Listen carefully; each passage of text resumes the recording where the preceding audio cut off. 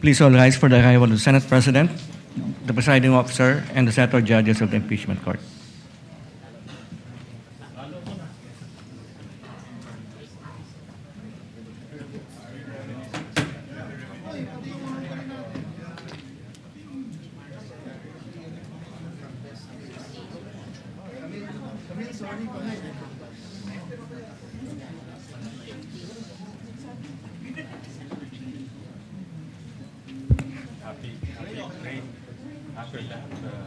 Happy lahat Wednesday na. Happy lahat malapit na weekend. The Sergeant at Arms is directed to make a proclamation. All persons are commanded to keep silent under pain of penalty while the impeachment court is in session for the trial of Vice President Sara Duterte. The impeachment trial of Vice President Sara Duterte is hereby called to order. We should be led in prayer by Senator Judge Mark Villar.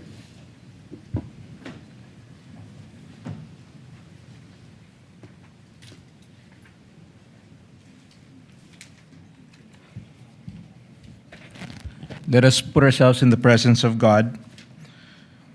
Heavenly Father, we come before you today, seeking your guidance and wisdom. Align our hearts with yours and our plans with your purpose. Grant us the wisdom to discern absolute truth from partisan noise. We ask for that generous wisdom, Lord, so we can make decisions that reflect your love and justice. Clear our minds so that we can make fair and righteous rulings in this impeachment trial. May we always lean on your understanding and not our own. Provide us with the courage to rule with strict impartiality, ensuring fairness to both the accused and the people we serve. May our decisions honor the Constitution, uphold the rule of law, and preserve the integrity of our nation. Guide us in humility, compassion, and integrity as we serve, knowing that we are accountable to you above all. In Jesus' name we pray. Amen. Amen. The clerk of court will now call the roll. Roll call of members. Senator Judge Aquino. Senator Judge Cayetano Alan. Senator Judge Cayetano Pia. Senator Judge De La Rosa. Senator Judge Ejercito. Senator Judge Estrada. Senator Judge Go. Senator Judge Ontiveros. Senator Judge Lacson. Senator Judge Lapid. Senator Judge Legarda. Senator Judge Marcoleta. Senator Judge Marcos. Senator Judge Padilla. Senator Judge Pangilinan. Senator Judge Soto III. Senator Judge Tulfo Erwin. Senator Judge Tulfo Rafi. Senator Judge Villanueva. Senator Judge Villar Camille. Senator Judge Villar Mark. Senator Judge Zubiri. The presiding officer, Senator Judge Escudero. The Senate President, Senator Judge Gatchalian. With 17 senator judges present, the chair declares the presence of a quorum. In accordance with the rules of In accordance with the rules of procedure on impeachment trials, the chair now recognizes the duly elected presiding officer to preside over the proceedings of the impeachment court. Thank you, Mr. Senate President. If there are no objections, we shall dispense with the reading of the August 25, 2026 Journal of the Senate sitting as an impeachment court and shall consider the same as approved. The clerk of court will please call the case before the impeachment court. Kindly turn on the mic of the clerk of court. Case number 004-2026 in the matter of impeachment trial of Vice President Sara Duterte. Appearances of the for the parties. Same appearance for the prosecution, Your Honor. We are ready. Good morning, Honorable Chua. For the respondent. Same appearance for the respondent accused. Good morning, Your Honors. Good morning, Attorney Poa. As discussed yesterday by the presiding officer, we shall begin with a brief reply of Attorney Ligutan before the court's ruling with respect to the points raised by the lead counsel for the respondent and some other matters that pertain similarly to that topic, and then proceed with the cross-examination of Attorney Christine and the redirect and or recross, if any. Your Honor. Your Honor. Yes, Honorable Chua. I will now turn over to Attorney Libutan for his brief reply. Attorney Ligutan is recognized Your Honor. for his hopefully brief reply. Yes, Attorney Poa. Just before we give Attorney Ligutan his time, Your Honor, just wanted to make a quick manifestation. It was just brought to our attention yesterday that after the proceedings that we had yesterday, that an interview was given wherein I think what was discussed yesterday about the word scam, etc., was repeated during an interview. Now, while it may have been stated in a matter that's sort of a matter of factly, we do hope that this will be included in the ruling of the Honorable Presiding Officer. It At is least for included, guidance, Your actually, Honor. Attorney Poa. Thank you, Your Honor. Yes, Attorney Ligutan. Hello? It's working. Hello? You are recognized, sir. You may proceed when you're ready with respect so to much. your, shall It's I brief. call it, counter manifestation. It is brief, Your Honor. Thank you, Attorney Ligutan. You may proceed. A teacher, a lawyer, a rule on cross-examination, a Facebook post. How did we get here? Last August 12, before trial was adjourned, it was a Wednesday. Out of the blue, the defense made a manifestation, or should I say, a big issue of my Facebook post earlier that morning. My post reads, a principle all lawyers and law students know by heart. Misleading questions are not allowed, even on cross-examination. Period. The defense surmised it is a reaction to that viral exchange between the opposing counsel that morning. A lawyer for the defense said, in effect, that misleading questions are allowed. We all heard it. It immediately caused an uproar on social media, especially in the legal community, where it is a well-entrenched rule that misleading questions are not allowed, even on cross-examination. It is a truism as irrefutable as the sun rising in the east and setting in the west. It is a principle all lawyers and law students should know by heart. But why post it on Facebook? Your Honors, why not? Yes, I am a lawyer. But more than just a lawyer, first and foremost, I am a teacher.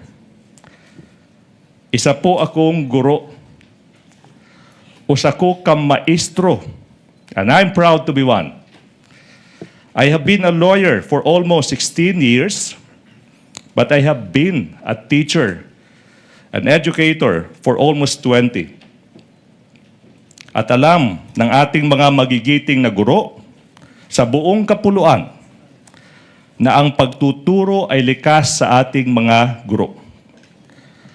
Ang pagtuturo, ang pagtatama ng mali, ay walang pinipiling lugar at walang pinipiling panahon. That's why I made that post.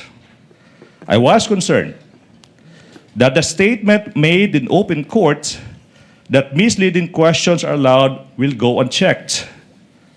My teacher's instinct kicked in. I wanted the students I left in Cebu, especially in the University of San Jose Recoleto School of Law, where I have been teaching for the past 15 years, and recently in the University of Cebu School of Law, and in Diliman, my alma mater, the University of the Philippines College of Law, and all law students out there. I want them to know that a teacher had heard that wrong statement in open court, and he is correcting that mistake on Facebook, as I have been doing the past years. To the defense, I shall not name names. I will not put you on the spot. But the post is not about you. It's not personal. It is about the law that we all adhere to. It is about what we teach the public who are watching our trial. Correcting a mistake is never wrong. Doing it while a hearing is ongoing online does not make it not right. Ang pagtatama ng mali ay kailanman hindi ipinagbabawal kahit sa loob ng impeachment court ito. Now the defense said they found it troubling or in bad taste for a prosecution lawyer like me to, quote, do this, unquote, in the middle of a courtroom hearing. But do what? Correct a wrong? On the contrary, Your Honors, what is more troubling is for the defense not to admit their mistake and instead call out a lawyer, a teacher, who just stated what is correct in his own time and in his own Facebook account. What is troubling is if we turn a correction of a mistake by one side into a shield from fair criticism for the other. Now the defense is asking this court to act on my post. It is elevating it to a serious courtroom violation. But what did I violate? I did not discuss the merits of the case. I did not discuss the strength or the weakness of the oral arguments or evidence of either side. I only stated, without mentioning any name, using the most neutral of font color and background, black and gray, without adding any emoticon, without splicing anything. What the rules of procedure simply provide, that misleading questions are not allowed, even on cross-examination. Your Honors, we in the prosecution also have rights. I, for one, did not surrender my freedom to teach and to enlighten when I decided to participate in this trial. Patuloy po ako magiging guro kahit sa loob ng impeachment court na ito. Lastly, Your Honors, the defense mentioned humility. That I should have been humble enough not to post that now viral statement. Your Honors, being a provinciano from Leyte, Samar, and Cebu, and coming from a middle-income family born without a famous family name, who had to compete for his spot in this capital, I know a thing or two about humility. The defense cannot lecture me on humility. If there's somebody who needs to be reminded about humility, it's them, the defense. It is the opposite of humility. It is pride, not to admit a mistake, or worse, call out someone who simply corrected that mistake. Good morning.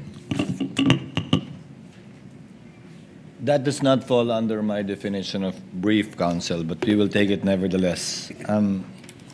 For the record, before the chair makes its ruling on these matters, the TSN says Attorney Kapunan, leading, and then she corrected herself, misleading questions are not allowed on cross. Attorney Ferrer, she said they are allowed. Now, the TSN cannot possibly cover the overlapping voices, if at all. So most likely what happened, although we will check the video, would be Attorney Ferrer commenting on the earlier statement that was corrected later on by Attorney Kapunan and changed leading to misleading. Perhaps Attorney Ferrer was referring to leading questions and not misleading questions. But having said that, nevertheless, the court will include that as part of its ruling, with one caveat, Attorney Ligutan. While you do not remove your hat as a teacher wherever you go, the same is true with this representation. I had my fair share of teaching as well. Under the rules of the Senate, unfortunately, you have to unbundle it. You have to decouple it. Under the rules of the Senate, if you are counsel for the parties, you cannot comment on the merits outside of a fair and true report of what happened. In this case, based on the TSN, I am not sure of the accuracy, given that the statements made were pertain to both leading and misleading questions. Number two, it still does not take away, your being a teacher, does not take away your responsibility under the CIPRA to a fellow lawyer who you are jousting with or arguing with or competing against this impeachment court. The remarks of the good gentleman, the Attorney Ligutan, the counsel for the panel of prosecutors, is noted and will be entered into records. Thank you, sir. Chair will now make its ruling with the permission of the body from the rostrum, because it's difficult to read while sitting down a long ruling. You may sit down, Attorney Chua, for a bit. This will take some time.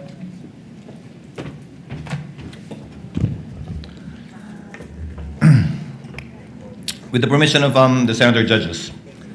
The chair wishes to address certain matters as it is necessary to protect the integrity of this trial.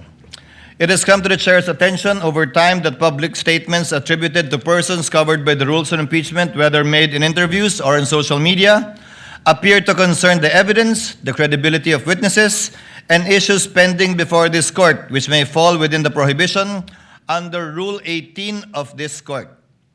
Although the immediate matter arose from statements and conduct involving respective counsel last August 12, it raises broader concerns affecting the impartiality, decorum, and integrity of the impeachment court.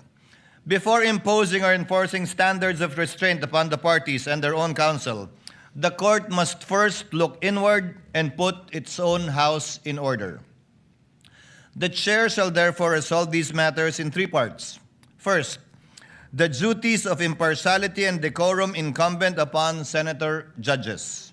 Second, the scope, coverage, and prospective enforcement of Rule 18. Third, the specific guidelines governing compliance with Rule 18. First, senator judges' impartiality, decorum, and the internal remedy. The chair begins where institutional discipline must always begin, with the court itself. The restraint, impartiality, and decorum demanded of the parties and their counsel must first be exemplified by those who sit in judgment. As senator judges, let us keep in mind our oath, quote, to do impartial justice according to the Constitution and the laws of the Philippines, close quotations. And the requirement under Rule 3 of the Rules of Impeachment to observe political neutrality, therein defined as, quote, the exercise of a public's official duty without unfair discrimination and regardless of party affiliation or preference. The chair likewise cites the relevant provisions of the 2025 Code of Judicial Conduct and Accountability, or CIPRA, on impartiality and the sub judice rule. Canon 3, Section 10 provides, quote, during the pendency of a case, a judge shall not knowingly make any comment in and out of court that could reasonably be expected or perceived to affect its outcome, impair the fairness of the process, or diminish the public's confidence in the court's impartiality. Canon 4, Section 24 provides, quote, "A judge shall not engage or use any form of expression which tends to violate or has the effect of violating the sub judice principle, provoke or inflame divisive and contentious issues of public concern, or project an image not compatible with the dignity of their position." Taken as a whole, these principles remind us of our duty to preserve the impartiality of this court and the fairness of these proceedings. As the court said in People versus Court of Appeals, GR number 118882, this court has repeatedly and consistently demanded, quote, "the cold neutrality of an impartial judge as the indispensable imperative of due process. Judicial proceedings are not orchestrated plays in which the parties are supposed to make motions and reach the denouncement according to a prepared script. There is no writer to foreordain the ending." Close quotation. Also in Berso versus Rabe, AM number RT 21010, a judge must not only be impartial, but must also appear to be impartial, as an added assurance to the parties that his decision will be just. Litigants are entitled to no less than that. For avoidance of doubt, this shall not prevent senator judges from examining the evidence where the examination belongs during the proceedings and on the record. The Supreme Court in People versus Gambor, GR 152183, said, "The trial judge is accorded a reasonable leeway in putting such questions to witnesses as may be essential to elicit relevant facts, to make the record speak the truth. A judge may examine or cross-examine a witness. He may propound questions to test the credibility of the witness and to extract the truth. He may seek to draw out relevant and material testimony, though that testimony may tend to support or rebut the position taken by one or the other party. It cannot be taken against him if the clarificatory questions he propounds happen to reveal certain truths which tend to destroy the theory of one party." Taken together, Rule 17 and the Gambor case confirm that a searching question is not partial merely because the answer may aid one side or weaken the other. The prosecution and the respondent's counsel must be prepared to answer such questions. The inquiry must remain relevant, material, fair, and directed toward clarification of truth. It must not devolve into a speech, harassment, partisan advocacy, or an announcement of a conclusion already reached. The line is clear. Senator judges may test the evidence here under oath and on the record, exercising the cold neutrality of an impartial judge. When constituted as an impeachment court, the Senate does not cast aside the discipline of parliamentary practice, except where the specific rules on impeachment or the adjudicative nature of these proceedings require otherwise. The rules of the Senate establish parliamentary precedents and courtesies of the chamber continue to bind every member sitting as senator judge under Rule 34, Sections 93 and 94 of the Rules of the Senate. Deem acts or language that offend a senator or any public institution or third party to be unparliamentary and prohibit the use of offensive and improper language against another senator or public institution or third party. Henceforth, I hope senator judges shall refrain from unparliamentary remarks, personal attacks, imputations of improper motive, and other language incompatible with the dignity of these proceedings and of parliamentary courtesy to other people. The chair will at all times extend to his fellow senator judges the courtesy befitting equals and reasonable latitude that serious deliberation requires. Differences in judgments and vigor in debate are to be expected and shall, as far as practicable, be met with patience, flexibility, and respect. Should circumstance so require, however, the chair will not hesitate to enforce the rules of this impeachment court, the rules of the Senate, particularly sections 95 and 96. In this chamber, firmness need not be unkind, nor courtesy come at the expense of duty. Both serve the same end, the fair and honorable administration of justice. Further, where a senator judge is alleged to have violated the impeachment oath, Rule 3, Rule 18, or any other applicable rule of the Senate An available institutional remedy within the Senate is the filing or referral of an ethics complaint to the Senate Committee on Ethics and Privileges in accordance with the internal rules of the Senate. Under Rule 10, Section 1316 of the Rules of the Senate, the Committee on Ethics has jurisdiction over all matters relating to the conduct, rights, privileges, safety, dignity, integrity, and reputation of the Senate and its members. Any disciplinary action remains for the Senate to determine under Article 6, Section 16.3 of the Constitution and applicable rules. This shall not be a proper subject matter to be taken up within this impeachment court so as not to divert the attention from the impeachment trial against the respondent in this case.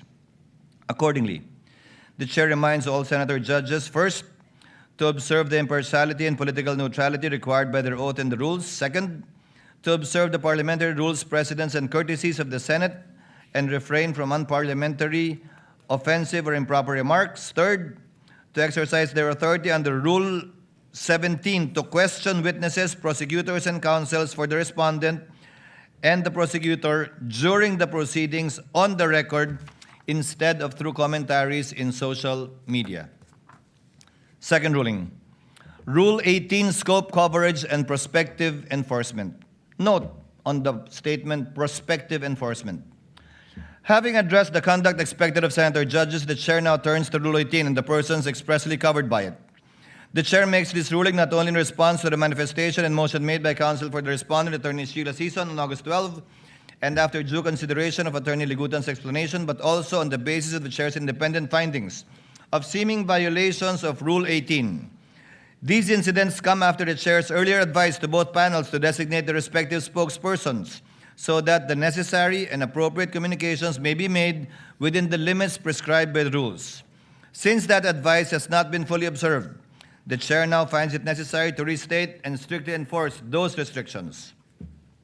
Article 18 of the Rules on Impeachment provides, the presiding officer, the members of the Senate, shall refrain from making any comments and disclosures in public pertaining to the merits of a pending impeachment trial. The same shall likewise apply to the prosecutors, the person impeached, and their respective counsel and witnesses. This rule exists to balance the public's right to information on matters of public concern with the need to protect the integrity of the proceedings from public prejudgment. The rules of court apply only suppletorily to these proceedings.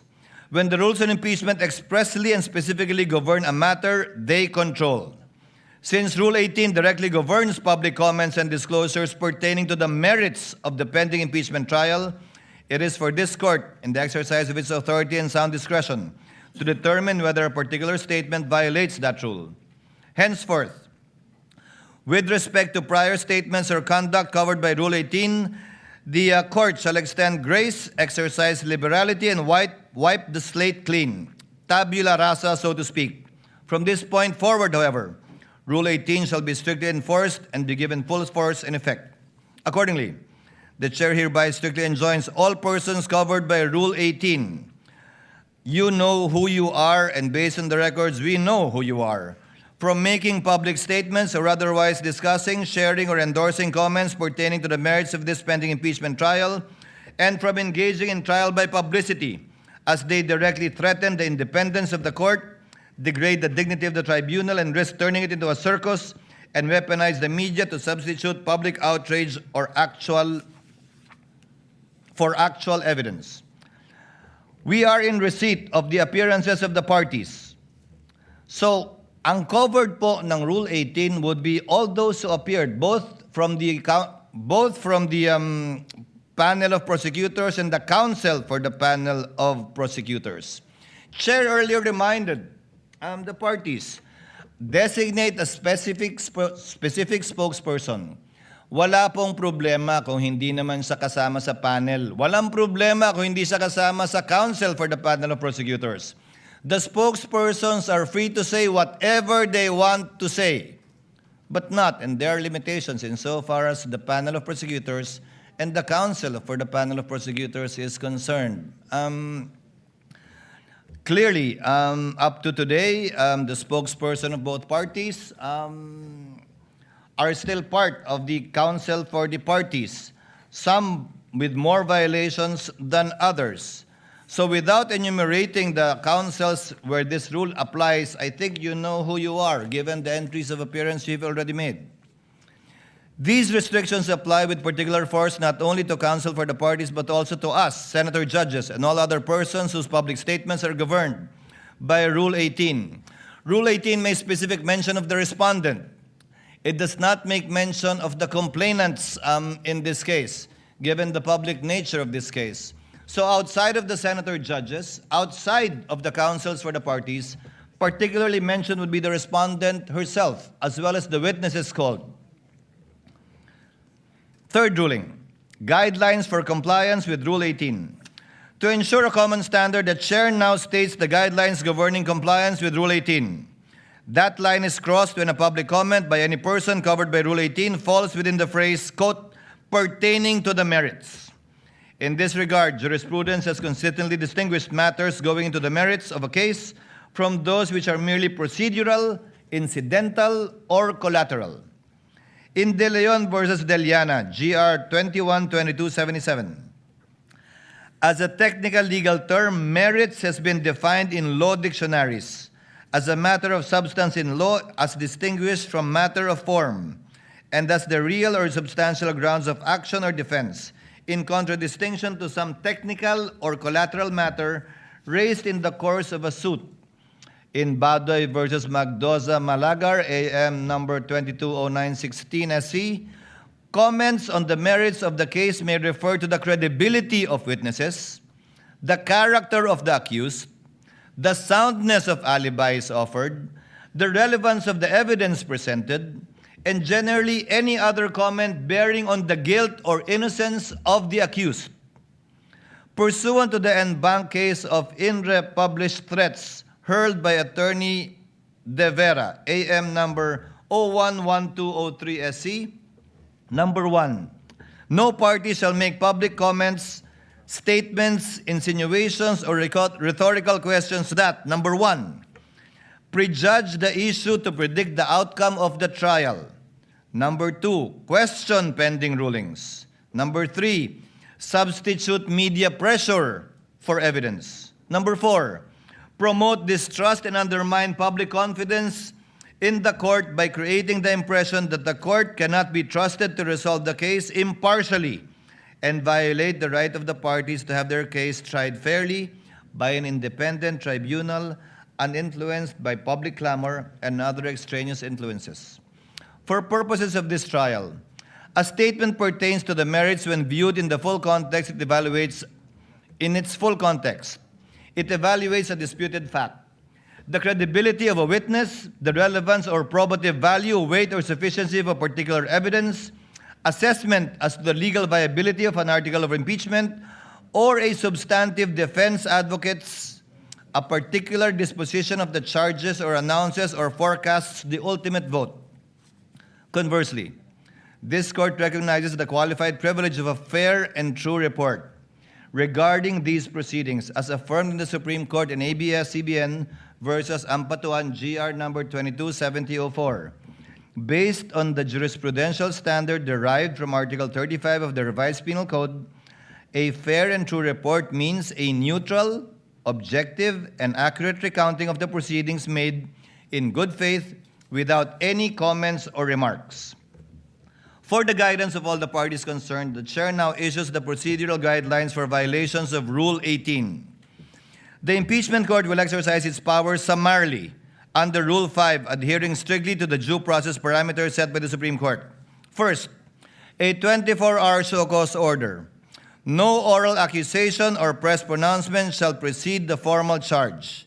Any party cited for a particular violation will be issued a written show cause order, either motu proprio or upon motion by either party, and will be given exactly 24 hours to submit a verified written answer.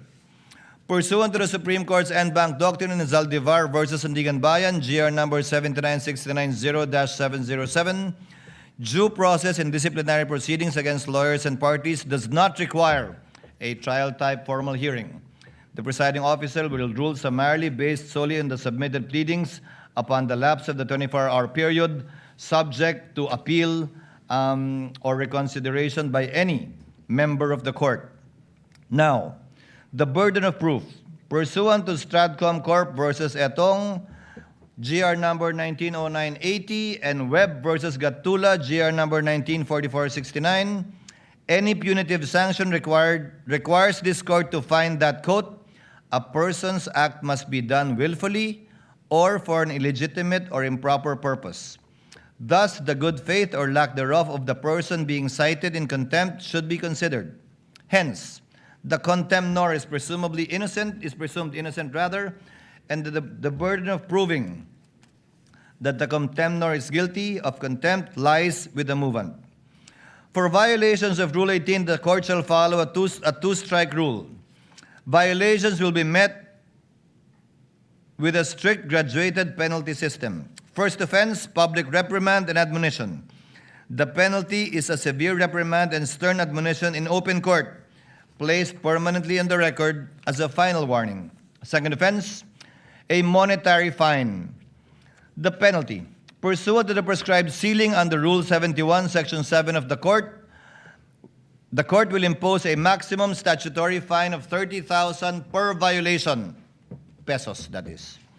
Furthermore, exercising the court's inherent case management powers under Rule 4, 5, 6, and 8 to preserve the orderly proceedings, the offending lawyer or party may also be subjected to a defined prospective restriction on speaking, objecting, or examining witnesses on the floor. Each subsequent violation of Rule 18 shall be punished the same way as a second offense, third, fourth, so on, with a fine of 30,000 pesos. In all cases wherein a member of the bar is concerned, independently, pursuant to the case of Inre Almacen, the certified incident record will be transmitted and formal referral will be made to the Office of the Bar Confidant, the Integrated Bar of the Philippines, and/or the Supreme Court for possible disciplinary sanction regarding the person's license to practice. The court also reminds respective counsels of the parties that CIPRA Canon 2, Section 19 prohibits lawyers to comment or publicize opinion pertaining to a pending proceeding in a manner that may cause prejudgment, sway public perception, influence the tribunal, or create a widespread perception of guilt or innocence. CIPRA likewise requires professional responsibility on the use of social media and prohibits the dissemination of false or unverified claims or disinformation. Rule 18 does not, by its terms, cover outside observers or spokespersons who are not counsels of record. Such persons, however, remain subject, when applicable, to the rules on indirect contempt, and if they are members of the bar, to the CIPRA. Counsel of record must litigate their respective causes before the court, not in the court of public opinion, through interviews, social media posts, or publicly generated, authorized, encouraged, or disseminated through surrogates. Counsel cannot have their cake and eat it too. They cannot invoke the authority of this court while simultaneously seeking to influence the proceedings through extrajudicial publicity. In fact, the chair has in its hands certain statements to cite as examples, without naming names, but you know who you are, who mentioned these quotes. Quote, hindi naman pinag-uusapan dito yung kontrata, pinag-uusapan dito yung banta. Yung banta, nakita nyo sa video, may nagbanta talaga at si Vice President yon, hindi ba? If this was stated by a spokesperson or any third-party observer, it would not have been a problem. But this was stated by a counsel of record. Actually, more specifically, one of the counsels for the private prosecutors. Quote, the country witnessed what I have been saying all along. The complaint is not supported by evidence. An impeachment proceeding should be grounded on credible evidence, not speculation, manufactured narratives, or unsupported allegations. The rule of law depends on facts, not fiction. Quote, meron ba talagang kinausap na mamamatay tao? Meron ba talagang mamamatay tao? Napakaliwanag na ho sa sagot dyan. Meron. Ano ho ang prueba natin? Yung tinatawag na admission against interest ng Vice President. Again, to reiterate, if this was stated by any other party or person, not a member of the panel of prosecutors, not counsel for prosecutors, not the counsel for respondents, it would have been perfectly okay. But since this was stated by one of those covered by Rule 18, it is covered by Rule 18. Quote, since na-establish na namin yung hinahanap namin doon sa talagang testigo lamang, 3 testigo lamang, finorgo na namin yung ibang mga testigo, na-establish na namin ang gusto namin i-establish sa Article 4. Quote, itong mga bank records don't lie. Hindi na ho ito pwedeng maspin. Yan at sabihin gawa-gawa lang ng prosecution ng gobyerno. Itong mga usapin na ang explained wealth ng Vice President. Quote, it is clear that the Vice President had a direct hand on this. She signed off to it. No, not just the use, but the way it was liquidated. Quote, yun pong binabanggit ni Attorney Capona na scam. Yun pa rin ho yun. Pagtingin ho namin na inilantad ngayong araw po na ito, yung pagiging scam, iskandalo nitong confidential fund misuse. Quote, malinaw din na sinasabi niya na hindi kailangan sabihin pa na ginamit ito para sa personal na paggamit ng Vice President, itong confidential funds na ito. Dahil sabi nga niya, nakalagay na yan doon sa joint circular. Quote, siguro naman, it's plain for everybody to see yung conclusion, no? Yung conclusion na tama ba yung pinagamitan ng confidential fund? Hanggang kailan ba yung pagpipikit mata natin sa isang bagay na napakaklaro naman? Quote, to be fair, let's wait for their defense if they have any or their evidence. But so far as we are concerned, our position, you violated the public trust. Fraudulent liquidation, so you have violated the law. You already betrayed the people's trust. Quote, sa totoo lang po, yung testimonya ni Ms. Acosta na nagsasabing si Pangalawang Pangulo Duterte mismo ang nagbigay ng utos na ibigay ang 125 kay Colonel Lachica. Sapat na ho yun doon sa pagpapakita ng maling paggamit ng confidential fund. Quote, to us it's a scam that was masterminded by the Vice President. Again, these are statements that may be said by any third party, but certainly not by any of the counsel for the parties. I would like to give credit where credit is due as well. There are some counsel for the parties who have been very circumspect with their statements. And you also know who you are. After hearing these examples, no person covered by Rule 18 may reasonably claim uncertainty as to where the line is drawn. The statements read into the record are illustrative, not exhaustive. They are cited not to punish past conduct, but to give clear and fair warning of the standard that shall govern henceforth. As the Chair stated in my opening statement, the discretion entrusted to this court will be exercised with a steady hand, liberal where justice permits, but exacting where fairness, due process, and the integrity of these proceedings demand. Consistent with that commitment, the court will strictly enforce the restraint required of counsel outside the courtroom, while ensuring that within the courtroom, counsel are afforded reasonable latitude to present their arguments, challenge rulings through proper channels, and advocate their respective causes fully and fairly. This discretion does not require counsel to remain silent within the impeachment court. The Supreme Court ruled in ABS-CBN Corporation versus Ampatuan, as earlier cited, that the court recognizes that lawyers may criticize the courts and their decisions, subject to the responsibilities they bear as officers of the court. Such criticism, however, must be legitimate, made in good faith, and directed toward the proper administration of justice. Rule 18 closes the avenue of litigating the merits through interviews, social media, and the court of public opinion. It does not close the courtroom to legitimate advocacy.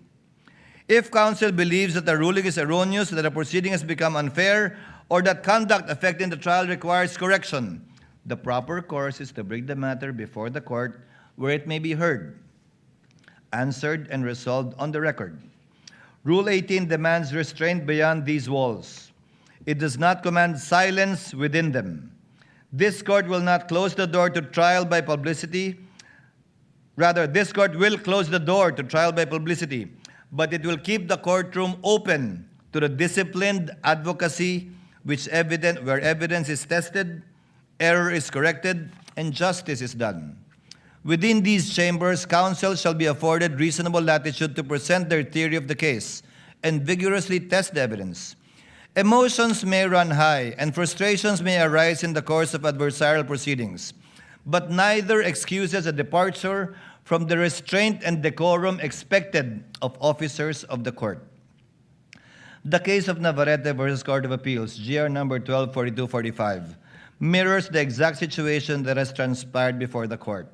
Quote, with respect to the words swindlers, plunderers, stupid, and bastards, uttered by private respondent in the course of her testimony, we are inclined to disagree that such language is too ignominious and degrading for a lawyer to say to a fellow lawyer in the courtroom.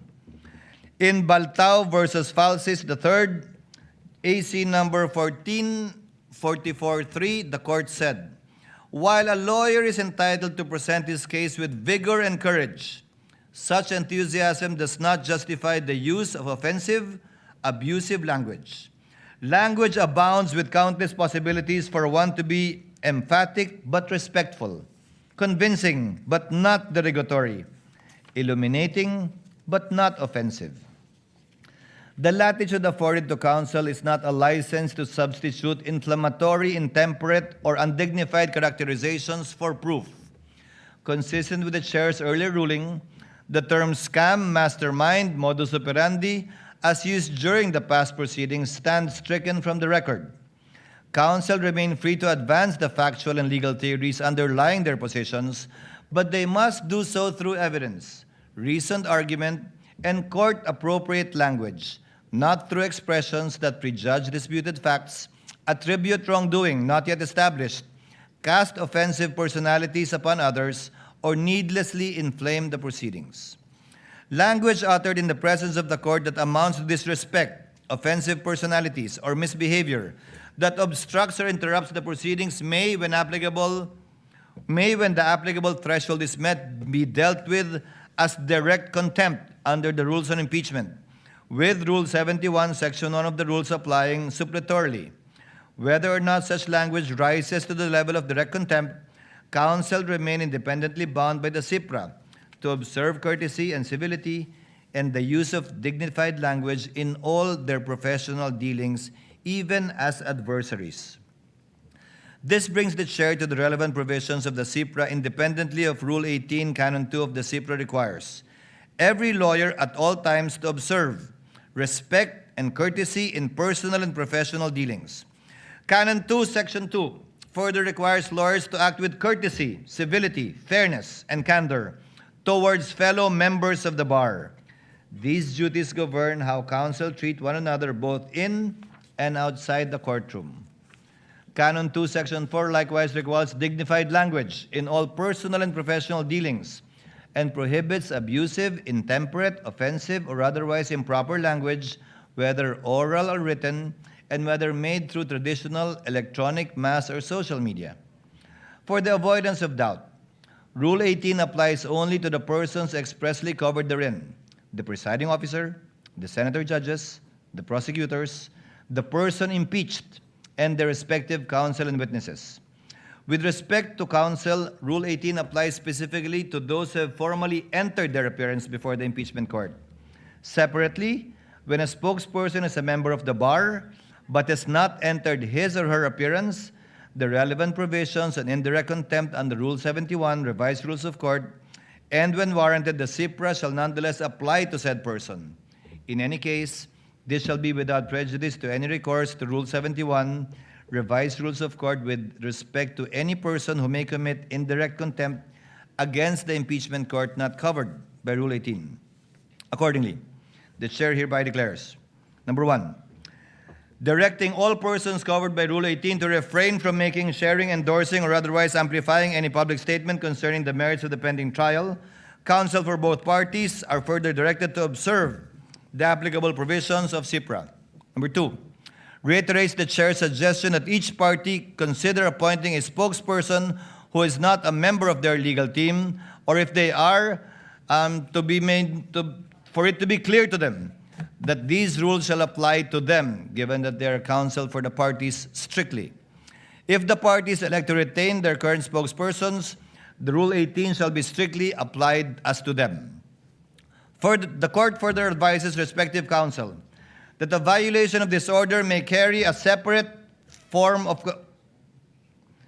may carry consequences separate from contempt. Where the same conduct appears to violate SIPRA, the chair may direct the clerk to transmit the certified copy of the pertinent order, transcript, and records to the Supreme Court or the Office of the Bar Confidant for whatever action the Supreme Court may deem proper. Such transmittal is a referral, not a finding or penalty of professional discipline. Disciplinary jurisdiction over members of the bar still remain with the Supreme Court. Further, for avoidance of, again, doubt, a referral through the Office of the Bar Confidant shall not rest on an alleged violation of Rule 18 standing alone. Such referral may concern other conduct outside of Rule 18 unbecoming of a member of the bar. The chair then issues this final warning: on any willful disobedience of this order, it shall be dealt with accordingly henceforth. The ruling prescribes the standards governing future conduct and does not by itself adjudge any identified person guilty of contempt or liable for a professional violation. The chair closes with separate reminders to the prosecution, counsel for the respondent, and senator judges. To the prosecution, the primary duty of a public prosecutor is not to convict, but to see to it that justice is done. This duty is expressly stated in Canon 2, Section 31 of SIPRA, and echoed in Attorney Francisco versus Attorney Zuniga Lagman, AC 13035. The prosecution's object must therefore be the just resolution of the case, not victory at all costs. This obligation governs not only the evidence and arguments presented before the court, but also counsel's conduct outside of it. To the respondent and her counsel, the corresponding duty of defense counsel is not to secure an acquittal at all costs. In People of the Philippines versus XXX, GR number 245926, the Supreme Court reminded counsel for the accused of their fiduciary duty to provide competent, efficient, conscientious, and diligent representation. Under the same reason, counsel for respondent must faithfully protect their client's constitutional and procedural rights, rigorously test the prosecution's evidence, and hold the prosecution to the burden of proof governing these proceedings, while remaining within the bounds of the law, ethics, and the lawful orders of this court. To my fellow senator judges, including this representation, the chair adopts the reminder in Webb versus De Leon, GR numbers 1234 and 1245.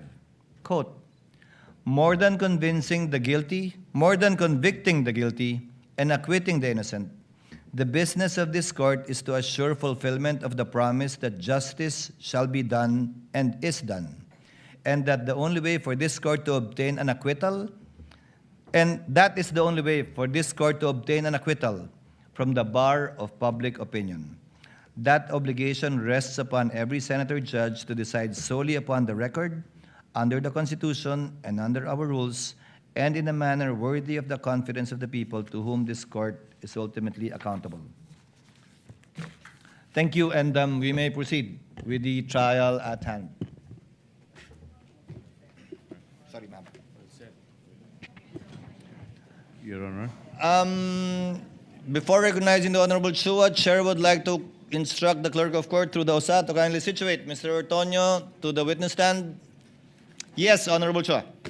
Your Honor, may I now turn over to the counsel for the prosecution, Attorney May Divina Gracia. Attorney May is recognized, and also, before recognizing Attorney Christine, We will just ask for Attorney Christine Ferrer to be recognized, Your Honor. yes, Attorney Thank you. Christine and Attorney May then. Ginoong Ortonio, kayo po ay patuloy na tetestigo sa ilalim ng nauna niyong panunumpa po.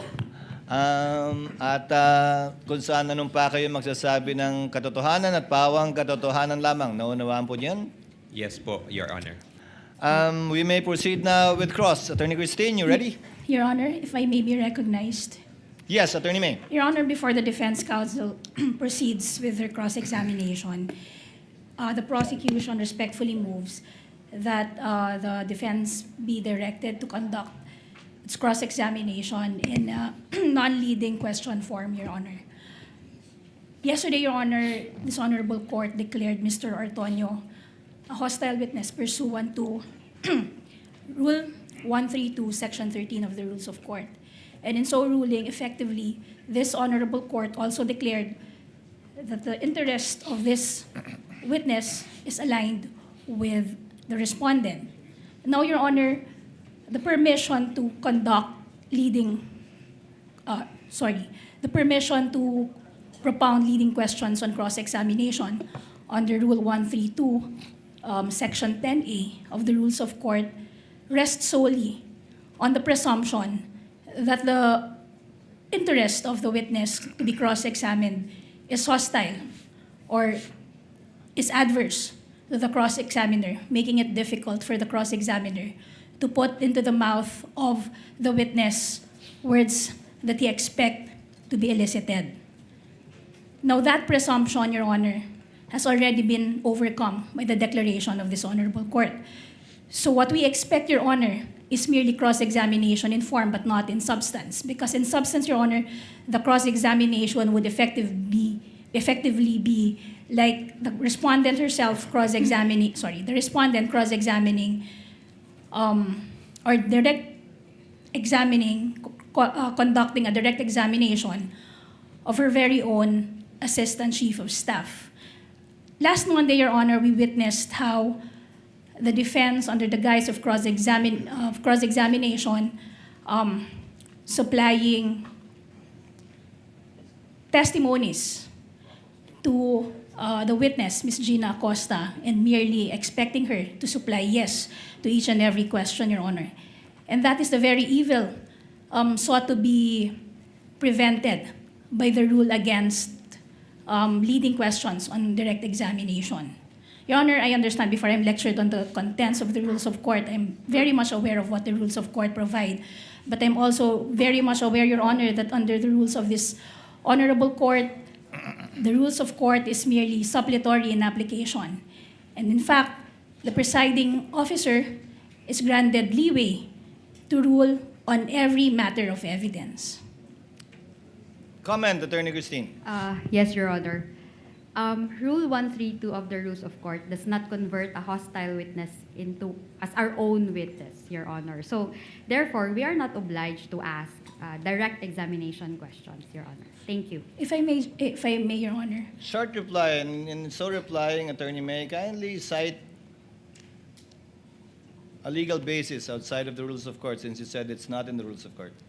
Your Honor, I'm citing the very own rules of this honorable court, saying that the rules of court is merely suppletory in application, and at the end of the day, it will be the presiding officer who will be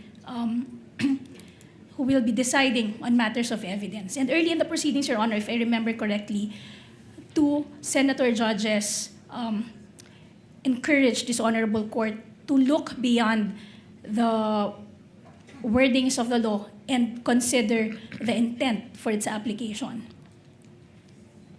That it, Attorney May? Yes, Your Honor. Chair will make a ruling.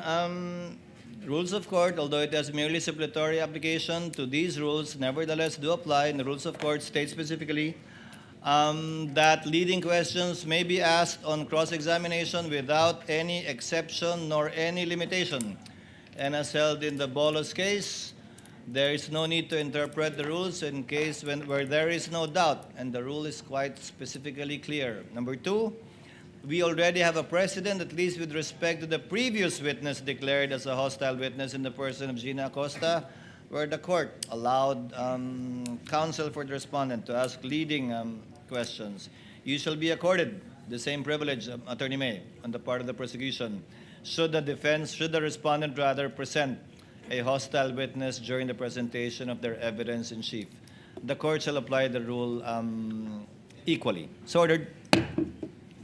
Thank you, Your Honor. You may proceed, Attorney Attorney Christine. Yes, Your Honor. When you're ready. Yes, Your Honor. Before I start with my cross-examination, just to put the record straight, Your Honor, when I said they are allowed, I was referring to leading questions, Your Honor, because the journal dated August 12, 2019 would show that I was indeed asking a leading question before Attorney Kapunan objected, Your Honor. So if we take a look at it, with all due respect, the objection was even improper at that time, Your Honor. So, but I want that issue to be closed. That was similarly pointed out by the presiding officer, counsel. Thank you, Your Honor. Sorry, Your Honor, before I proceed, may my colleague be recognized, Your Honor, Attorney Of Kapunan. course, Attorney Lorna. Your Honor, please, first of all, I'd like to commend the presiding justice. Very clear. The ruling on sub judice is very clear, and we will take it with strict compliance, Your Honor. Thank you, counsel. I'd like to manifest, though, that, again, the statement of counsel is misleading because it was very clear. It was very clear, and the transcripts will show that the immediate phrase which led to my remark was not about leading, it was about misleading, Your Honor. If I heard it, if the whole legal profession heard it, if this courtroom heard it, if the outside audience heard it, then it must be, it is what it is. She had said misleading is allowed, and I responded to that, and I'd like that to be on record, Your Honor. Let us not mislead again this honorable court.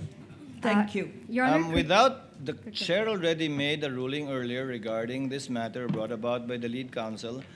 In lieu of that, the chair will simply furnish the parties with a copy of the TSN, wherein, I will quote again for the record, for the last time, and then we proceed with cross. It's already 11.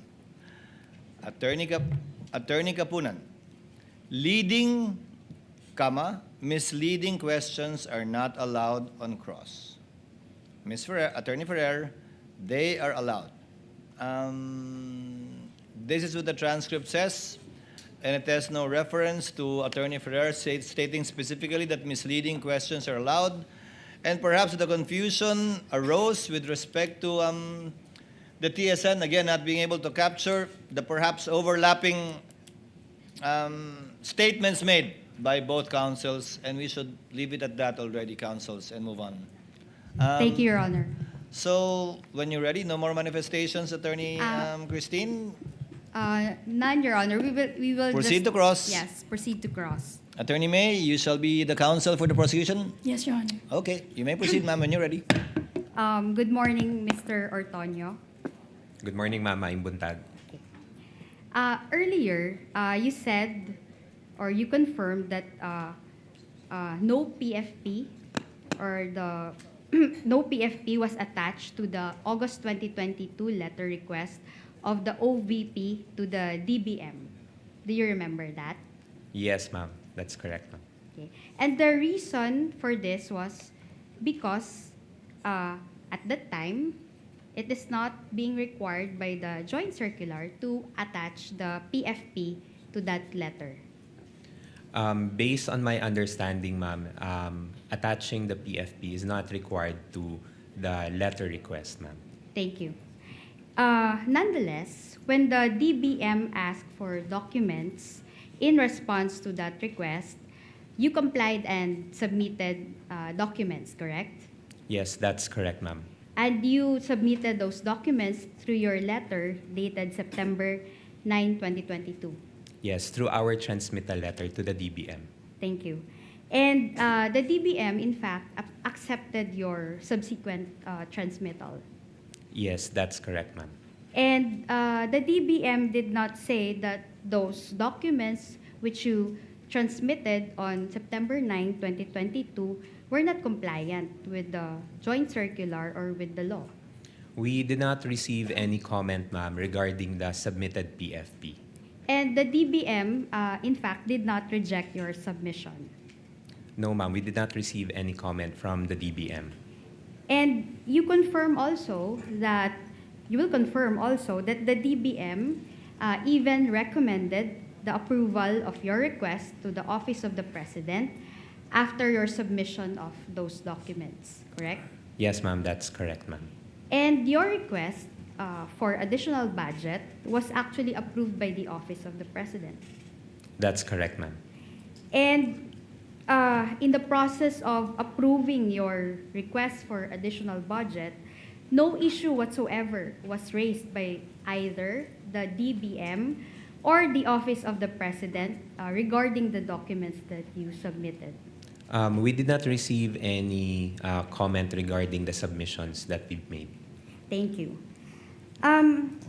You were also asked yesterday regarding the good governance program that was mentioned in the PFP for the fourth quarter of 2022. Do you recall that? Yes, ma'am. And as someone who supervises the Administrative and Financial Management Office of the OVP, you confirmed that the confidential funds for the fourth quarter of 2022 was requested to ensure the safe implementation of the OVP's good governance program. That's correct, ma'am. And the confidential funds were not used to fund the good governance program in itself, but the implementation thereof. Yes, that's correct, ma'am. Now we go to the 2023 PFP, which I assume you also recall. The 2023 PFP indicated that the phrase socio-economic program delivery instead of good governance program. Do you recall that? Yes, ma'am. And the socio-economic program delivery is a program of the OVP for the 2023? Yes, yun po yung parang encompassing program title for all the projects of the OVP For the year 2023? for the year 2023. Again, the confidential funds for the year 2023 were not used to fund the Objection. socio-economic program itself. This time, Your Honor, I will have to object. Not yet done, Your Honor, with the Not yet? question. Yes. Kindly finish your question, Counsel. Yes, Your Honor. The confidential funds for the year 2023 were not used to fund the socio-economic program itself, but the safe implementation thereof. Your Yes, Honor, I will that's have to Counsel, correct. for the Your Honor, we prosecution. would like to- Before the witness answers, the answer of the witness is stricken off. Yes? Yes, Your Honor. The question, this witness, Your Honor, based on his answers yesterday, is incompetent to testify on that. Why do I say that, Your Honor? First, this witness admitted yesterday that it was the Vice President herself who requested the confidential funds. And second, Your Honor, he himself explained that he had no participation whatsoever in the disbursement of said confidential funds. So this witness, Your Honor, by his own admission, is incompetent to testify where the confidential funds were spent or what the confidential funds was spent on or were spent on. Quick reply, Your Honor. Yes, Attorney Main. Attorney Yesterday, Singh. yes, the witness also testified that he is the Administrative and Financial Management Officer. Sorry, Your Honor. He is the supervising officer of the Administrative and Financial Management Office of the OVP, and that all budgets, as a general rule, are being approved by him, Your Honor. And he, in fact, participated in the request for the confidential funds in the year 2022, Your Honor. Your Honor, if I may just make a very quick rebuttal. Before the chair makes a ruling, yes? Your Honor, we've heard it straight from the horse's mouth. The statement of this witness yesterday was that that was the general rule. Since that is merely the general rule, there are exceptions. And he also mentioned, Your Honor, that confidential funds is not among those funds that went through him. Your Honor, quick reply. We've dealt this too many exchanges already, counsels.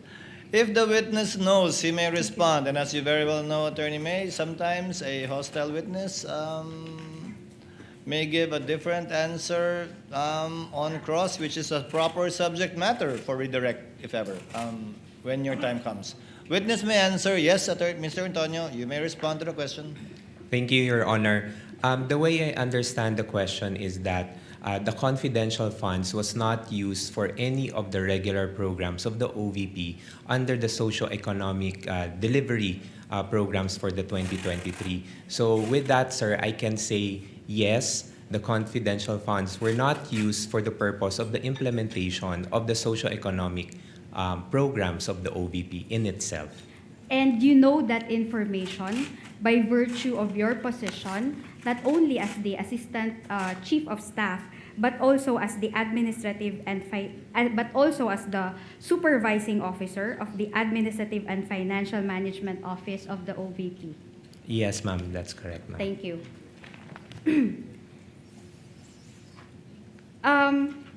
The socio-economic program can be found in the 2023 General Appropriations Act.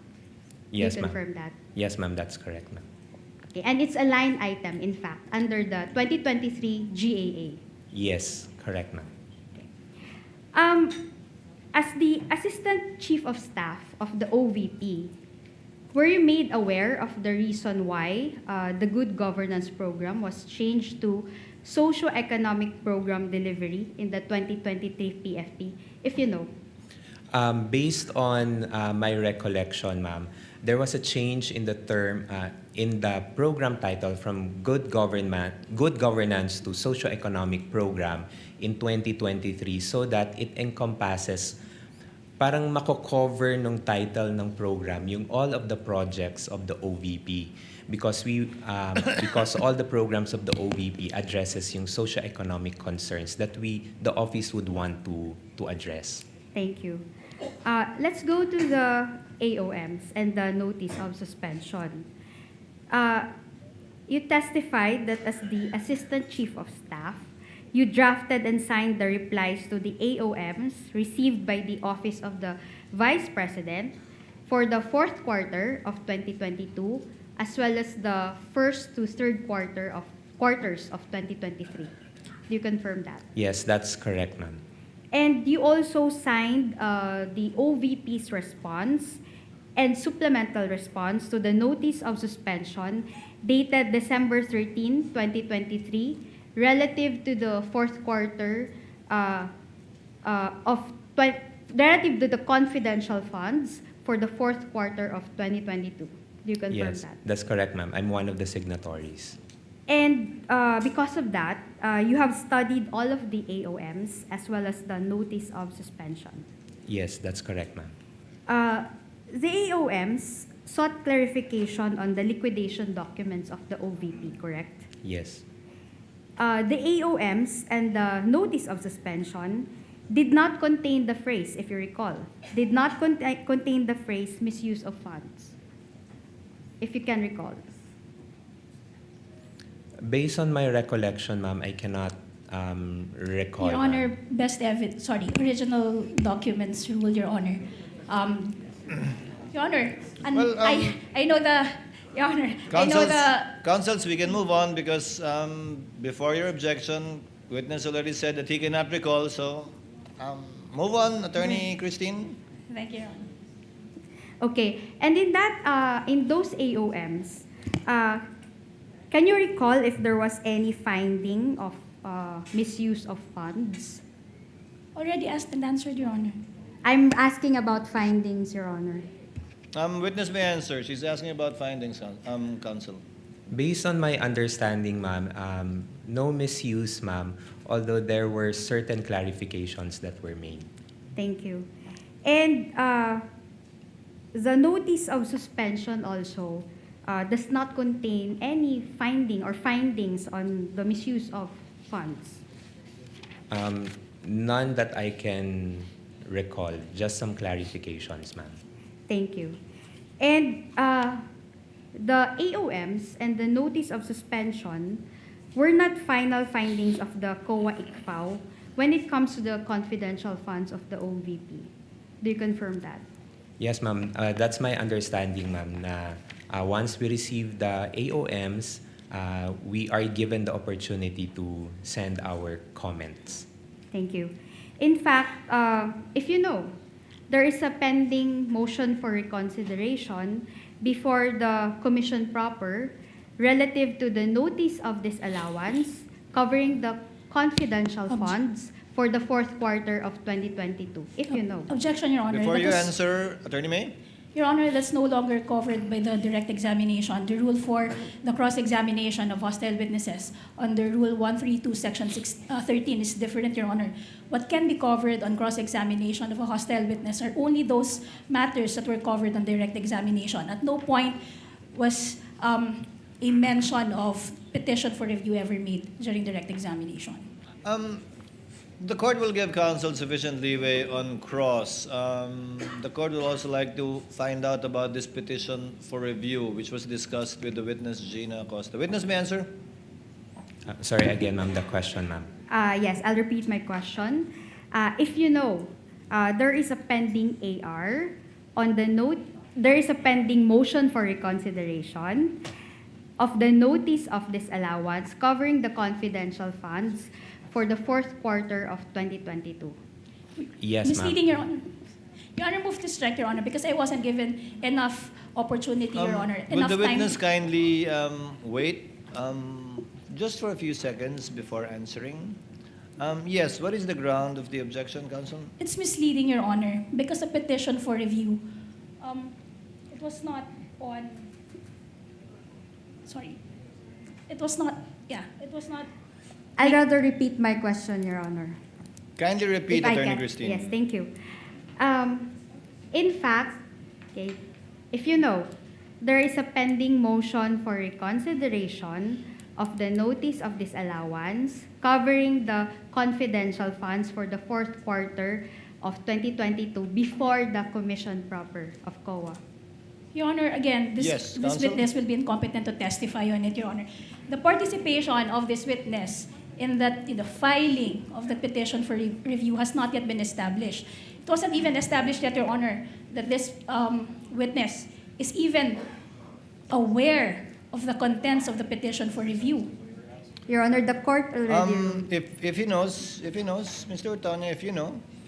I am aware, Your Honor, but as to the specifics on the reply to or the contents of the MR, I'm not very much aware of the contents. Thank you. As to the first to third quarters of 2023, a notice of disallowance was issued by the COA dated March 31, 2026, if you know. Yes, that's correct, ma'am. In fact, you are the person who received the notice on April 8, 2026 on behalf of the Vice President. Again, Your Honor, with all due respect, that's already going beyond what was discussed on direct examination, which is prescribed under Section 13, Rule 132, Your Honor. At no point did we discuss the notice of disallowance for the last three AOMs. The discussion during direct examination were limited to the notice of suspension, up to only the notice of suspension. The chair will note will convert the objection of counsel to a continuing objection with respect to the line of questioning of Attorney Christine on this witness, but the court will allow it, but notes the continuing objection of counsel with respect to these notices of disallowance that were issued. Thank you, Mr. Your Honor. Otoño, please answer. Yeah. Ma'am, can you repeat the question, ma'am? Okay, I will repeat. A notice of disallowance was issued by the COA on dated March 31, 2026, relative to the first to third quarters of 2023. Yes, ma'am. And you are the person who received the notice of disallowance on April 8, 2026, on behalf of the Vice President. Yes, ma'am. I received the document on behalf of the Vice President as the Assistant Chief of Staff. Okay, thank you. Under the COA rules, if you know, since you are the one who also responded to the AOMs, under the COA rules of procedure, the OVP has 6 months from its receipt of the ND, or the notice of disallowance, to file a petition for review with the Commission proper of the COA. Objection, Your Honor. This witness will be incompetent. Unlike the joint circular, Your Honor, which he specifically mentioned in his replies, Your Honor, there was no mention whatsoever of the COA rules in any of his replies. If he knows, Your Honor. Your Honor. Attorney Christine, move on to, we get your point. You can move on to your Okay, next Your point. Honor. I will continue. Now, your involvement when it comes to the OVP confidential funds were, kindly confirm each item. Number one, processing the request for the confidential funds for the fourth quarter of 2022. Misleading, Your Honor. There was no statement to that effect during the direct examination. Attorney Your Honor, Christine? she asked for the functions, Your Honor. She even presented the documents, Your Honor, pertaining to the But at no point, confidential funds of 2022, Your Honor, If I may, Your which Honor. the witness also processed. Thank Yes, you. Attorney May? if I know, there was no, again, that's misleading, Your Honor, because I never asked about the participation of this witness in that request. In fact, he himself explained, Your Honor, during direct examination, that the request was purely the Vice President's. He had no participation whatsoever in the request. He is only aware that a request was made because of that letter that he was confronted with. That's why throughout the direct examination, his answers would be limited to what is contained in the documents. Well, if he knows counsel, and again, this would be a ripe subject matter for your redirect if he all of a sudden regains, if all of a sudden he remembers, it is a proper subject matter of redirect. Witness may answer. Ma'am, Your Honor, yes, I will repeat my question. Your involvement when it comes to the OVP confidential funds were, number one, processing the request for the confidential funds for the fourth quarter of 2022 as evidenced by your letter dated September 9, 2022 to the DBM. Ma'am, just a quick clarification, ma'am. When you say processing, ma'am, in terms of... Handling the request. Yes, ma'am. Through my office, ma'am, we transmitted the request to the DBM. Okay. Signing of vouchers. That's correct, ma'am. Signing of vouchers. Signing of checks. Yes. Signing of responses to the AOMs and the notice of disallowance. Yes, ma'am. And acting as liaison when it comes to the submission of the liquidation documents to the ICFAO. Yes, ma'am. Okay, thank you. You were not involved in the drafting of the quarterly liquidation reports of the confidential funds, correct? No, ma'am. That work belongs to Ms. Gina Acosta, right? As of my understanding, ma'am, yes, ma'am. You were not involved in the disbursement of confidential funds, is that right? No, ma'am. And also the recording of confidential expenses. No, ma'am. The recording of confidential expenses is being done by Ms. Gina Acosta. As of my understanding, ma'am, yes, she is. And you were not also involved in the confidential operations of the OVP. No, ma'am. And you have not met any of the confidential informants of the OVP. No, ma'am. Neither did Ms. Gina Acosta meet any of them, if you know. That I would have no not personal knowledge, ma'am. Okay, thank you. As far as you know, the confidential informants only liaise with Colonel La Chica, if you know. That is of my understanding, ma'am. And the reason being is that the information as to the identity of the informants is classified and sensitive under the joint circular, specifically item 3.28. Objection, Your Honor. This witness has already repeatedly testified that he had no participation in the disbursement of the confidential funds, Your Honor. And yet, defense counsel, with all due respect to her, keeps on propounding questions related to the disbursement. And this answer, counsel, will always be in the negative because he has been consistent in regard to not having any participation with the disbursement. I think that has been established, Attorney Christine, that he has no participation in the disbursement. Actually, Your Honor, my question was not about the disbursement, Your Honor. If I can repeat it, Your Kindly Honor. repeat the question, Yes, thank Attorney you. Christine. You answered earlier that as far as you know, the confidential informants only liaise with Colonel La Chica. That was your answer earlier. And the reason being, okay, if you know, is that the information as to the identity of the informants is classified It's and the same sensitive banana, Your Honor. under the JC. Can I just finish my Um, question, Your Honor? Finish the question, Counsel. Yes. And I will repeat, Your Honor. The reason being is that the information as to the identity of the informants is sensitive under the joint circular. Your Honor, I raised the same objection, Your Honor. This witness already testified that he has no participation in the disbursement and implementation of the confidential funds. Now, defense counsel is asking the reason why the informants did not directly Your Honor, please. Chair will make a ruling. Chair will sustain the objection, but not on that ground, but on the ground it is misleading because the witness did not say that it is of a sensitive nature, but that, if I remember correctly, it was confidential. That was the statement made by Attorney Lachica to him. Na Yes, hindi niya sasabihin because it was confidential. Yes, in Your nature. Honor. We will no longer push the question. Thank you. Move on to your next point, Attorney Christine. I'm already done, Your Honor.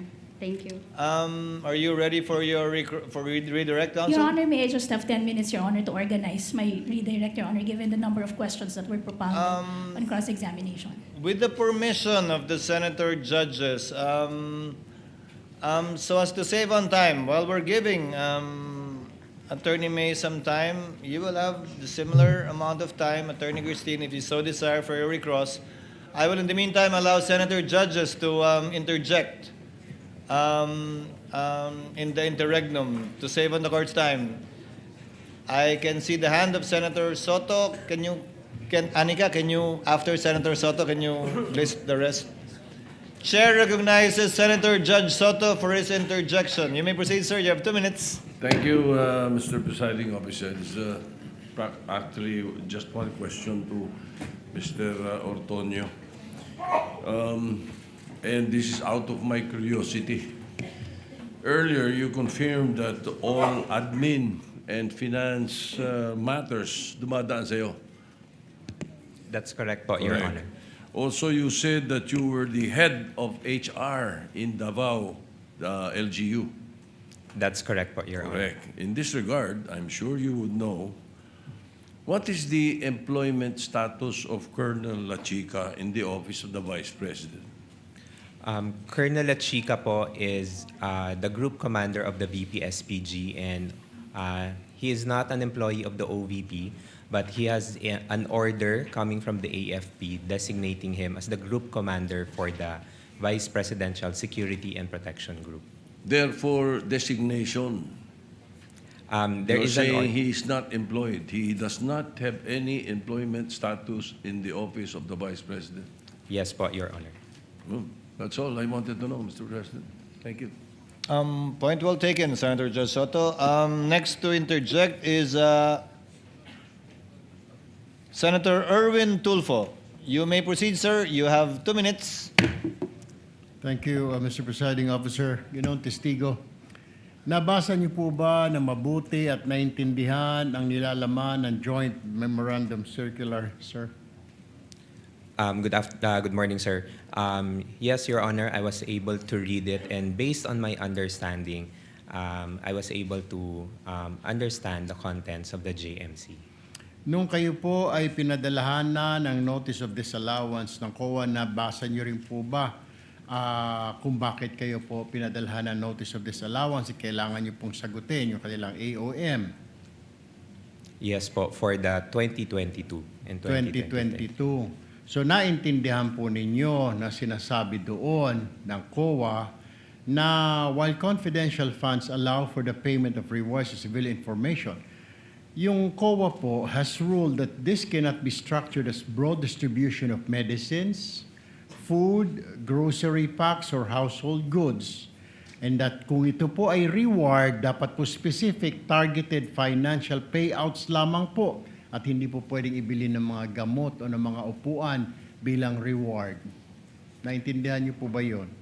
Sir, based on my understanding, sir, that is the initial observation coming from the COA, and we were able to provide comment on that on our replies. Tama. Pero alam niyo po ba ng Office of the Vice President is a civilian office? Ibig sabihin, hindi po sila military, therefore, hindi po sila maaaring mag-possess ng formal national security or law enforcement mandate.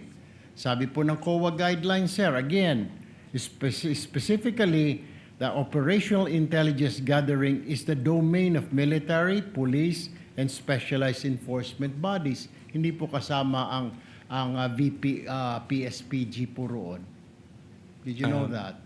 Sir, based on my understanding, sir, sa pagkakaintindi ko po sa JMC is that the confidential funds is allowed for civilian agencies, sir, and in coordination with the different law enforcing agencies. Yun po yung pagkakaintindi ko Yun po. po ang pagkakaintindi ho ninyo. Pero iba po yung sinasabi po ng COA sa inyo, kaya po kayo may notice of disallowance. Kaya po sinasabi ng COA at ini-issue po sa inyo formal notice of disallowance na 73.3 million ng OVP December 2020 to confidential spending.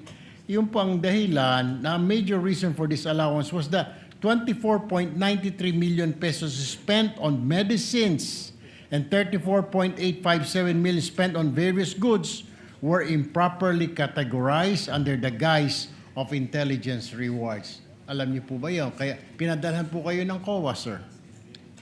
Sir, based on what I can recall po, sir, on the notice of disallowance that was sent to our office, what they required, sir, was that the submission of an intelligence report to support the payment of those rewards. So yun po yung pagkakaintindi ko regarding sa letter. So nakita po ninyo na may problem, sir. May problem. Kaya kayo pinagpapaliwanag. There is an issue po, sir, that we needed There's to an comply. issue. Okay. Panghuli na lamang, Mr. Presiding Officer, one last question. So, sino po You may mga proceed. nag-imbento at saan galing yung mga alias po na yun? Is that only Colonel La Chica o sa grupo ninyo, sila Chippy McDonald, sila Pusa, Aso, etc., may sila Pagong? Who invented those? Sir, I do not know, sir. Number one, sir, I cannot answer, sir, if invented, sir. But as to the AR, sir, I cannot provide information, sir, because I do not have any participation in the implementation of the confidential activities. Thank you, Mr. Witness. Presiding Officer, thank you, sir. Thank you very much, Senator Judge Erwin Tulfo. Senator Judge Pangilinan is recognized. You have 2 minutes, sir. You may proceed when you're ready. Maraming salamat. Magandang umaga, Ginoong Ortonio. Good morning, sir. Yes. Pwede nyo bang ipaliwanag yung naging proseso, no? Dahil base sa testimonya ni Acosta, ni Ginang Acosta at sa inyo, yung testimonya nyo, from December 2022 to September 2023, a total of 122 million pesos in cash was distributed to perhaps hundreds of informants after doing surveillance work, was given rewards, and they purchased medicines. Tama po? Based on the information that was shared to me by the security officer, That's sir. correct. Yun yung nangyari. Based on the information, sir. Bakit gamot? Would you know? Sir, I would not know, sir, but although based on the information that was shared to me by the security officer, those were parang yun po yung representation or yun daw po yung inilapit ng mga informants or agents that they needed at the time. Bilang reward. Yes, as a Pero form pera of- ang binigay, sabi ninyo. No? Yes, sir. Pero Based- hindi nyo alam kung talagang gamot ang binili. I would Dahil- have no idea, sir, on the implementation, sir. Dahil walang resibo. Acknowledgement receipt meron. Acknowledgement receipt, sir.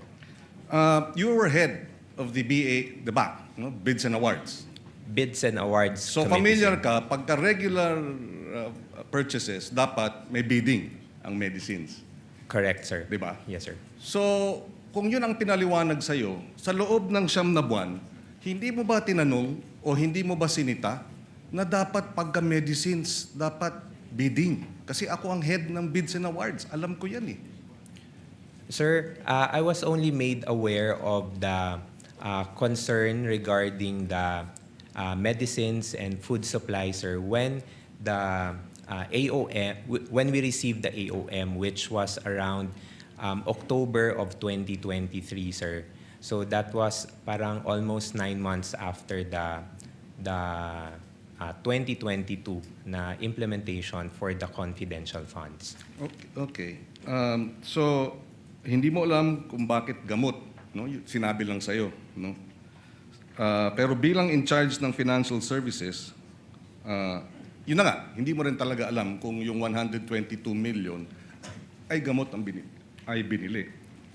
For that purpose, sir, I would have no personal knowledge, sir.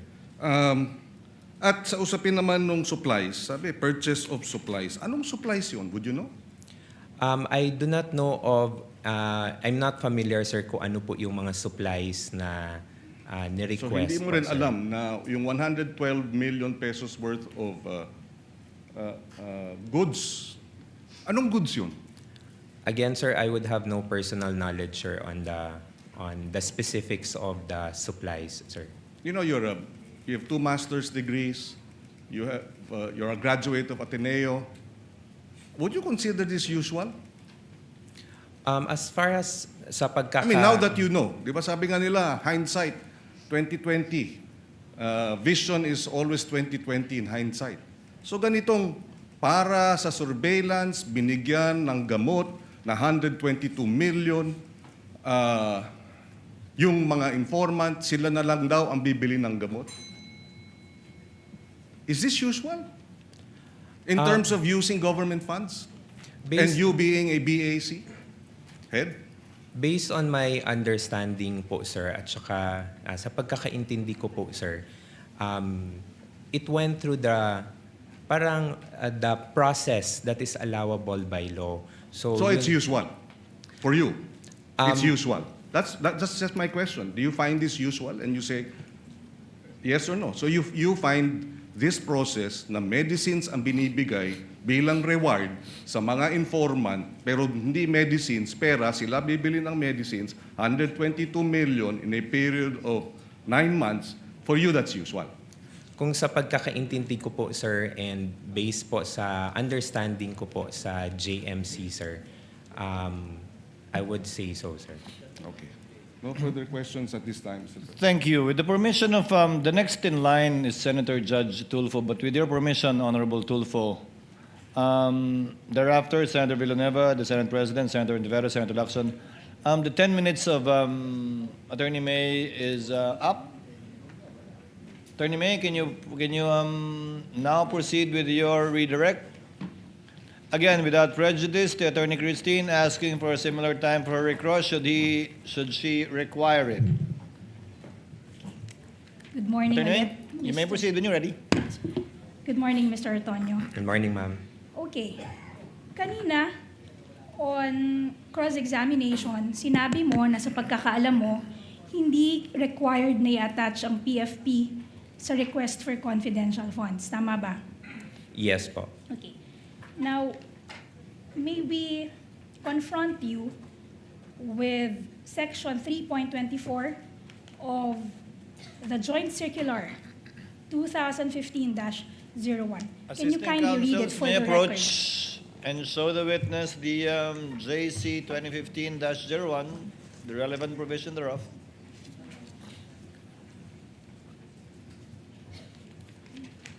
Can you kindly read for the record what 3.24 of the Joint Circular states?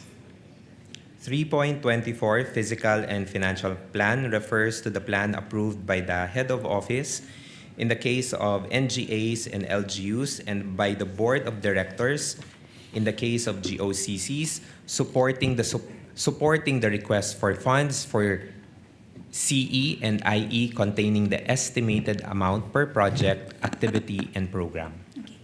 Nabasa niyo po ba yan bago kayo sumagot kanina? Familiar po kayo sa provision na yan? I have to be honest, ma'am, na I cannot remember this one, ma'am. Okay. Ngayon, hindi rin ikaw ang nagpadala or nag-prepare ng October 22, 2022 letter. Tama ba? Sorry, ma'am. Hindi rin ikaw ang nagpadala Ng, August 22, 2022 letter. Tama ba? it is through our Yes. usual na routing process, ma'am. And also, sabi mo kahapon, it was the decision of the Vice President to request the confidential funds. Tama ba? Yes, as the head of agency, ma'am, I would understand that she has the authority to request for the said funds, ma'am. And siya rin yung nag-sign off dun sa August 22, 2022 letter. Tama ba? Yes, ma'am. Siya yung pumirma. Tama ba? Yes, ma'am. Okay. So hindi mo alam kung paano ininterpret ng Vice Presidente yung provision na iyong binasa. Tama ba? You cannot say with certainty how the Vice President interpreted that provision. Before you answer, Mr. Ortonio, yes, Attorney Christine? Witness is incompetent to read the state of mind of the Vice President. That's Your Honor. precisely the point, Your Honor. That's precisely what I'm asking the witness to confirm, that he cannot say with certainty the frame of mind of the Vice President if she was also thinking that the PFP is not required for the request. Applying the rules equally, if he knows, witness may answer. Thank you, Your Honor.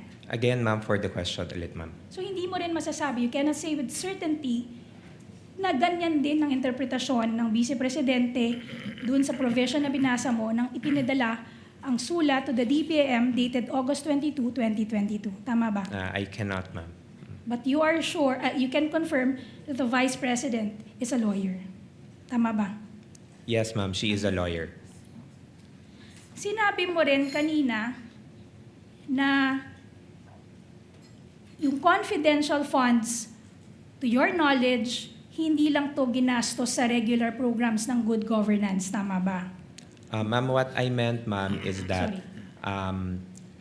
Sorry, Mr. Tony, let me just clarify. Sinabi mo kanina na to your knowledge, yung confidential funds were not spent on the regular programs under the good governance program. Tama ba? That's correct, ma'am. Yan din yung sinabi mo para sa socio-economic delivery programs. Ang sabi mo, yung confidential funds hindi ginamit sa regular programs ng socio-economic delivery programs ng OVP. Tama ba? That's correct, ma'am. Pero you will confirm na yung sa PFP, hindi naka-indicate na the confidential funds will be used not for the regular programs of the good governance program of the OVP. Tama ba? Walang qualification dun sa PFP. Tama ba? Ang nakalagay lang doon, good governance program. Yes, ma'am. Based on the document that I Yes. saw, ma'am, it only indicated the program titles. Okay. Tama. So, hindi naka-indicate doon na gagamitin ang confidential funds para sa programa other than the regular programs under the good governance program. Tama ba? Yes, ma'am. Same is true for the 2023 PFP. Ang nakalagay lamang doon, socio-economic delivery. Walang qualification. Tama ba?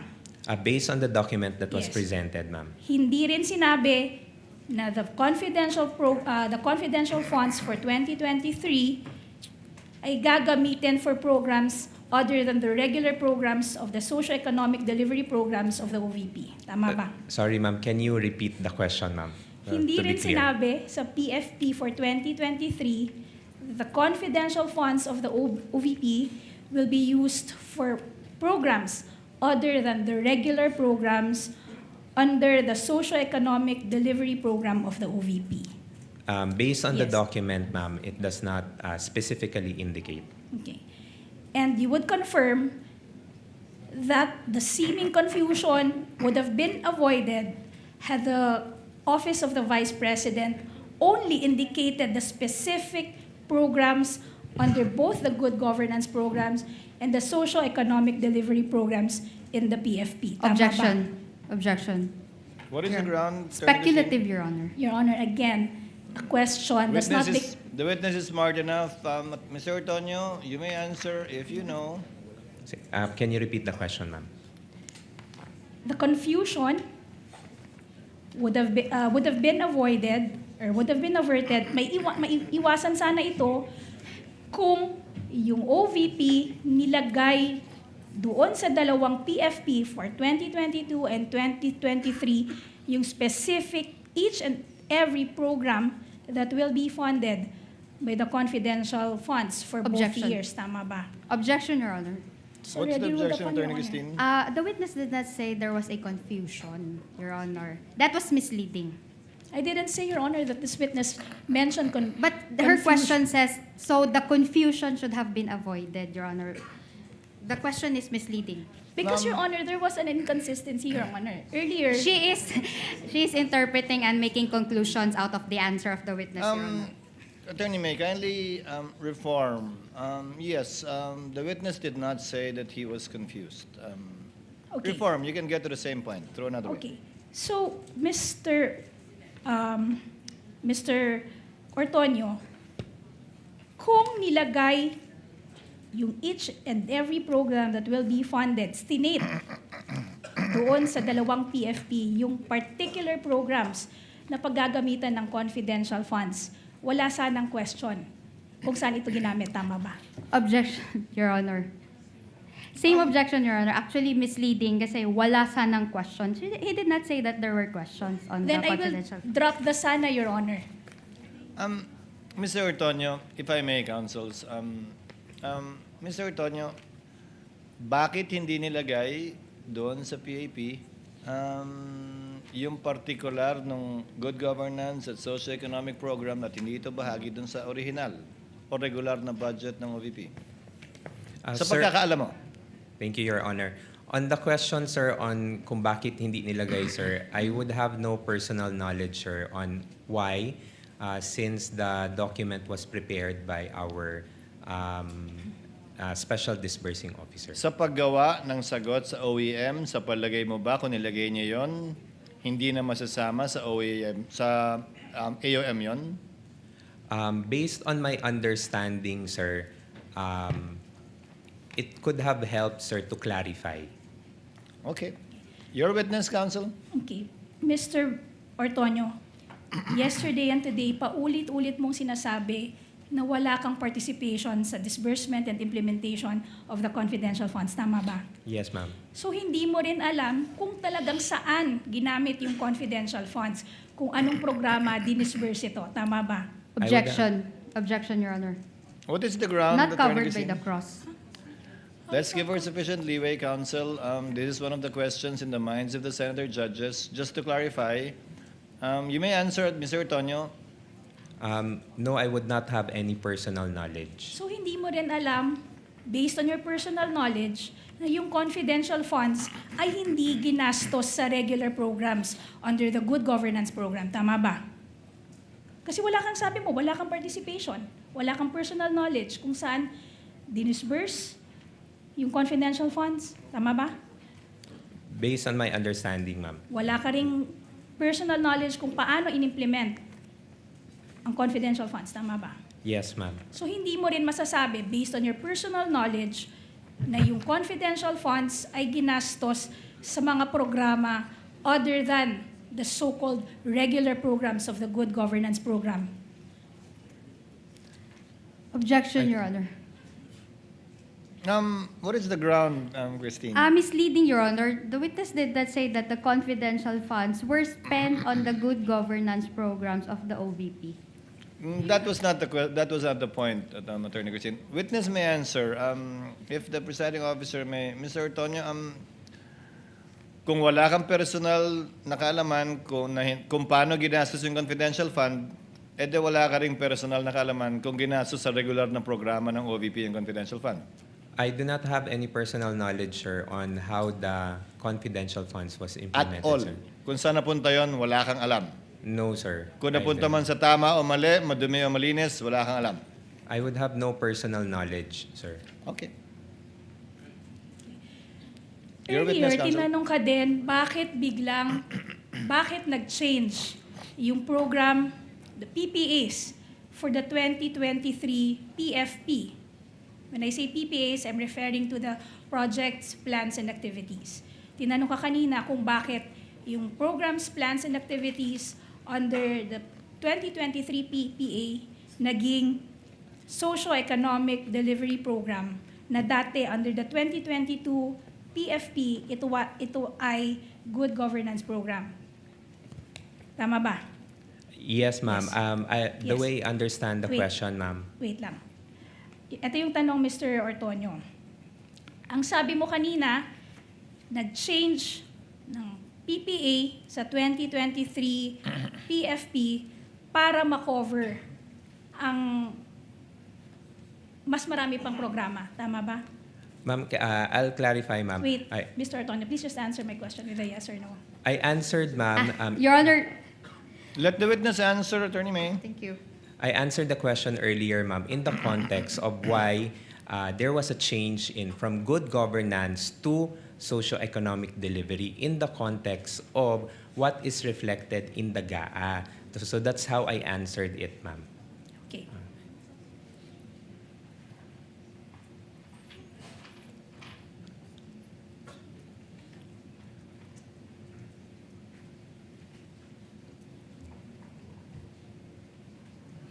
Pero you will confirm na wala ka ring participation dun sa pag-identify, sa pag-prepare ng PFP. Meron ka bang participation? For the PFP, ma'am, no. Okay.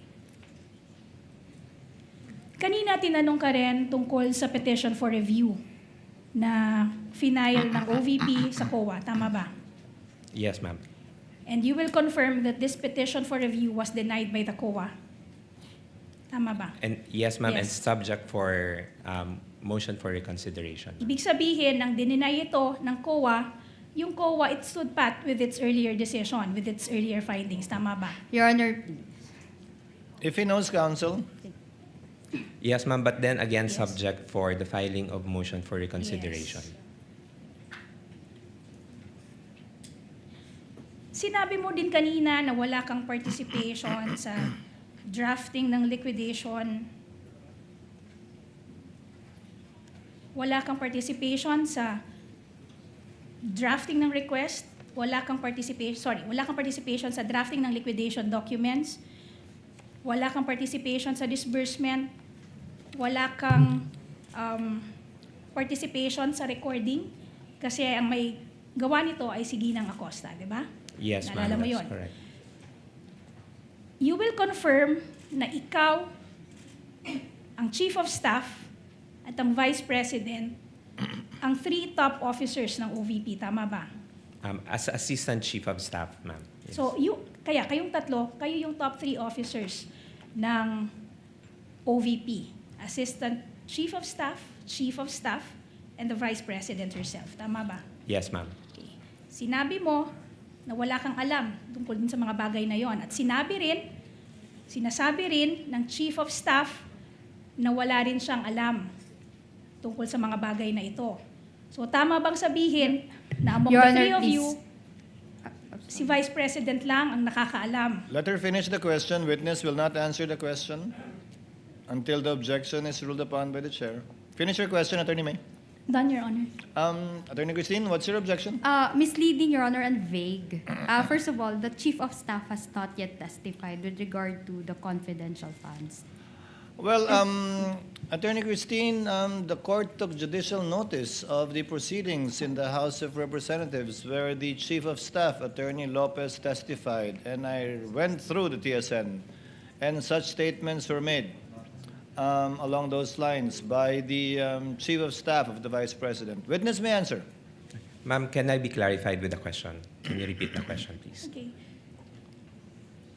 Kanina, sinabi mo na ang top 3 officers ng OVP ay ikaw, as Assistant Chief of Staff, ang Chief of Staff, at ang Vice President herself. Tama ba? Yes, ma'am. Ngayon, sinabi mo na wala kang alam tungkol sa drafting ng liquidation reports. Tama ba? Wala ka ring alam sa disbursement ng confidential funds. Wala ka ring alam tungkol sa recording relative to the confidential funds. Tama ba? Yes, ma'am. Ito rin yung naging posisyon ng Chief of Staff. Wala rin siyang alam tungkol sa mga bagay na to. Ngayon, tama bang sabihin na dahil kayong tatlo, ang top 3 na officers or officials ng Vice ng Office of the Vice President, si Vice President lamang ang may alam tungkol dito sa mga bagay na to. Objection. What's the ground, Christine? Speculative, Your Honor. If you know, Your Honor, again, Your Honor, we don't want to belabor this point, Your Honor, but Defense Counsel keeps bringing us back to this point, Your Honor. The question does not become speculative simply because it's couched in a what if question, Your Honor. And besides, Your Honor, this honorable court has already ruled and has already directed the witness to Your Honor, to answer, Your Honor. The counsel would want the witness to speculate on the state of mind of the Vice President. No, Your Honor. Let me answer it in 2 points, Your Honor. Please, counsel, briefly. Yes. It's not speculative, Your Honor, because there was already an admission that they are the top 3 officials of the OVP. Now, the answer would be based on that admission, so it's not speculative. The question would only be speculative. It's completely conjectural, Your Honor. And second, Your Honor, the only reason I repeated the answer because the witness himself requested me to repeat, but prior to me repeating the question, the Honorable Presiding Officer has already made a ruling. Your Honor, we will be squandering away time if every time I would repeat a question, the Defense Counsel would all of a sudden invoke another ground for objection. We're about to break for lunch, so let's end it on a good note. Yes, but finally, Attorney Christine. I will revise my objection, Your Honor. Incompetent. Allow me, counsels. Base sa testimonya mo, Ginoong Tonyo, wala kang alam sa paggastos, pag-liquidate, pag-disburse ng confidential fund. Tama? Yes, that's correct, Your Honor. Sabi ni Gina Acosta, wala rin siyang alam. Tama? Alam mo ba yan? Na wala rin siyang alam sa paggastos ng confidential fund at kung paano ito niliquidate. Would you know that? Based on what I have read Na in testimonya news, niya? Yes, sir. Base sa pagkakaalam mo, alam ba ng Vice President kung paano ito ginastos? The way I understand it, sir, as the head of agency, I would understand that she knows the implementation, sir. Yes. So si Colonel Lachica, alam din siyempre. Yes, sir. As the security officer, I would So assume sa loob ng opisina ng OVP, si VP Sara, as head of agency, lang ang nakakaalam. Ikaw bilang Assistant Chief of Staff, yung Chief of Staff mismo, walang alam.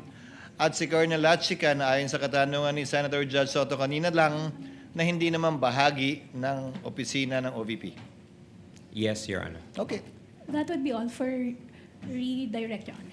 Do you have a short recross, Attorney Christine, or a long one? Do we pause for lunch, or do you want to finish your cross before lunch? We don't have to call lunch at 12 o'clock. We can do it at 12:12. After lunch, Your Honor. You prefer after lunch? Thank you. Yes, Your Honor. Then, since it's only 11:57, we have time for one more, Senator Judge. If you want to avail of it. Yes, I see Senator Judge Tulfo, the next one to interject, raising his hand. The sequence would be Senator Judge Rafi Tulfo, Senator Judge Villanueva, the Senate President, Senator Judge Ontiveros, Senator Judge Lacson, Senator Judge Padilla, and I just saw Senator Judge Bam. So we have time for one or two more Senator Judges before breaking for lunch. Senator Judge Rafi, you are recognized, sir. You may proceed. You have 2 minutes, sir. Thank you, Mr. Presiding Officer. Kayo po ay nag-reply sa AOM from COA for the check number 244027 dated 20 December 2022.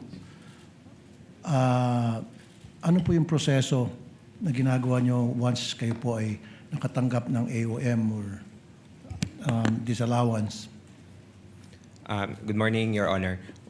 When we receive AOMs within the office, once we receive it, we inform of course, the Chief of Staff and, of course, also the head of agency of the AOM. We send them a copy for their information. Do you investigate?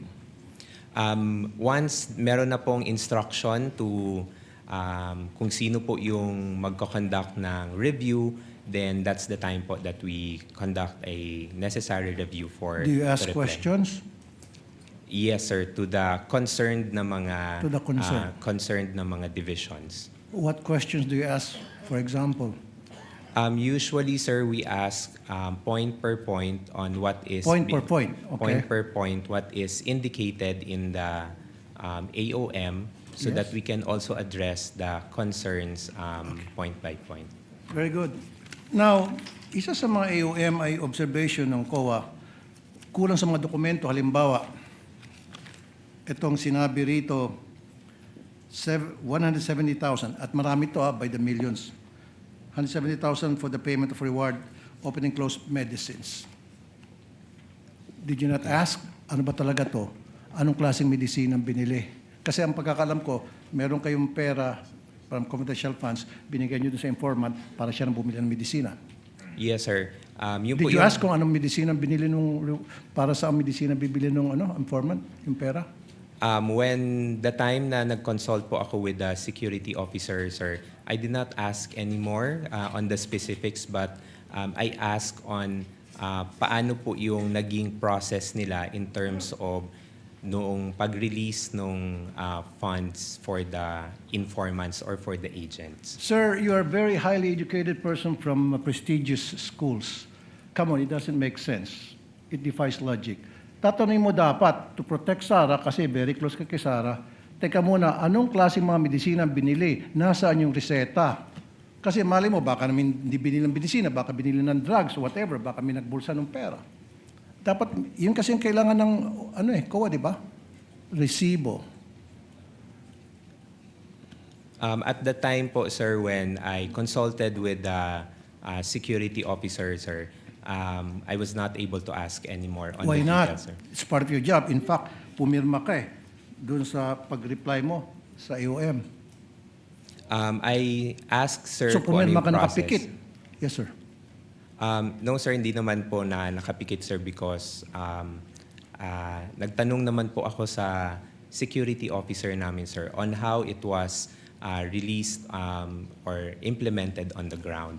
So, kung ano po yung nabigay na information, sir, yun po yung nailagay ko sa pag-draft po ng reply to the AOM. Hindi mo rin tinanong bakit pare-pareho yung signature sa different names ayon sa NBI, forensic, tapos pare-pareho yung handwriting sa different names, parang isang tao lang nag-fill up, meron pa nga walang signature at nag-receive ng by the hundreds of thousands each.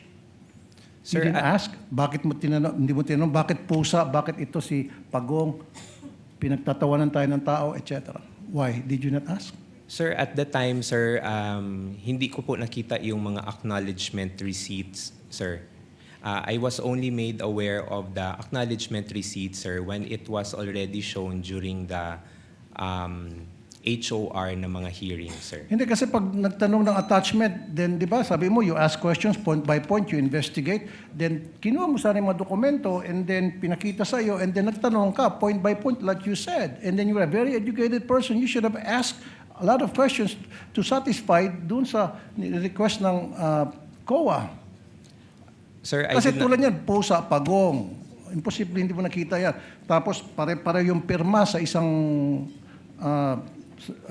same handwritings para sa napakaraming pangalan at saka iisang pirma sa napakaraming pangalan according to the NBA forensic. You didn't ask? Sir, at the time po, sir, I did not see the acknowledgement receipts. Come po, on, sir. Like I said, napakatalino mong tao sa credentials mo. Dating professor, Ateneo, UP, di ba? And then, now, parang, sorry sir, parang nagmaang-maangang ka.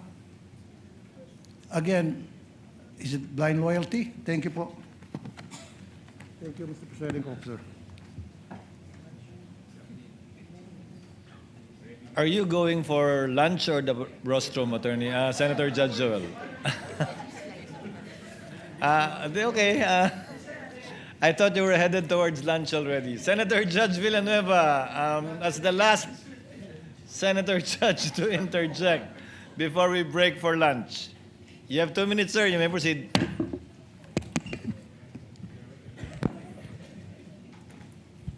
Thank you. Mr. Witness, sinita po kayo ng COA dun sa pag-approve nyo ng disbursement voucher, no? Yung 125 million. At ang explanation nyo, delegated po sa inyo pag more than 1 million. Is that correct? Yes po, so there is an office order, sir. Ano yung extent of your authority? Ministerial approval or may responsibility din kayo na determine if this is lawful, properly supported, and authorized expenditure bago kayo pumirma? There is also a level of checking, sir, if documentary attachments have been complied, sir, prior to the affixing my signature, sir. Like? Kung sa mga disbursement vouchers, sir, dapat merong mga supporting documents on the reasons for the request po, sir. Like? One of which, sir, say for example, there is an activity design, sir, which indicates kung ano yung mga activities to be done and the expenses for those activities. Okay, nung winidraw po yung salapi, 125 million, sabi po ni Ms. Acosta, you accompanied her. Alam niyo po na after nung winidraw yung salapi, diretso po pinlace ito sa custody ni Colonel La Chica. Alam niyo po yan? At the time, sir, I did not know, sir, kung ano yung arrangement nila ni Miss Gina Acosta, sir. I just accompanied her to the bank, sir, per her request. So you have no knowledge? I have no knowledge po, sir. You're the disbursement officer. You don't have any knowledge, so wala ding written authority, no? Anyway, dun po sa testimony ni Ms. Acosta, sabi po niya, si Colonel La Chica was not bonded, yet the confidential funds were released to him because he was supposedly na siya yung mag-implement ng activities on the ground. As Assistant Chief of Staff, as disbursement voucher signatory, officially approving the DVs, aware po ba kayo dito sa ganitong arrangement? I had no personal knowledge po, sir, on that arrangement, sir. Kasi kung ganun, parang sinasabi nyo na parang ministerial duty lang po yung sa inyo. Although kanina sabi nyo hindi po. Kasi why would you allow that, no? Then next question, Asek, kayo po mismo yung pumipirma dun sa November 30, 2023 OVP response to COA stating that all transactions involving the 125 million pesos were valid, proper, and regular, and explaining that the 40 million medical and food aid was given to persons conducting nationwide surveillance operations.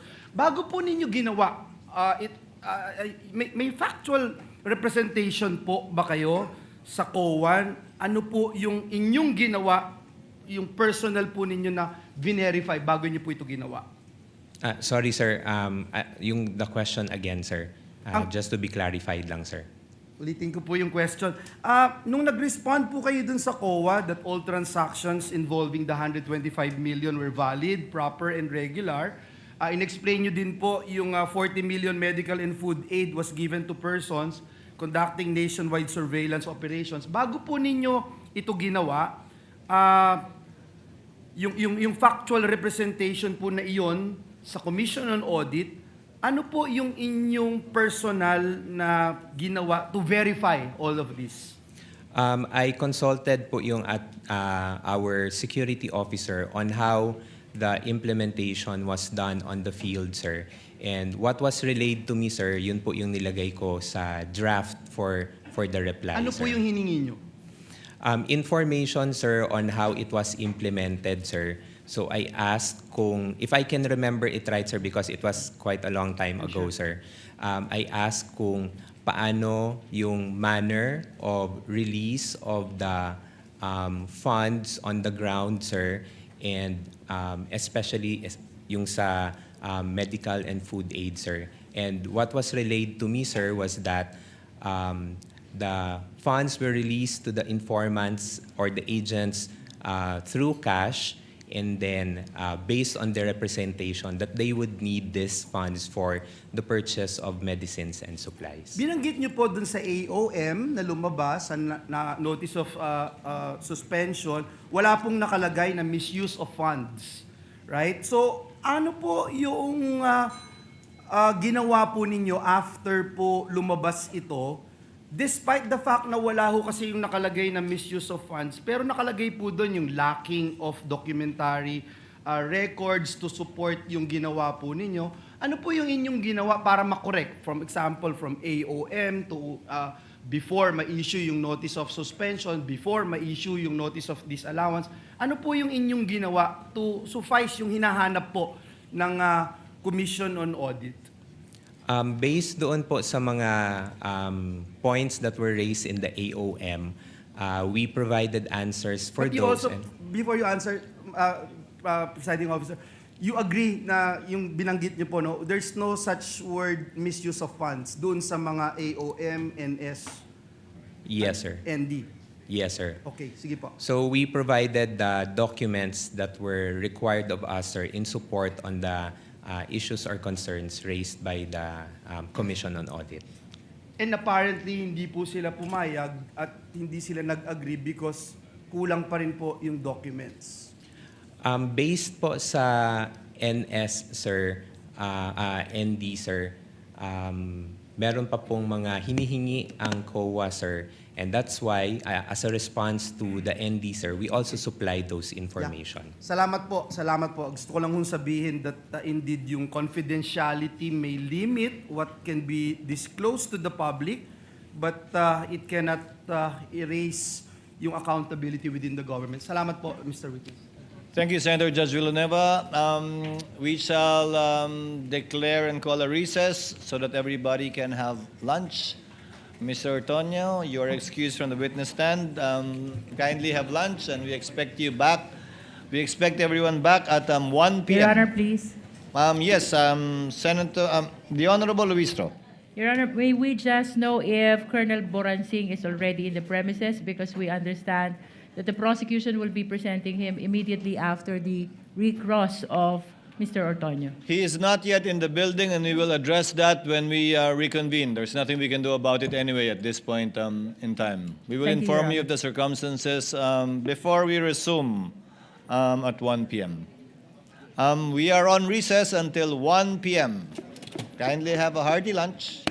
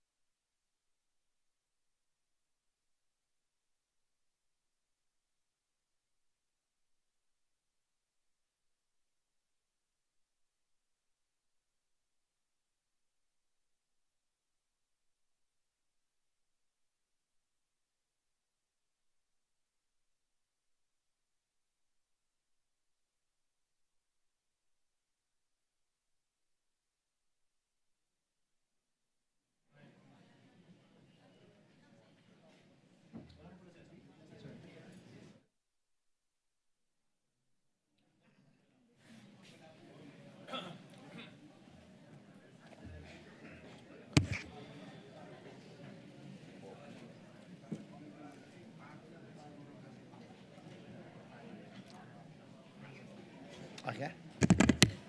The trial is resumed.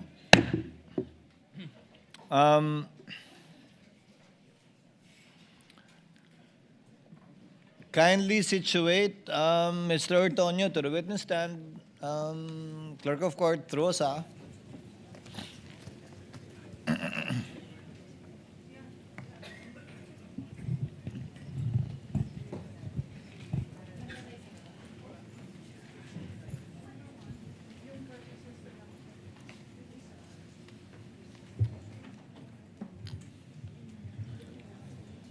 Thank you, sir.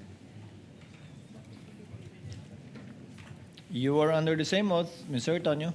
Do you understand that, sir? Yes, sir. Thank you.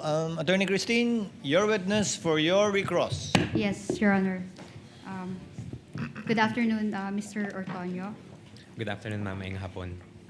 Earlier, you were asked to confirm that the PFPs for the fourth quarter of 2022 and the first to third quarters of 2023 did not reflect that the confidential funds were used for the safe implementation of the OVP's Good Governance Program for 2022 and social economic delivery for 2023. Can you Misleading, recall Your that? Honor.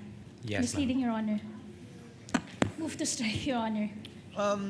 Why is it misleading, Attorney May? Because, Your Honor, during the redirect examination, I never mentioned safe implementation. Reform Council, I don't recall the word safe as well. But it was somewhere along those lines, I believe. Yes, Your Honor. But actually, that was what registered to me.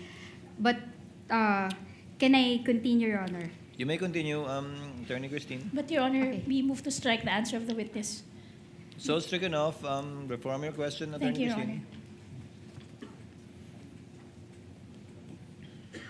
I'm showing you the PFPs for 2022 and 2023.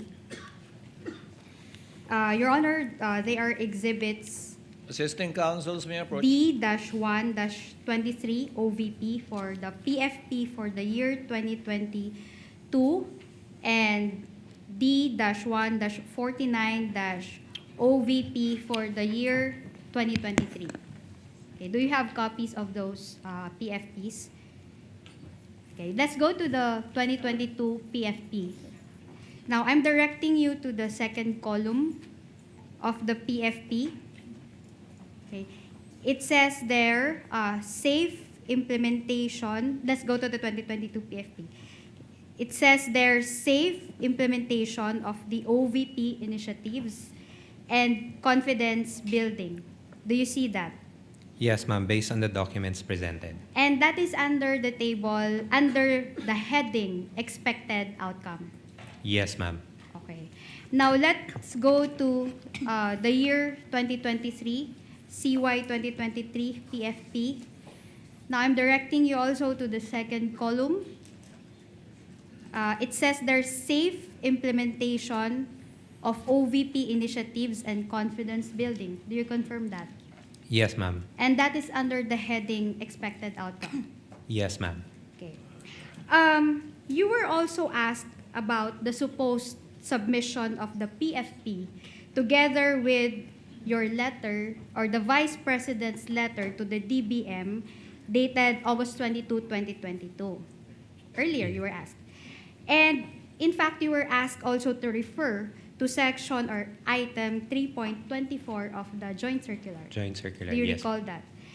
Now, do you also recall that in a letter dated September 15, 2022, the DBM requested that you submit the PFP in relation to your request for additional funding? Yes, ma'am, that's correct, ma'am.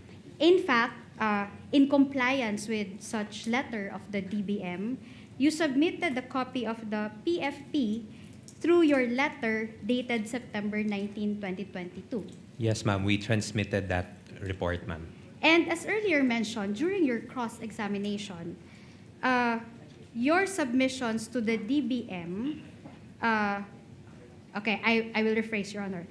As earlier mentioned, okay, the DBM recommended the approval of your request for confidential funds to the Office of the President. That's correct, ma'am. In fact, the Office of the President approved the issuance of confidential Objection, funds Your Honor. to the OVP. Let her finish the question, counsel. Are you Objection, done, Your Attorney Honor. Christine? What is the objection, counsel? That was not covered by the redirect anymore, Your Honor. In the discretion of the court, we will grant latitude. Counsel, overruled. Witness may answer. Thank you, Your Honor. Earlier also, you were asked whether you knew if confidential funds were used in the regular activities of the OVP. Do you confirm that? Yes, Your I Honor. was asked earlier. That was misleading, Your Honor. The question earlier, first, Your Honor, we move to strike because the question is misleading.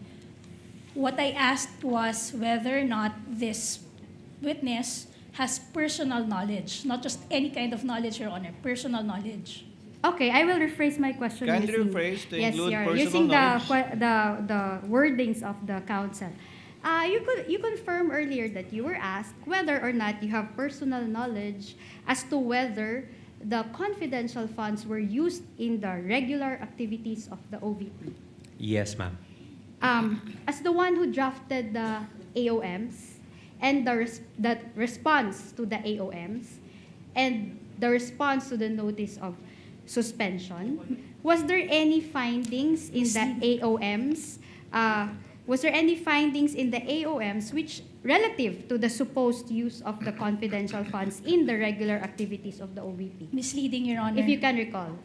Misleading, Your Honor, because this witness could not have drafted the AOMs. The AOMs came from the Commission She on Audit. corrected herself, counsel, the response to the AOM. Yes, Your Honor. Witness may So answer. I will repeat my question, Your Honor, for clarity.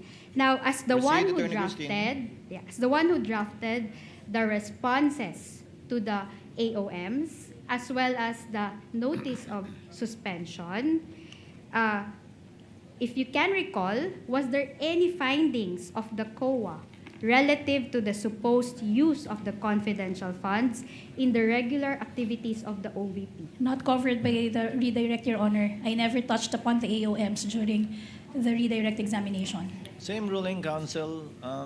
You may register in the court notes a continuing objection along these lines of questioning by the counsel. Witness may answer.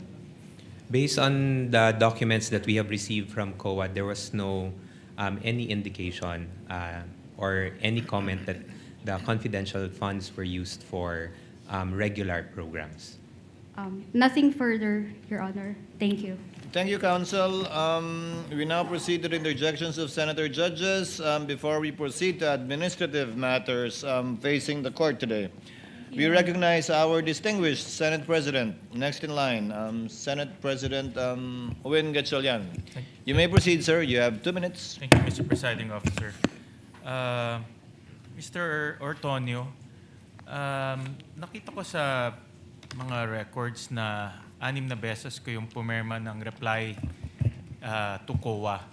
Itong 6 na letters na ito, ito ba ay nabasa, nakita, ipinakita kay Vice President Sara? All the replies, sir, that were drafted were also sent to our Vice President for her information, for her reference and review. So alam niya itong mga replies to COA? Yes, sir. Okay. And narinig ko rin sa inyong testimony na kinausap niyo si Acosta at si Colonel Lachica. Yes, sir. At base sa mga information nila, yun ang inilagay mo sa letter replies niyo to COA. Tama? Yes, sir. That's correct, Your Honor. Paki-narrate nga sa amin, ilang beses niyo pala na-meet si Colonel Lachica? Sir, sa mga replies po, sir, I cannot exactly remember how many times, sir. But I can say more than once or twice, sir, I was able to meet Colonel Lachica to ensure na I get the information from him, sir, and that I'll be able to draft properly the replies to the AOMs. So mga once or twice? Or Around once or twice, sir. The exact number, sir, I cannot remember anymore, sir, because maraming documents po yung na-review, sir. Pakikwento nga sa amin kung ano exactly yung kanyang sinabi sa inyo para ma-draft niyo itong reply. For the AOMs, sir, I'll try to recall, sir, some of the issues that were raised on the AOM. So say, for example, sir, on the AOM comment regarding the use of the confidential funds for medical and food supply, sir. So tinanong ko po siya kung paano po inimplement on ground yung pagbigay ng medical and food supplies to the informants and the agents. So from there po, sir, na-mention niya, sir, na the funds were released to the informants and agents based on the representation that those funds will be used for the purchase of medical and food supplies. Kwento mo dyan sa iyo na siya mismo ang nagbigay sa mga informants?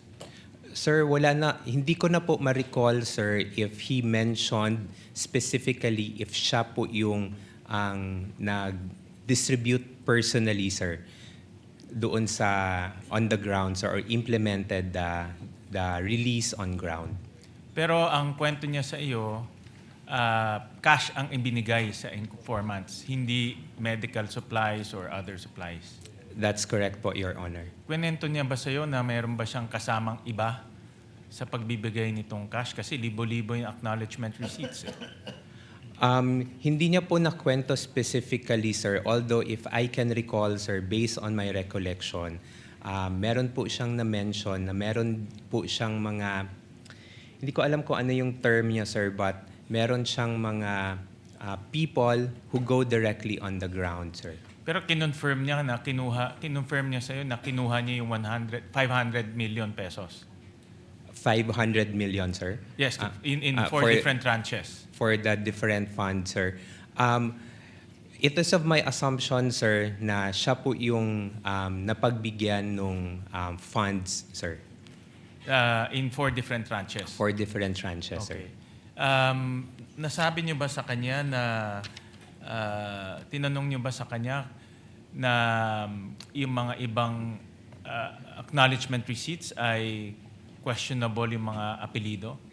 Sir, at that time po, sir, I was not able to see the acknowledgement receipt, sir, because in the AOM, sir, the AOM indicated that we submit the DEPs or the documentary evidence of payment, sir. So I was not able to see it, sir. So nung binigay po sa akin ni Miss Gina Acosta yung mga DEP, sir, it was already in a sealed box, sir, and then we submitted that together with our reply to COA. Paano niya raw dinistribute yung mga pera? No, kasi 500 million to, thousands and thousands of acknowledgement receipts. Paano niya ikunento sa inyo na dinistribute niya itong mga pera? Sino itong mga informants niya? Kasi kayo gumawa ng AOM, anong reply to the AOM. Sir. So, I would assume na tinanong niyo yung methodology ng pagdidistribute niya.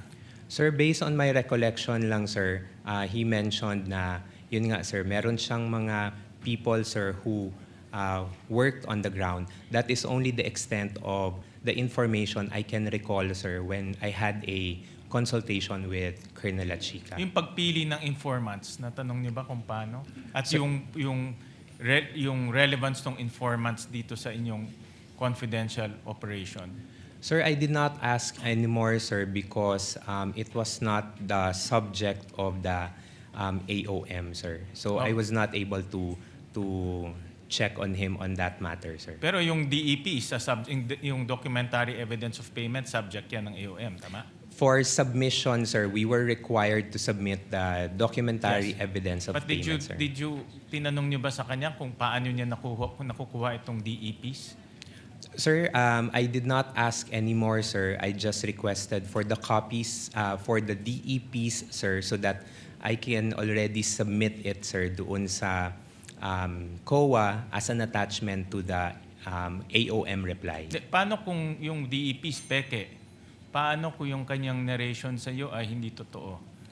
Paano Sir, kung ganun ang situation?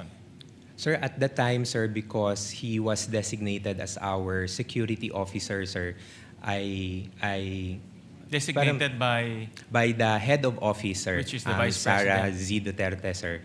So it is of my, sa tingin ko po sir na maayos naman po yung pagkakatrabaho ni Colonel Chica doon sa pag-dispense niya ng duty as the security officer. Last question, Mr. Presiding Officer. Bakit parang nagkukuha ko buong-buo yung tiwala ninyo sa kanya at kinuha nyo lahat ng information at yun ang ginamit nyo sa inyong reply to the COA? Bakit buo yung, nakita ko bakit buo yung tiwala, hindi kayo nag-probe na mga additional questions considering na kayo ang nag-justify nito sa COA at kayo pumirma, no, dito sa COA. So bakit parang kung ano sinabi niya, yun na lang ang linagay nyo sa inyong reply? Well, first, sir, is because he's the security officer, sir. So, I believe, sir, na siya yung the best person that can provide the information. And then, second, sir, as the security officer, sir, he was designated by our head of agency, which I believe also gave the trust and confidence to him to implement the activity. So, kung ano po yung na-mention ni Colonel Chica sa akin during the time when I checked or asked for questions, yun po yung pinagbasihan ko for the drafting of the reply. Thank you very much, Mr. Presiding Officer. Thank you, Mr. Senate President. Senator Judge Ontiveros is recognized for her interjections. You have 2 minutes, ma'am. You may proceed when you're ready.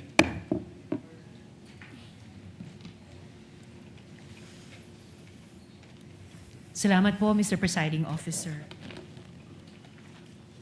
Mr. Tonyo, tama po ba na lahat ng ginagawa ng OVP tungkol sa confidential funds, so request, amounts, justifications, use at pagsagot sa mga puna ng COA, tama po ba na lahat ng ito ay dinesisyonan at inaprubahan ni VP Duterte? Based on the mga replies, ma'am, yes, I was able to provide a copy to the head of agency, ma'am. Again, being the head of agency, ma'am, I provided her with the information. At base doon, dinesisyonan at inaprubahan niya ang lahat ng ito? Yes, and from that time, ma'am, we signed off on the document for submission to the Commission on Audit. With the last touch or final sign-off being that of VP Duterte? Yes, ma'am, being the head of agency, ma'am, we sought her approval on it, ma'am. At sang-ayon po ba kayo na bilang yung ganong head of agency na si VP Duterte ang responsable at pinaka-responsable sa lahat ng iyan? Well, being the head of agency, ma'am, I believe that kailangan niyang malaman lahat ng mga nangyayari. And I know, ma'am, na si Ma'am Inday really wants to know details, no, especially on implementation of the different activities that we do in the office. So it is really meron talagang involvement in terms of ensuring that things are properly implemented within the office. And based on that knowing, batay sa kaalamang iyon, siya ang pinaka-responsable sa kabuang iyan? Based on that, ma'am, being the head of agency, ma'am, I would say so, ma'am. Alright. Gano'ng katagal nyo na po kilala si VP Duterte? Siguro, ma'am, more than 10 years, ma'am. I started working together with her, ma'am, in 2008. At saan po at, so almost 20 years pala. So at saan po at paano nyo siya nakilala? Nakilala ko po siya, ma'am, bilang Vice Mayor sa Davao City, ma'am. And then, at the time, ma'am, when they were looking for several staff members for the office of the Vice Mayor, I submitted an application, ma'am. At magkakilala rin po ba kayo ni Ms. Gina Acosta kahit bago po kayo nakipagtrabaho sa isa't isa sa OVP? I knew of Ms. Gina Acosta, ma'am, during my employment, ma'am, with Sangguniang Panlungsod during the time ni Ma'am Inday as the Vice President, ma'am, and Vice Mayor as the Vice Mayor. So prior sa OVP, magkakilala at magkatrabaho na po kayo? Kilala Sa ko po si Davao. Miss Gina, nakikita ko po siya sa Sangguniang Panlungsod. Panlungsod. And then, what about po si Colonel La Chica?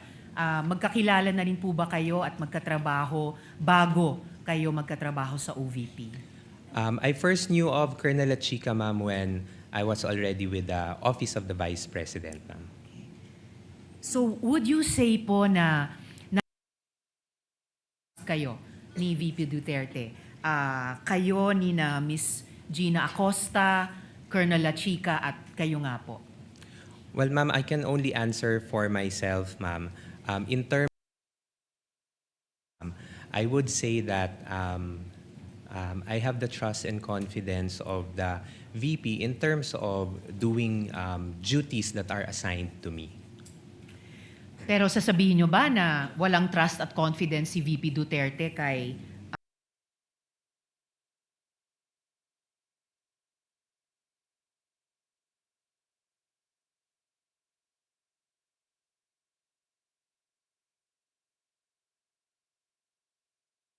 Said to them. in fact, kung mas candid pa po tayo, madali observation at hindi lang observation dahil malapit yung katrabaho na may trust and confidence. What about po si Colonel La Chica? Sasabihin nyo ba na walang trust and confidence si VP? Commander of the Vice Presidential Security and Protection Group, ma'am. I would say, ma'am, I would say that trust and confidence. Again, kung mas kaya nating maging candid, of course, lalo na kung security officer ng isang public official, of course, may trust and confidence. Otherwise, hindi ipagkakaloob ang kaligtasan sa kamay niya. Lastly po, napaksa for now, paano pong, and winding up, kung sinama kayo ni Miss Gina Acosta dun sa pag-encash ng mga tseke? Halimbawa, kung kailangan po ni Ms. Acosta ang tagabuhat ng bag, ng cash, bakit po kayo in particular ang sinama niya? I cannot answer, ma'am, kung bakit ako po ang naisama ni Miss Gina Acosta. But at Hindi the lang time, naisama, pero sabi niyo, hiniling niya sa inyo na Yeah. kayo yung sumama. Yes, ma'am. So, bakit po? When she requested me, ma'am, to accompany her, ma'am, sinamahan ko naman po siya, ma'am, because at the time na naitanong niya na magpapasama siya, ma'am, and because of the request, ma'am, I accompanied her going to the bank. So, simpleng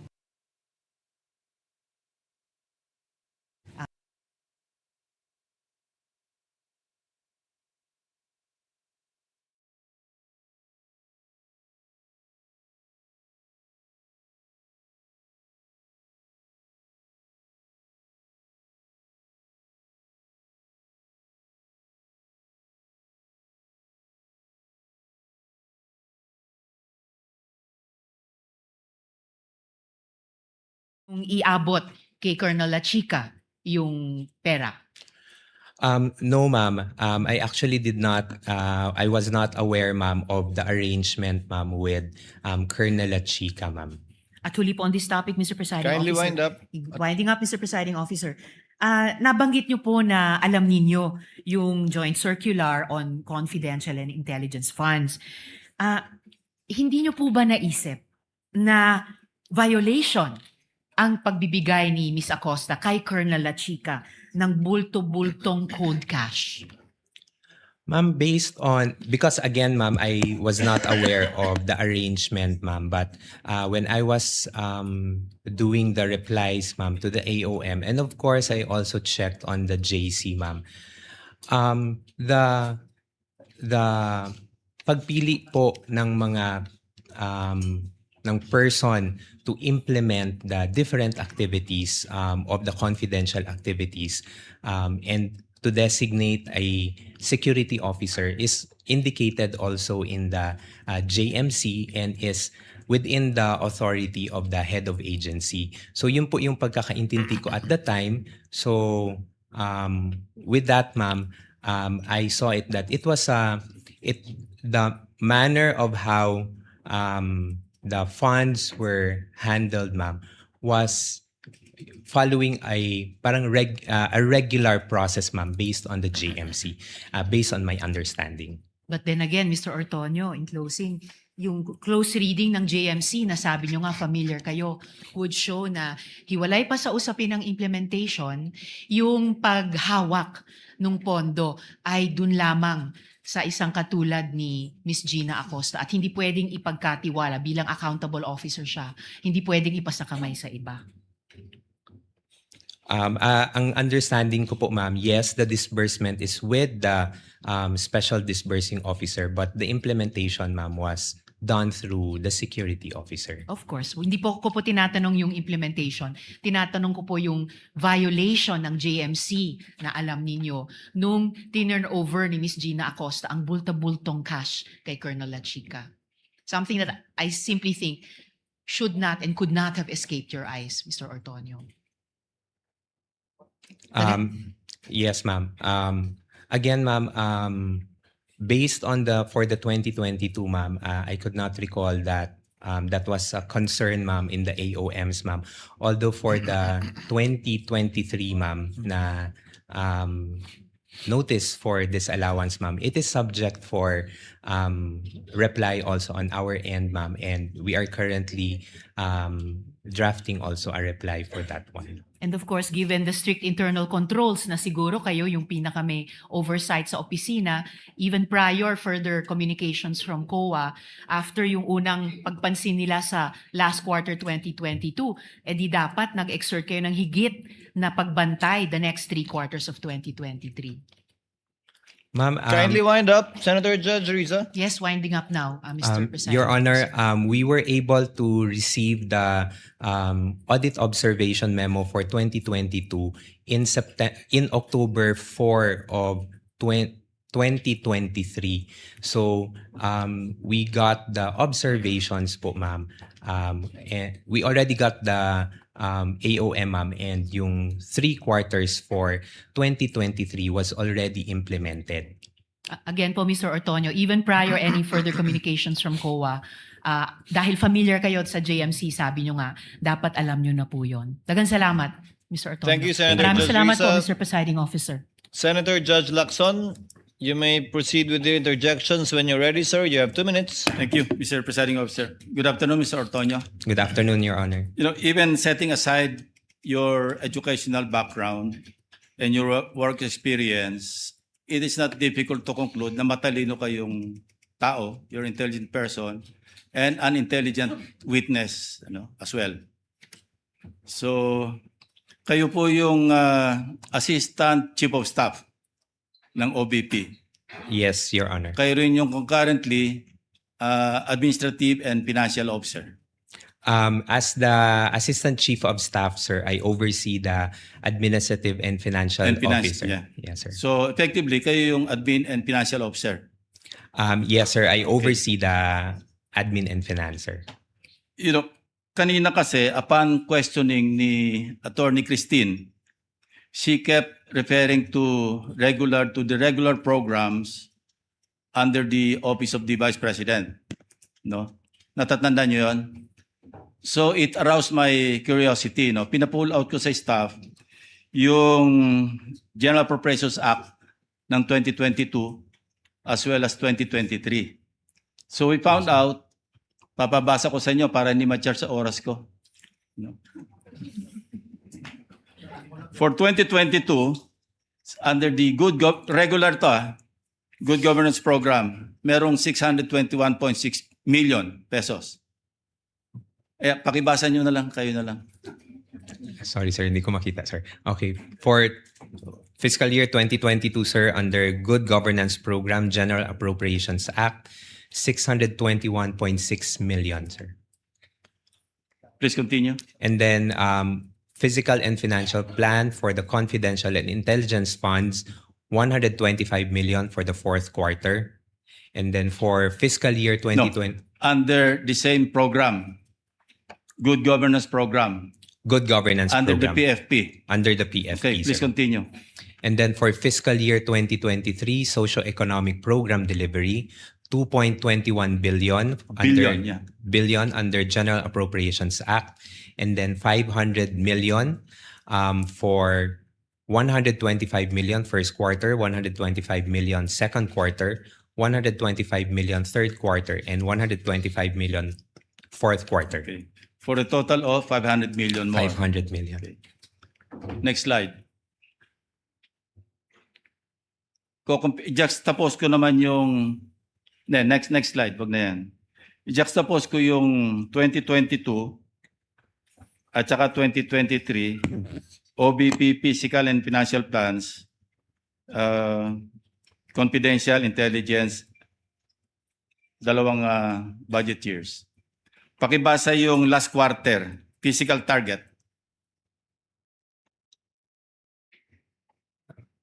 Baka pwede pong ma-request na Okay, ma-zoom. Zoom.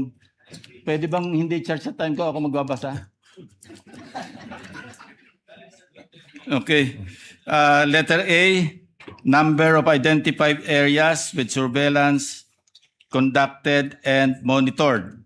Letter B, percentage of activities implemented without untoward security-related incidents. Paulit-ulit po ito, no? So, sabi ko kanina, kayo naman ay mukhang matalinong tao at matalinong witness. Ano pong analysis nyo dyan? On the... Very simply, paano nyo i-analyze yung ganitong klaseng mga descriptions? These are the activities that will be done, sir. I know. Pero Yes, kung sir. i-analyze nyo, ano ibig sabihin nito? Hindi ba ito insulto sa common sense? Hindi man lang nyo binago ng konti, at least si Colonel Chica siguro ito. No? Unang-una, regular program, sana man lang, pagdating sa PFP, binago nyo yung nomenclature. Tapos, under the physical target, yung column, sana man lang, binago nyo yung activities. Copy-paste eh. Again, ulitin ko, tingin ko sa inyo, matalinong tao, matalinong witness. Anong tingin nyo rito? Kung i-describe nyo in one word. Sir, I cannot... Ako na mag-describe. I think it's stupid. Sana man lang, binago-bago niya ng konti. Maraming salamat, Mr. Presiding Officer.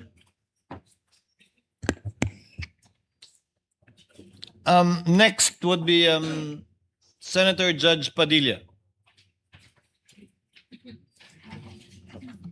Maraming salamat po, Ginoong Tagapamahalang Hukom. Meron lang po akong tanong sa ating saksi. Opo. Ginoo, sa palagay niyo po ba karapat-dapat lamang na gumamit ng alias kapag confidential fund ang pinag-uusapan? Sir, as someone who does not know, sir, implementations of parang mga confidential activities on the ground, sir, I cannot, hindi po ako makakasagot ng maayos, sir, kung pwede po ba or hindi. But based on information that I got, sir, no, when I consolidated the answers for the AOM, sir, hindi naman po siya na-mention sa akin po ni Colonel Chica. But I know, sir, that activities, confidential activities are considered to be sensitive. And there might be individuals or groups that need to be somehow protected, sir, because of the information that you would be getting from those people, sir. So, yun po yung tingin ko, sir. Hindi ko categorically masasabi na pwede po yung alias or hindi. But going back to the JMC also, sir, sa Joint Memorandum Circular, there is no specific provision, sir, that indicates kung paano po yung paglagay ng mga pangalan sa documentary evidence of payments. Okay, maraming salamat po. Meron po akong tanong sa prosecution.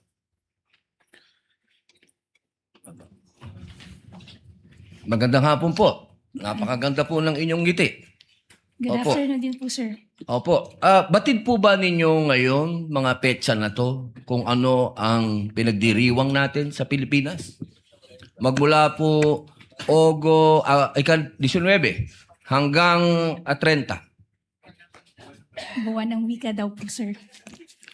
Bukod po sa buwan ng wika, National Heroes Day. National Heroes Day. Ito po ay hango sa ating mga bayani. Tama po ba?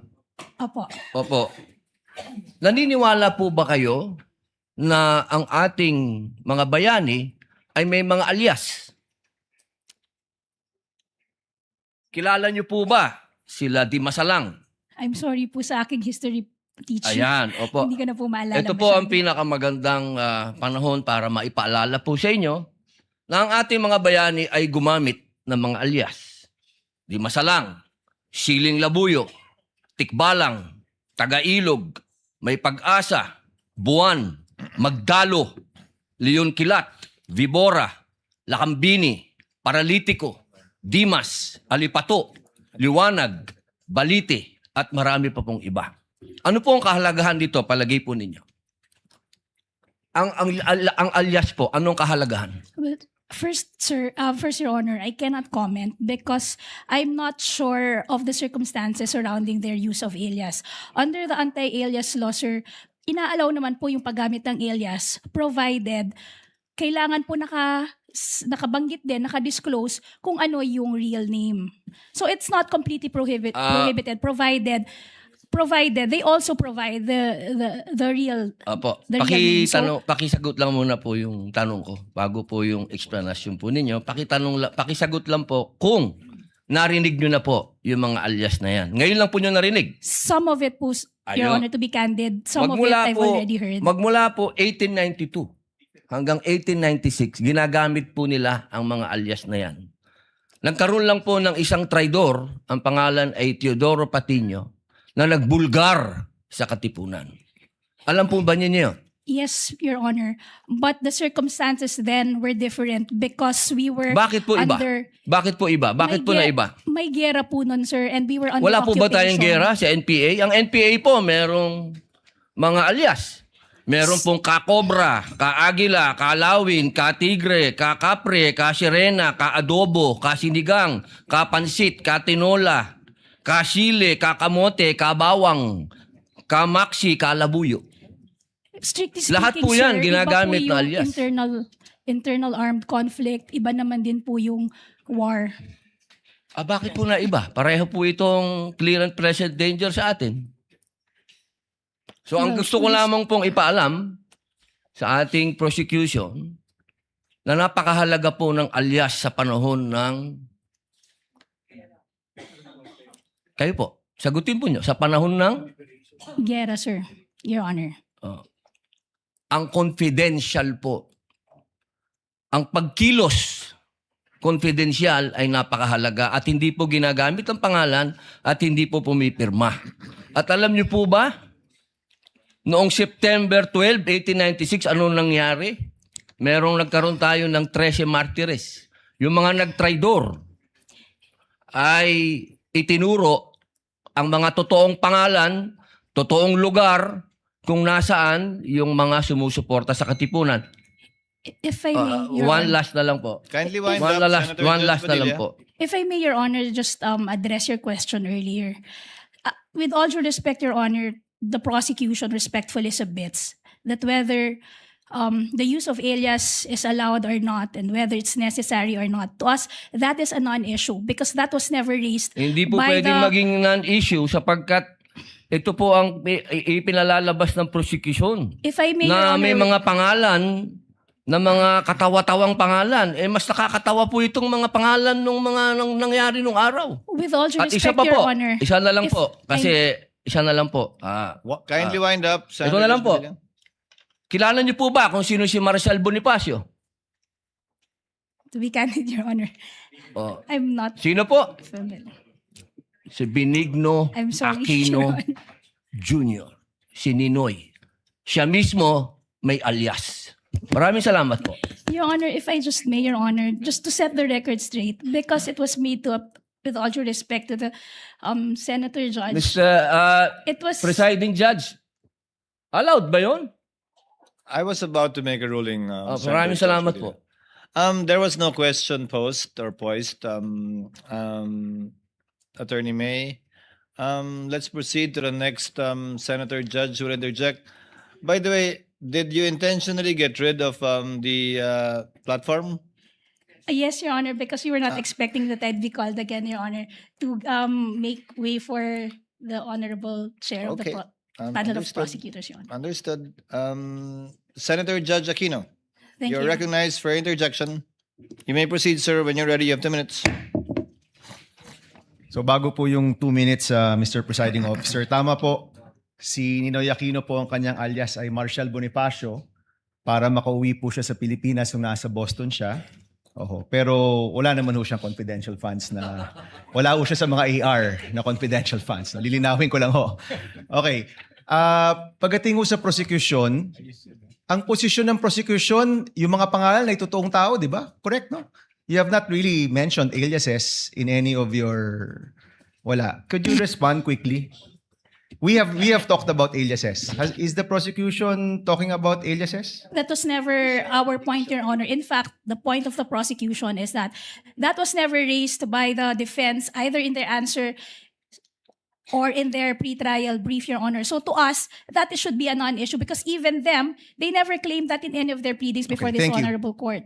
Okay, klaklaruin ko lang ha. Ang siyang tao lang pong nagsabi na alias po sila, si Miss Gina Acosta in her testimony. Kanina po, sabi niyo rin na Mr. Ortonio na hindi siya alias or hindi niyo alam. But si Miss Gina Acosta in her testimony did admit that in her perspective, these are aliases. No? Just for the record po. Okay. So ito po yung mga tanong ko po. Sana po ito lang 2 minutes ko, Mr. Presiding Officer. So unang-una, Mr. Ortonio, you're very competent. Thank you for your answers. And I want you to answer just very candidly, no? Ano po yung naging personal reaction ninyo nung napag-usapan na yung possible misuse of the confidential funds at nung na-bring up na yung mga tawagin na nating katawa-tawang pangalan na parang klaro naman ay hindi naman talaga totoong tao. Ano po yung personal reaction po ninyo? Initial reaction, sir, would be, of course, merong questions, sir, no? There would be questions. But again, sir, I go back to the presumption, sir, that there is regularity in terms of the implementation, sir. Okay. So, may I ask, since you're in the top leadership of the OVP, nung nabibring up na to, ano yung personal reaction, kung alam nyo lang, ng Vice President, ng Chief of Staff, other leaders in your group, nung napag-usapan na posibleng nabigay yung pera sa mga kakaibang pangalan o baka hindi totoong tao, what was your reaction? What was their reaction? Would you know? Nag-meeting ba kayo? Did you call for an emergency meeting? Did you have a huddle in your office to talk about this? Sir, because yung AOM, sir, because it was sent to my office, sir, pina-personally received sa akin, sir, on behalf of the Vice President.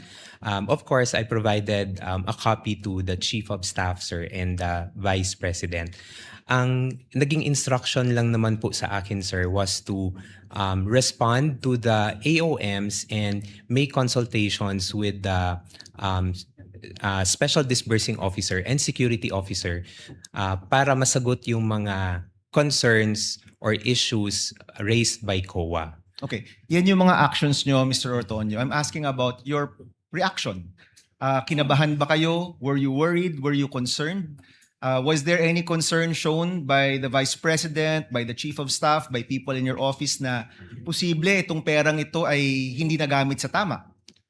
On the matter of concern, sir, I think there is a concern considering that there is already an immediate instruction, sir, to reply to the AOM. That's the sir. AOM. Let's go to the bringing up of these names in Congress. Nung lumabas na yung piatos, pusa, pagong, mga ganyan, were you concerned na yung pera ng bayan posibleng hindi nagamit sa tama at ito'y pinirmahan mo at ito'y nakapangalan sa inyong opisina, for example? Were you concerned? On ano sir, parang Honestly. immediate reaction sir. Yes sir, but nung as the hearings went on sir, parang binabalikan ko yung AOM sir. Hindi kasi po siya na-raise doon sa AOMs. So parang nabawasan po yung concern ko, personal concerns ko with those acknowledgement receipts. Did you call for an internal investigation after na-reveal yung mga pangalan na kakaiba? Nagpatawag ba kayo ng investigasyon sa inyong opisina? I personally did not, hindi na po ako nagpatawag. Sir. Did your office call for an internal investigation? On that matter, sir, I do not know, sir, if there is an instruction coming from the head of agency, sir. But personally to me, sir, none, sir. Okay.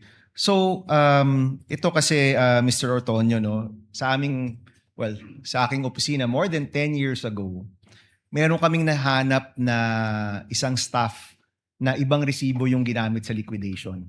Wala pa atang 5,000 pesos to sa totoo lang. Hindi nga niya binulsa eh. No? Meron siyang dapat hotel receipt na wala niya, gumamit siya ng hotel receipt ng ibang tao.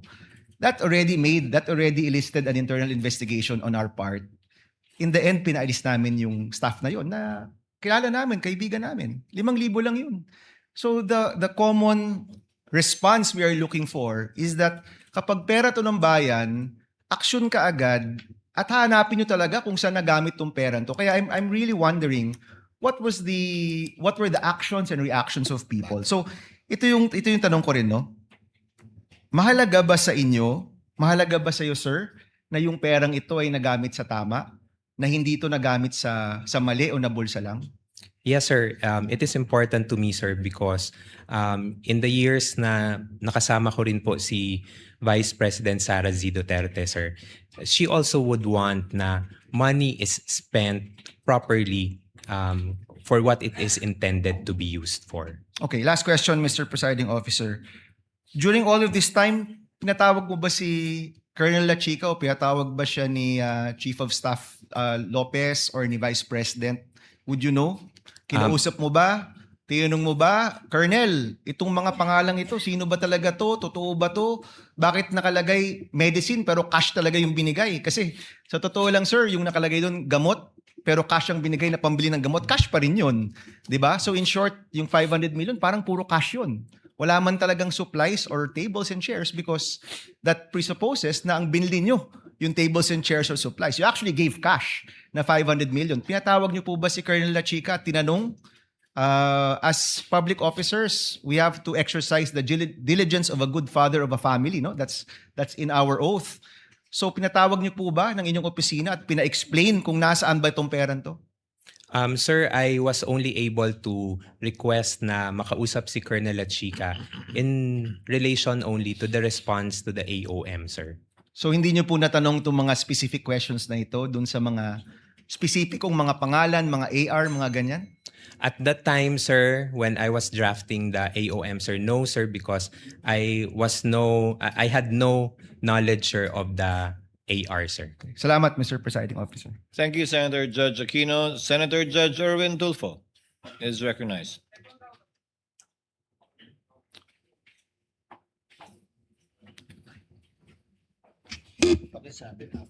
Thank you, Presiding Officer. Ginoong Testigo. Alam niyo ba na si Colonel La Chica ay hindi po banded? And therefore, wala pong karapatan na mag-disburse ng CIF. Alam niyo po ba ito? Hindi.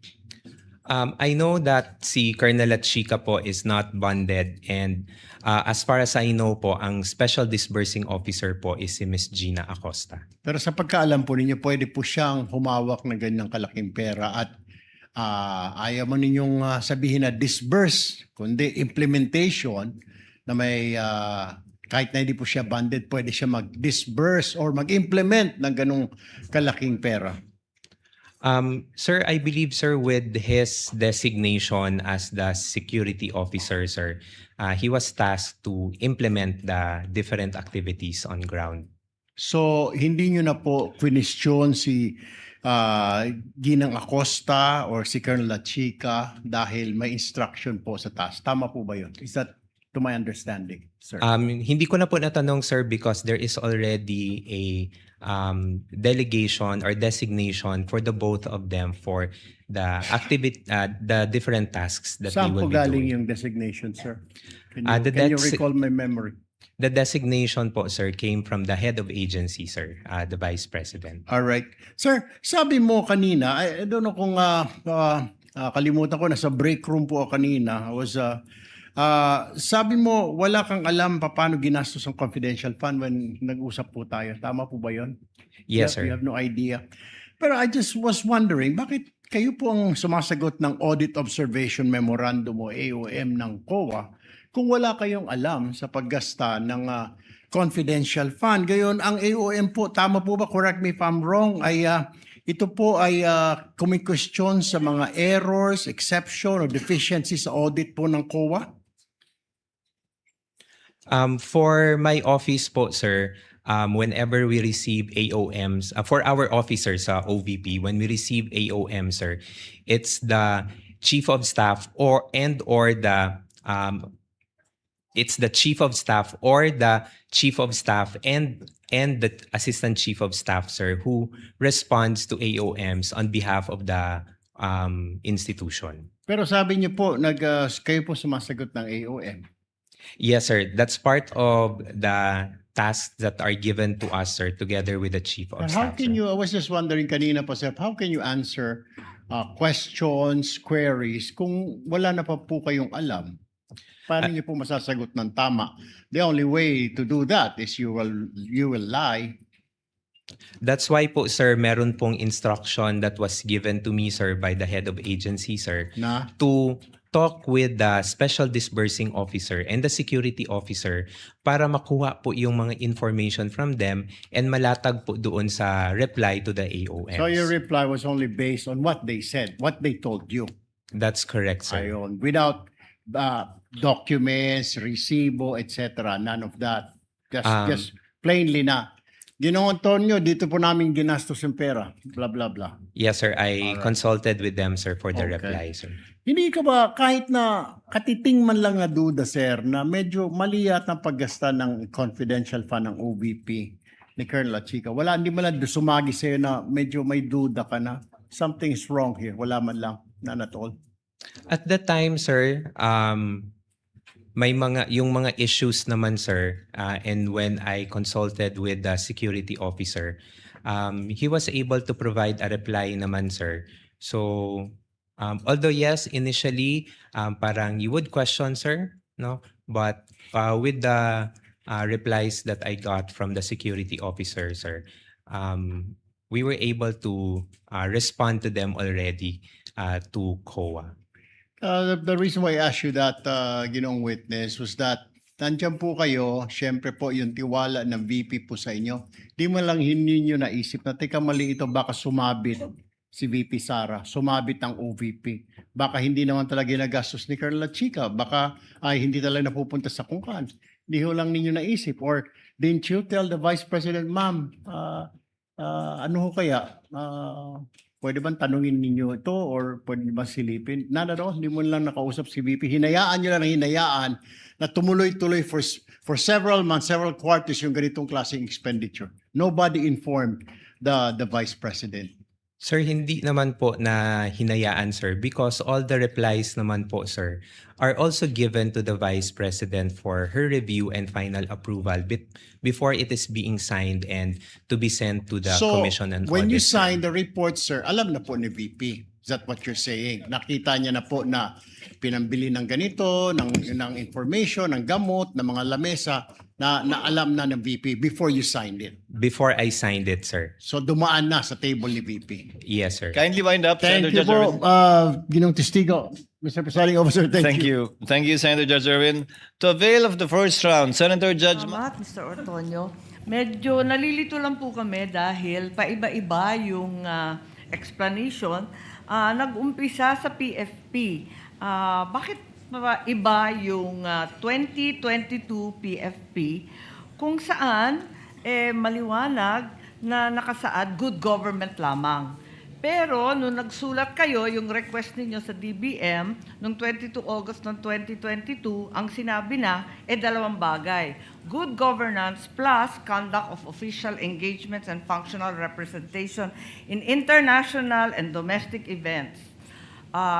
Bakit nagbago na siya samantalang dapat yung request talagang parehong-pareho dun sa PFP?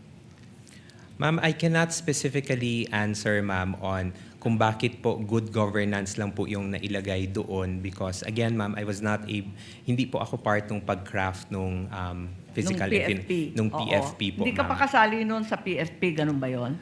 Yes, ma'am, I'm not part of the drafting of the PFP. Pero hindi ma'am. kayo nasabihan na hindi ito matching dun sa PFP, yung request na sinulat.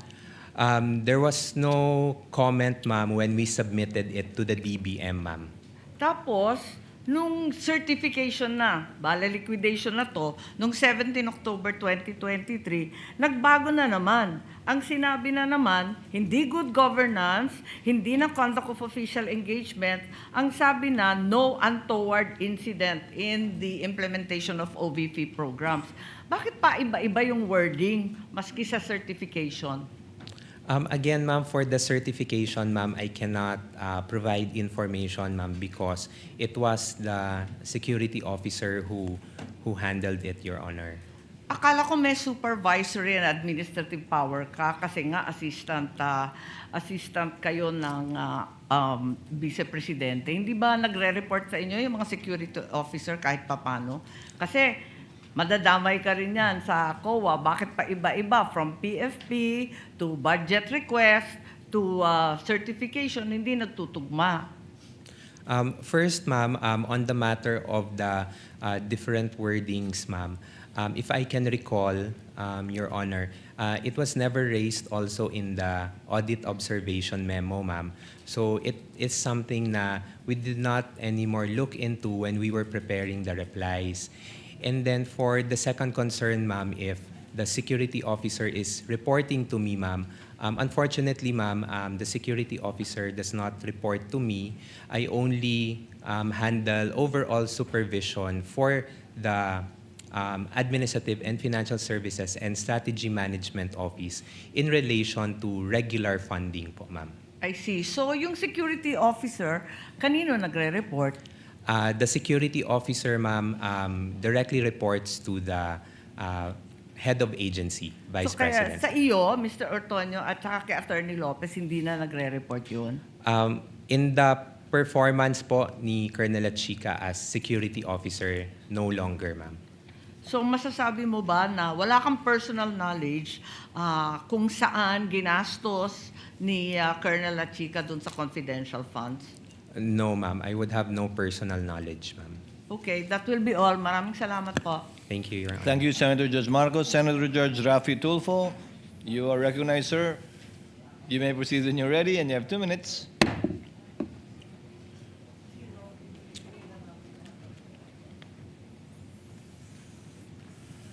Mr. Witness, sakitin ba ang marami sa inyong mga informants?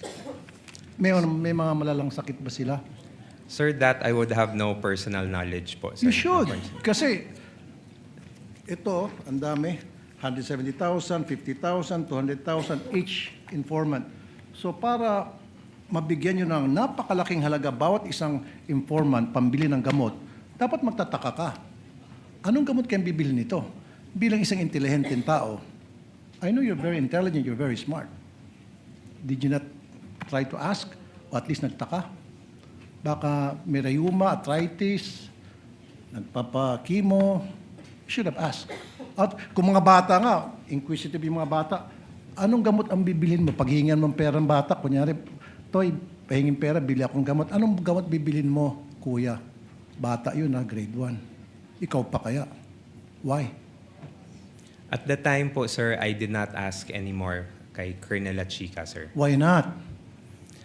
Because, sir, I already gave I trusted what the security officer mentioned to me, sir. But it is your responsibility to know. Kasi ikaw pumipirma doon sa AOM. Sir, in terms of the responsibility to know, sir, I'm not sure, sir, if I'm the one who's responsible to know, sir. But the So task you're to not me, sure. That means, ayoko nang gumamit ng pangsalita. It's unbelievable. It defies logic talaga, really, sir. You're not really making sense at all. Anyway, move on tayo. Yung, alam mo naman sa DOH, nagbibigay ng libreng gamot. Meron Yes, kayong sir. mga medical assistance program. yes, sir. Oh, ba't di nila kayo humingi sa DOH? In fact, by the hundreds of millions and billions, nag-expire lang dyan sa bodega ng DOH, natatapon lang. Sayang. So dapat humingi na lang kayo sa DOH. Bigyan nyo lahat ng informant nyo ng kung anong klaseng gamot. Libre pa. Nakalibre kayo. The wisdom behind how the confidential funds were implemented, sir, I cannot answer, sir, because again, sir, I am not the main implementer for the said activities. Kaya sir. nga, Mr. Smart Guy, nung makita mo na ang dami mga informant na binigyan ng mga hundreds of thousands each para sa gamot, you could have asked La Chica and said, La Chica, bakit di tayo pumunta sa DOH, maghingi tayo ng gamot para makalibre, makatipid tayo sa confidential funds? Libre naman sa DOH. Pag Office of the President maghingi, may budget, meron kayo allocation doon, I'm sure. In fact, sa Davao, ginagawa nyo na yun eh. Sir, that I cannot answer, sir. So again, it defies logic. Hindi po kapani-paniwala ang mga pinagsasabi mo. Sir, for me, it really defies logic. Sayang po yung pagkatalino mo rito. Nasira po yung pagiging isang matalino mong tao. Nakakahiya po dun sa mga eskwelahan na kung saan ka nag-aral at nag-graduate. Because ngayon, pinakita mo na nagsasalita ka na para kang, sorry sir, nagtatanga-tangahan. Salamat po sir. Pasensya na sir. Your Honor, with all due respect, Your Honor, I personally take offense of that comment, sir. I actually just did my duty, sir. At the time, sir, I believe na yun po yung kailangan kong gawin bilang isang empleyado po, sir. And I did my work, sir, based on what was tasked of me, sir, including the limitations that I can do to the duty that I will be doing, sir. So you're talking about limitation. Ikaw ang Deputy COS, and then malapit ka kay VP Sara, and then pirma mo ang nakasaad doon sa AOM. So karapatan mo po magtanong. Okay? Now, you're talking about taking offense. Paano naman po yung mga taong bayan? They're being offended sa paglulustay nyo ng pera. Lumilito na parang nilulustay ang pera dito eh. Pera ng taong bayan po ito ang pinag-uusapan natin. If you're taking offense, mas lalo pong offended ang napakaraming Pilipino ngayon. Kasi hindi mo pa naibibigay ang tamang sagot. Pero kung naibigay mo ng magandang sagot, logical na sagot, then mawawala po yung sama ng loob ng taong bayan sa inyo.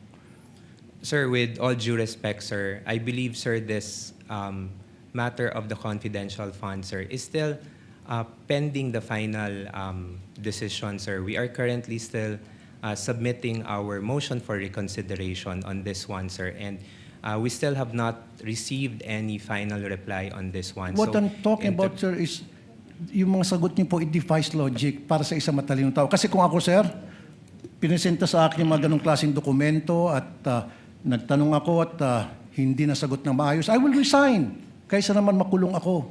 Kaysa naman maipit ako ngayon tulad nangyari sa'yo at saka mga previous witnesses. Di ba? Dalawa lang yun eh. Patuloy kang magbubulag-bulagan, pirma ka lang ng pirma dyan, nakapikit. Pero ang consequence yan, maaari kang makulong, maaari kang makasuhan. Anything can happen. Or, mag-resign ka na lang. Kung ako, I will resign. Mapapahamak ako dyan, ba't ako pipirma dyan? Bakit ako pipirma sa mga nakalagay pagong, piatos, pikit, etc., etc., kung ano pa mga kengkoy na mga pangalan? I would not consent to that. Outright sabihin ko, pag hindi niyo may paliwanag sa akin, I will resign. Period. Thank you po. That was not a question, Mr. Orton, you need to answer. With the permission of Senator Judge Tulfo, may the chair replace the word nagtatanga-tangahan with feigning ignorance on the record? I see Senator Judge Tulfo nodding. So let the records so reflect the statement feigning ignorance in lieu of the Tagalog word mentioned earlier. Yes, Senator Judge Pangilinan is recognized. You have 2 minutes, sir. You may proceed when you're ready. Yes, thank you. Before my time is begins to run, can we have a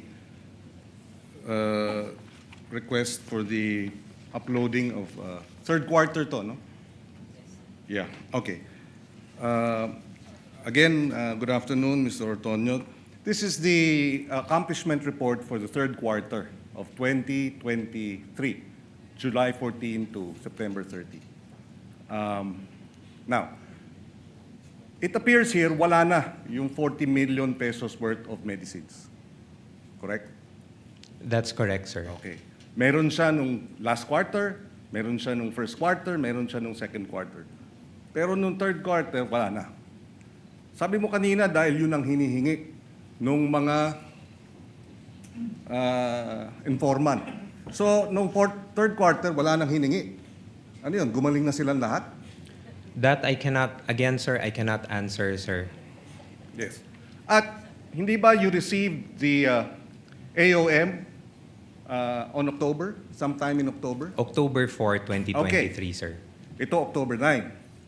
So doon sa October 4, when you receive the AOM, nandun na yung findings na dinidisallow or pinapasubmit ang additional documents. Tama? For medicines, etc. That's correct, sir. Okay. So, mukhang hindi gumaling lahat nung binibigyan ng gamot. Ang nangyari, mukhang dahil nakita ninyo yung AOM at ipinagbabawal, binago ninyo. Tama po ba yun? Sir, again, sir, I cannot answer kung binago yung accomplishment report, sir, because it's something that I personally did not prepare also, okay. sir. Now, I move on to another point. Sabi nyo, nung natanggap nyo yung AOM, you went point by point sa mga issues, tama? Yes, sir. Ang tanong, bakit di nyo binuksan yung sealed envelope dun sa ARs? Kasi andun lahat ng mga acknowledgement receipt. Bawal ba? Sir, I did not open, sir, because at the time, sir, the AOM indicated that we are requested to submit the documentary evidence of payments. And that is the acknowledgement receipts. That is what you are receipts. being required to submit. To submit, sir. So Yes, should sir. you not have gone through the acknowledgement receipts to check because you're being asked to submit the documentary evidence of payment and to check if the ARs are actually documentary evidence acceptable? Sir, yun na po yung nabigay sa akin ng special disbursing officer, sir. So, No, okay. The question is, why didn't you open the envelope? Sir, I did not open anymore, sir, because at the time, sir, I also have a designation as Were you instructed not to open it? Sir, as liaison officer kasi, sir, I am not in the position, sir, to open yung sealed na But you were DEP, instructed sir. to submit documentary evidence of payment. So you, in other words, you complied without going through the documentary evidence of payment? How can you now tell if it was documentary evidence of payment that you were submitting when you did not open the envelope? What were you submitting? I personally did not open it anymore, That's sir. why, but you were being required by COA to submit, to comply. So Yes, sir. So would you say that was substantial compliance? Sir, yun po kasi yung na-require ng AOM, sir. So we submitted the documentary evidence Kasi of ang payment. sitwasyon dito, dahilan mo o depensa mo na hindi mo na tiningnan o hindi mo nakita. Pero tama bang depensa yun? Na hindi mo nakita kaya hindi mo masasagot? Kasi ganun din ang sinabi mo, wala ako doon, wala ako sa ground, I'm not in the implementation, kaya hindi ko masagot. Is that compliance with, the requirements of COA? Sir, the duty po, sir, to ensure that the DEPs... There was nothing to stop you from opening the envelope, right? There was nothing. Sir, the JC, sir, indicates, sir, that there are only certain individuals who have access You to could get the- clearance, could you? Sir, Of that's course. what... Of course you can. I did not ask anymore, sir, because I parang respectfully in-acknowledge ko na kung ano yung nakalagay sa JC, sir. In other words, you really did not go point for point as you earlier testified to. Kasi pag sinabi mo we went point for point, parang masinop yung naging trabaho ninyo, di ba? Thorough, point for point. Pero ang lumalabas dito ngayon, hindi nyo binuksan yung documentary evidence of payment, hindi nyo binusisi, hindi ba? Sinabmit lang ninyo. Again, we're talking of hundreds of millions of pesos. And I'd like to think, being an intelligent Ateneo graduate, diba, that you would have exercised greater diligence as you tried to monitor, check on, supervise financial services head how government money was being spent. Yun ang tinatanong ng mga kababayan natin. Mahirap paniwalaan, I'll wrap it up here, na kayo ay gumastos ng 122 million para sa gamot na reward dahil nag-surveillance yung mga informant at nabigyan ng reward at hiningi nila gamot at hindi niyo binigyan ng gamot, binigyan niyo ng pera para sila nang bibili ng gamot. Sabi niyo usual yun. Kindly wrap up, Senator Judge Pangilinan. No further questions, Mr. President. Thank you, Senator Judge Pangilinan. Finally, Senate President Gatchalian. Thank you. And then Senator Judge Padilla. Thank you, Mr. Presiding Officer. To wrap it up. Merong binabasa ko itong reply ninyo, Mr. Ortonio, to COA, dated November 30, 2023. At nakasulat dito, I'll flash it on the screen. Paki-flash na lang. Hence, the 125 million CF was fully utilized for expenses planned, implemented, and paid during the 3-month period covering October to December 2022. So, sino nagbayad ng 125 million in advance? Sir, there was no payment in advance that was made, sir. All payments were made between the period of December 21 to December 31, sir. But very clear kasi dito na binayaran na siya paid. 3 months in advance. In fact, mayroon pa siyang months. And ito yung kadugtong ng sinabi ng ating presiding officer, obligation incurred. So, ang basa ko dito, nabayaran na siya. Kaya reimburse na lang ng 125 CF. Sir, if I may be allowed, sir, to clarify, Your Honor, yung parang explanation from yesterday, sir. For the period of October to December 2022, sir, based on the information that was shared by the security officer, once we have already submitted yung PFP sometime in September, the security team, sir, meaning si Colonel Chica, sir, already made coordination with informants or agents on the ground. As to the extent of the coordination that they did, sir, I am not privy to that anymore. However, when we received the SARO in December 13, 2022, which already indicates that we already have the funding for the confidential funds, that's the time that they were able to make definitive agreements with the informants on the ground. And once the payment, once the check has been encashed already, that's the time that payments were made between the period of December 21 to 31. Mas realistic pa kasi kung in advance tapos reimburse kaysa 125 million gagastusin in 11 days.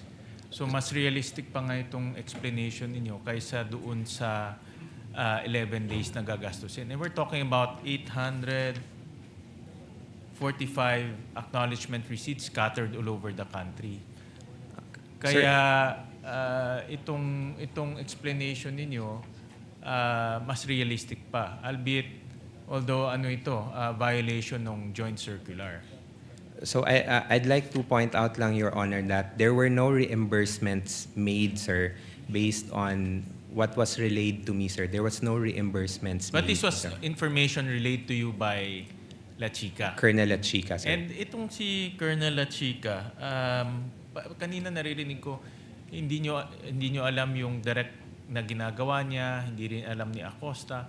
So, sino lang nakakaalam sa opisina ninyo tungkol sa confidential operations or itong paggastos, yung paggastos ng confidential operations? For the confidential operations, sir, again, sir, I have no personal knowledge, sir. I would assume, sir, because meron po siyang designation from our head of agency, then the reportorial duties, I would presume, would be directly to the head of agency. Which is si Vice President Sara. Which is So the head dalawang of tao agency. lang sa opisina ninyo, si Vice President Sara at si Colonel La Chica lang, ang alam kung paano gastusin itong 500 million. Sir, I would have no personal knowledge again, sir, kung sila lang pong dalawa, sir. Kasi ikaw yung gumawa nung reply, pero galing sa Colonel La Chica yung information, si Gina naman kahapon, ganun rin, hindi rin niya alam. So I'm trying to understand sino nakakaalam nung paggastos ng 500 million dahil hindi siya maliit na pondo eh. No, but based on your information, dalawang tao lang ang parang nakakaalam nito. No? Si Vice President at si Colonel La Chica. My last question, Mr. Presiding Officer. Kanina nasabi nyo na based sa information, meron pang mga tao si Colonel La Chica. Tinransfer ni Acosta yung pera, o dinisburse ni Acosta yung pera kay Colonel La Chica. And si Colonel La Chica, dinisburse niya ulit dito sa mga tao niya. So, double handling ang nangyari dito sa pera.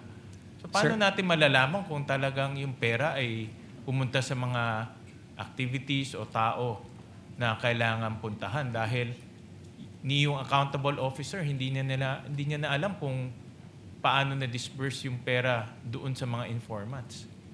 Anong kwento sa'yo ni Colonel La Chica na umabot talaga dito sa mga informants? Sir, based on what was shared to me, sir, Ms. Gina Acosta disbursed the amount to the security officer and then the security officer implemented it on the ground. Yeah, but violation na kasi in disbursement to Colonel La Chica eh. And then there's another violation na from Colonel La Chica to some people who disperse the amounts. Ibig sabihin, ang daming taong humahawak ng pera bago umabot sa mga informants. So, in that sense, ang daming violation o tinakbuhan ng pera. So, thank you, Mr. Presiding Officer. Thank you, Senate President. With the indulgence of Senator Judge Padilla, Senator Judge Camille Villar will be availing for a first round opportunity to interject. So I will recognize her first. Again, with your indulgence, Senator Judge Padilla, I see you nodding. Senator Judge Camille Villar, you may proceed when you're ready. You have 2 minutes, ma'am. Okay, thank you, Mr. Presiding Officer. Good afternoon po, Mr. Ortonio. Good afternoon, Your Honor. Mayong hapon. So, mayong hapon din. I just have a few clarificatory questions for you, if you don't mind. Tama po ba kayo ang Assistant Chief of Staff ng OVP? Yes, that's correct, Your Honor. And kayo po ang sumagot dun sa AOM na pinadala ng COA. Kayo po yung nag-prepare ng report. Yes, that's correct, Your Honor. Yes, and ano yung what was the process in which that you did that? Or what were the things that you had to do? You prepared the AOM, you consulted with? Nung na-receive po yung AOM, ma'am, I informed the Chief of Staff and the Vice President. And from there was an instruction to me to coordinate with the Special Disbursing Officer and the Security Officer, which I did also, ma'am. And then from their replies, ma'am, I drafted the response and then I submitted the reply for final approval to the head of agency. And of course, in your capacity as the Assistant Chief of Staff and in your own capacity, sa inyo pong palagay ay nagampanan nyo naman yung inyong role dito sa prosesong ito at nagawa nyo naman adequately yung report. Yes, at the time, ma'am, yes, I would say so, ma'am. Because from the issues that were raised Yes. in the AOM and in the NS, marami pong mga concerns or issues na natanggal po doon sa final na natanggal doon sa notice of disallowance that we received. Okay, and lahat yung mga requirements naman ay na-fulfill nyo naman dun sa report, right? A majority of it.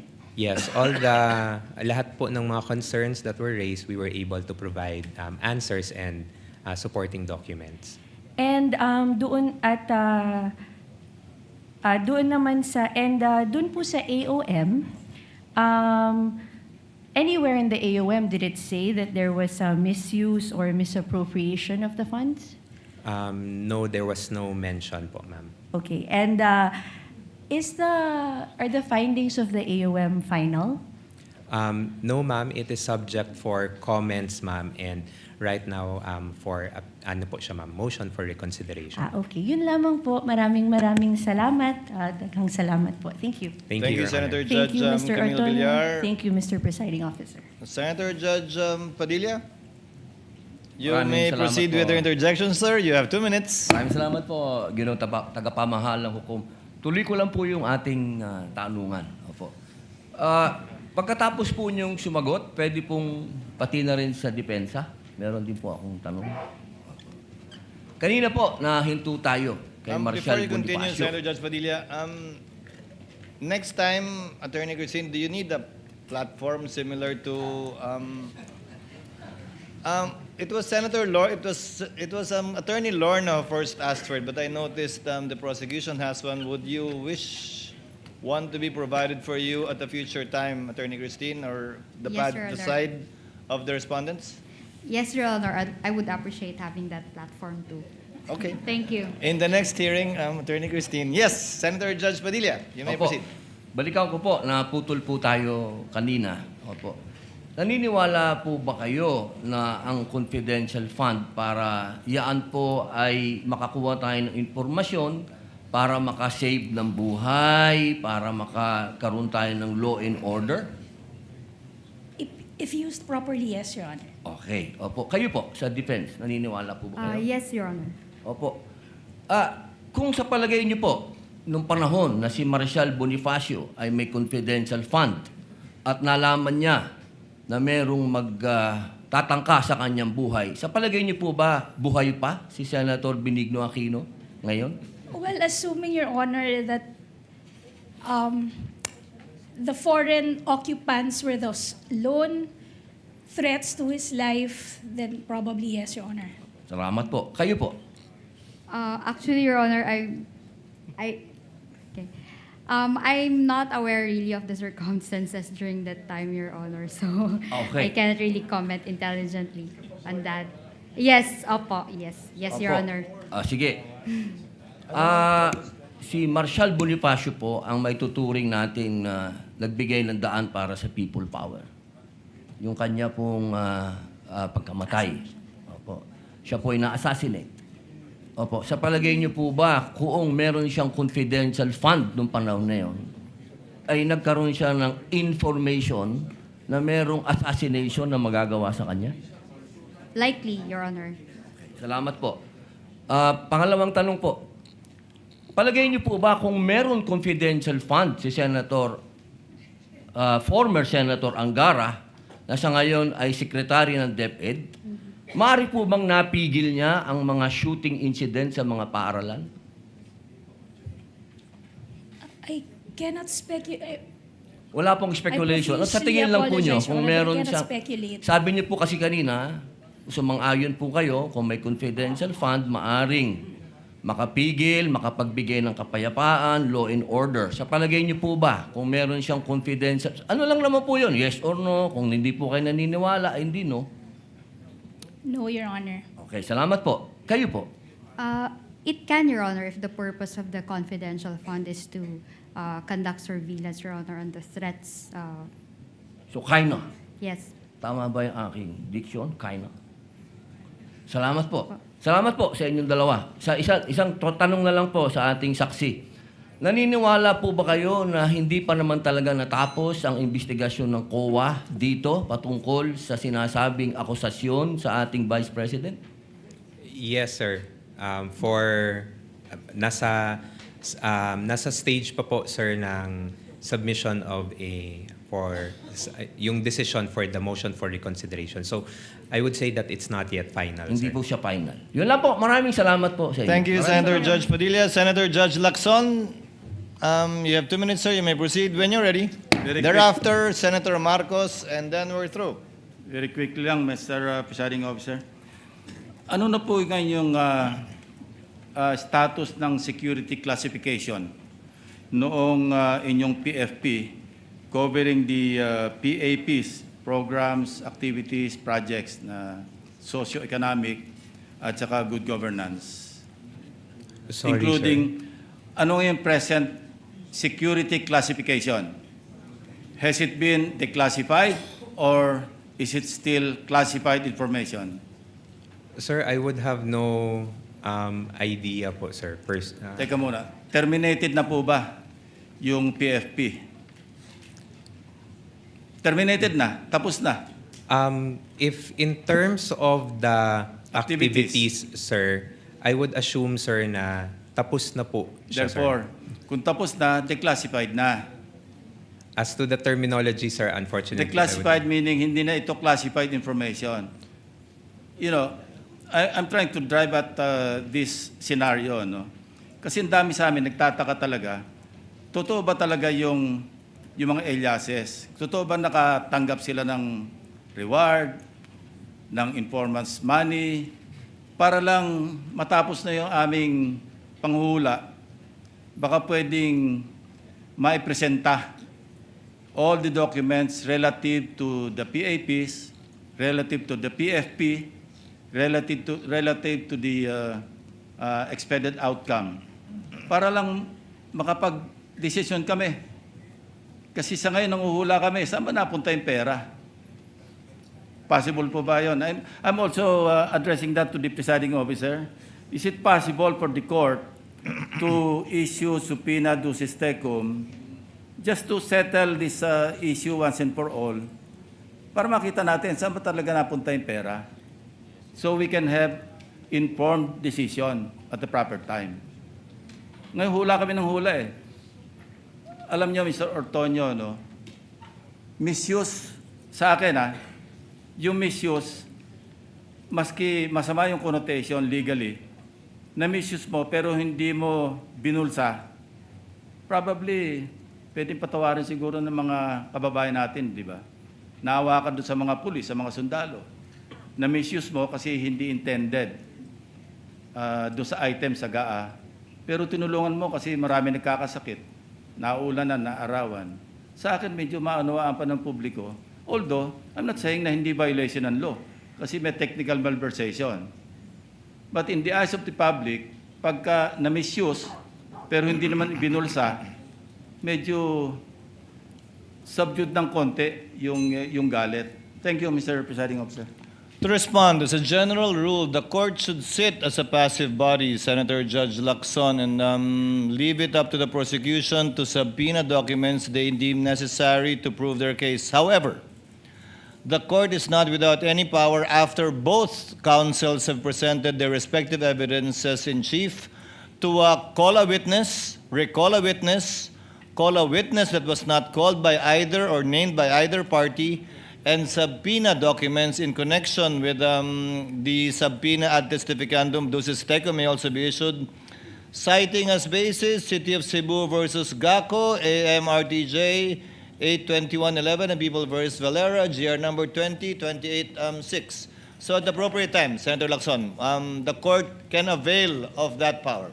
Yeah, thank you, Mr. Presiding Officer, for the response. Kasi para hindi na tayo nanguhula lahat ito, 20 ilan tayo rito. Hindi natin alam kung talaga saan napunta yung pera. Of course, there's a presumption na nagamit na maayos. But still, there's that doubt. You cannot remove that because of the so many issues na lumabas dito sa aming trial. And we want to be satisfied.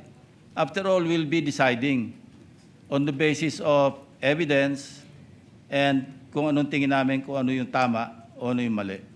Thank you, Mr. Presiding Officer. We reserve that right. The court reserves that right, Senator Judge Lacson. Finally, Senator Judge Marcos for her interjection. Yes, maraming salamat. At naintriga lang ako sa nasabi kanina, no?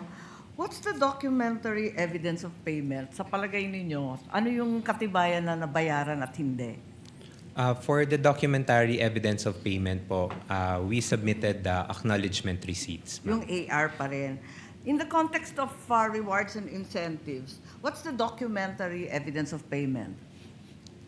Based on my understanding, ma'am, acknowledgement receipts. AR ma'am. din. Wala talagang resibo, walang voucher, walang invoice. Ganun po ba? Ang understanding ko po, ma'am, it's the acknowledgement receipts, ma'am, can suffice, ma'am. And COA did not require OVP to submit what was inside that sealed envelope. Nasabi nga ninyo kanina, yung AR lang ang binuksan nyo, hindi na tinignan yung sealed envelope. Kasi ba hindi required ng COA yun? Ma'am, when we submitted the initial po na comment ng COA is that we submit documentary evidence of payment to include also either ARs or official receipts. We submitted po ARs as documentary evidence of payment, and in the notice of disallowance po, there was no concern anymore in terms of the acknowledgement receipts, ma'am. So inasmuch as yung COA did no longer ask for other documentation aside from the AR and the other documents submitted, is that the reason kung bakit hindi na niyo binuksan yung sealed envelope?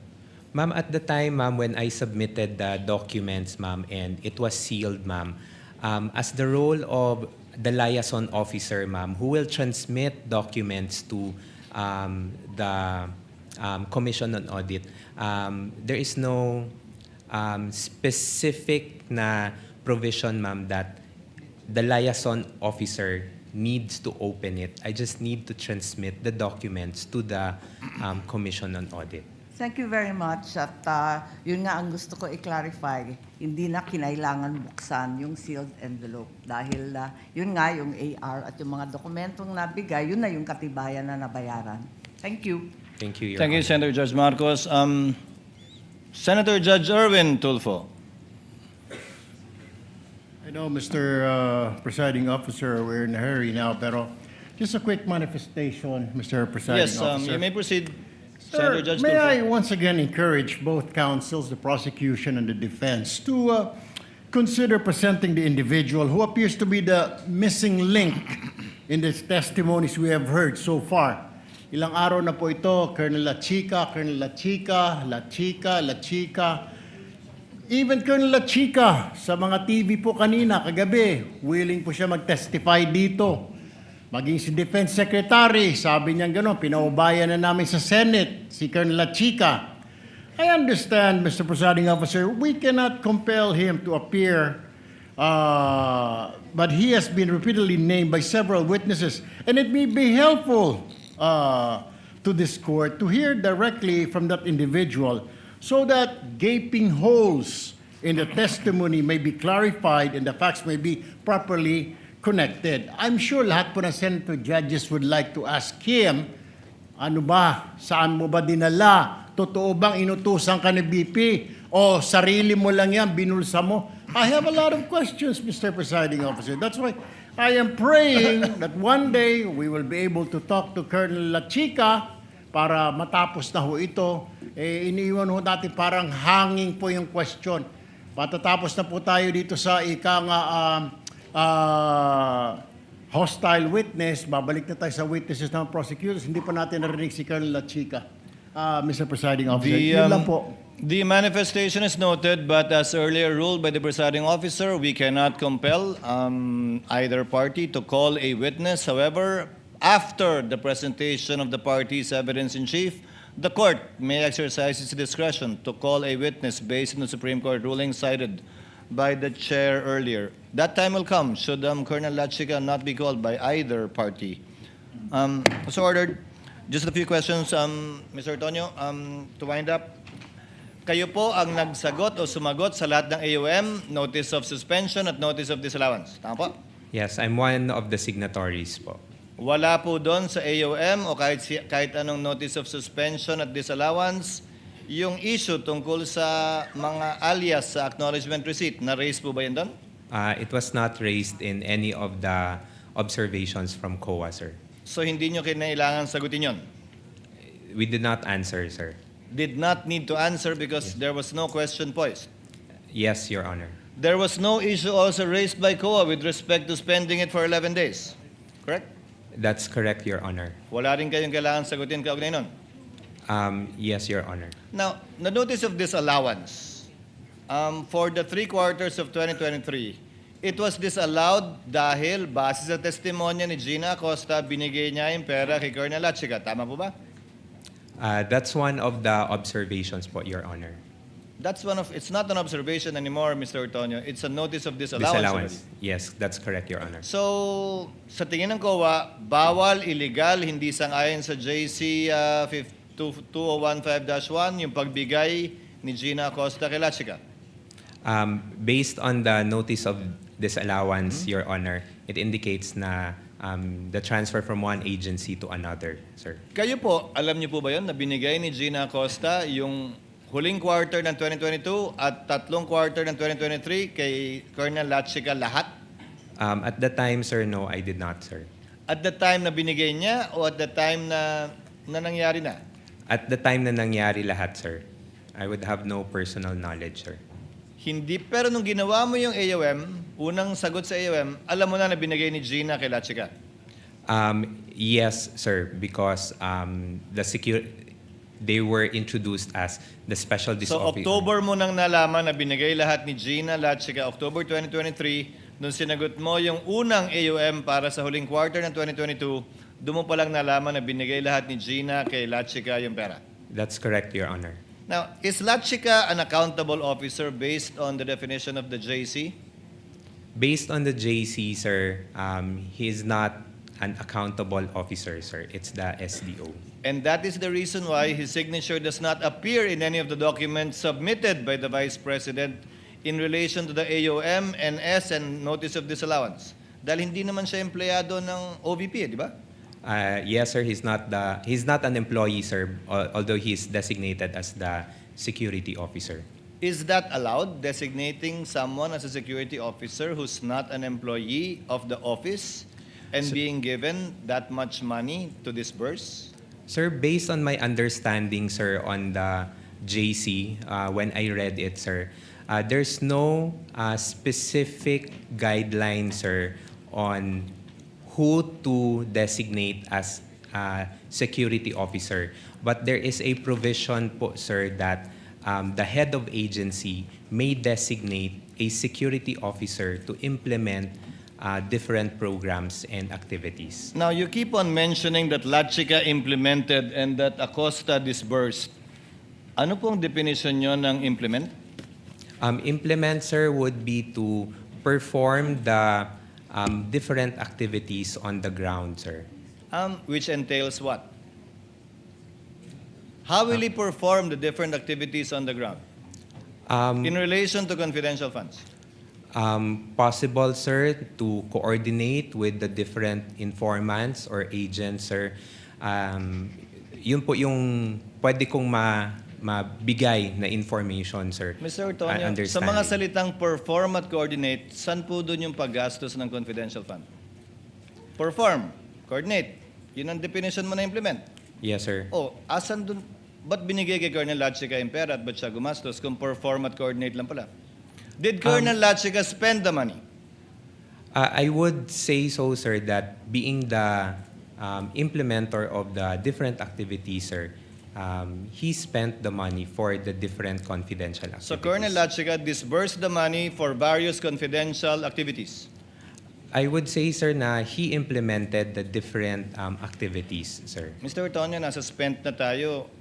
binago ko lang ng konting disburse, bumalik ka na naman sa implement eh. Again, spent, disbursed. It means the same thing. Ang Sir- gumastos na ng pera na binigay ni Gina, si Colonel Lachica o mga tauhan niya. Sir, based on my understanding, sir, it's Miss Gina Acosta who disbursed the funds, sir. And then si Colonel Lachica po yung implement or conduct ng mga confidential activities Hindi on the ground. nagbayad si Colonel Lachica? Part of his duties as the implementor, sir, nagbayad Mabayad. siya doon sa mga... So is it your theory that Gina disbursed to Lachica as an end user? Yun po yung ano ko, sir. That's my understanding po, sir. Kung on end that. user si Lachica, bakit niya binawi yung acknowledgement receipt niya nung nagbigay na siya ng mga acknowledgement receipt para sa di umano binayaran niya? Hindi ba dapat tinago niya yun? Kasi nag-disburse si Gina, tinanggap ni Lachica. Kung siya ang end user, tama lang na may acknowledgement receipt siya, ba't niya binawi? Ba't hindi tinago sa file? Sir, in terms of binawi po yung AR, sir, Ni Lachica? I do not know of that, sir, because... That's what Gina said. The AR, sir, were given to me by Miss Gina, and then that's what I submitted Mr. to the Antonio, Commission on Audit. The ARs of the various aliases na binanggit, yung kanina pa sinasabi, ng iba't ibang apelido, kasama yung apelido ko, yun yung sinubmit ni Colonel Lachica. Ayon kay Gina, nagbigay siya ng pera kay Colonel Lachica at bilang katibayan, nagbigay na acknowledgement receipt si Colonel Lachica.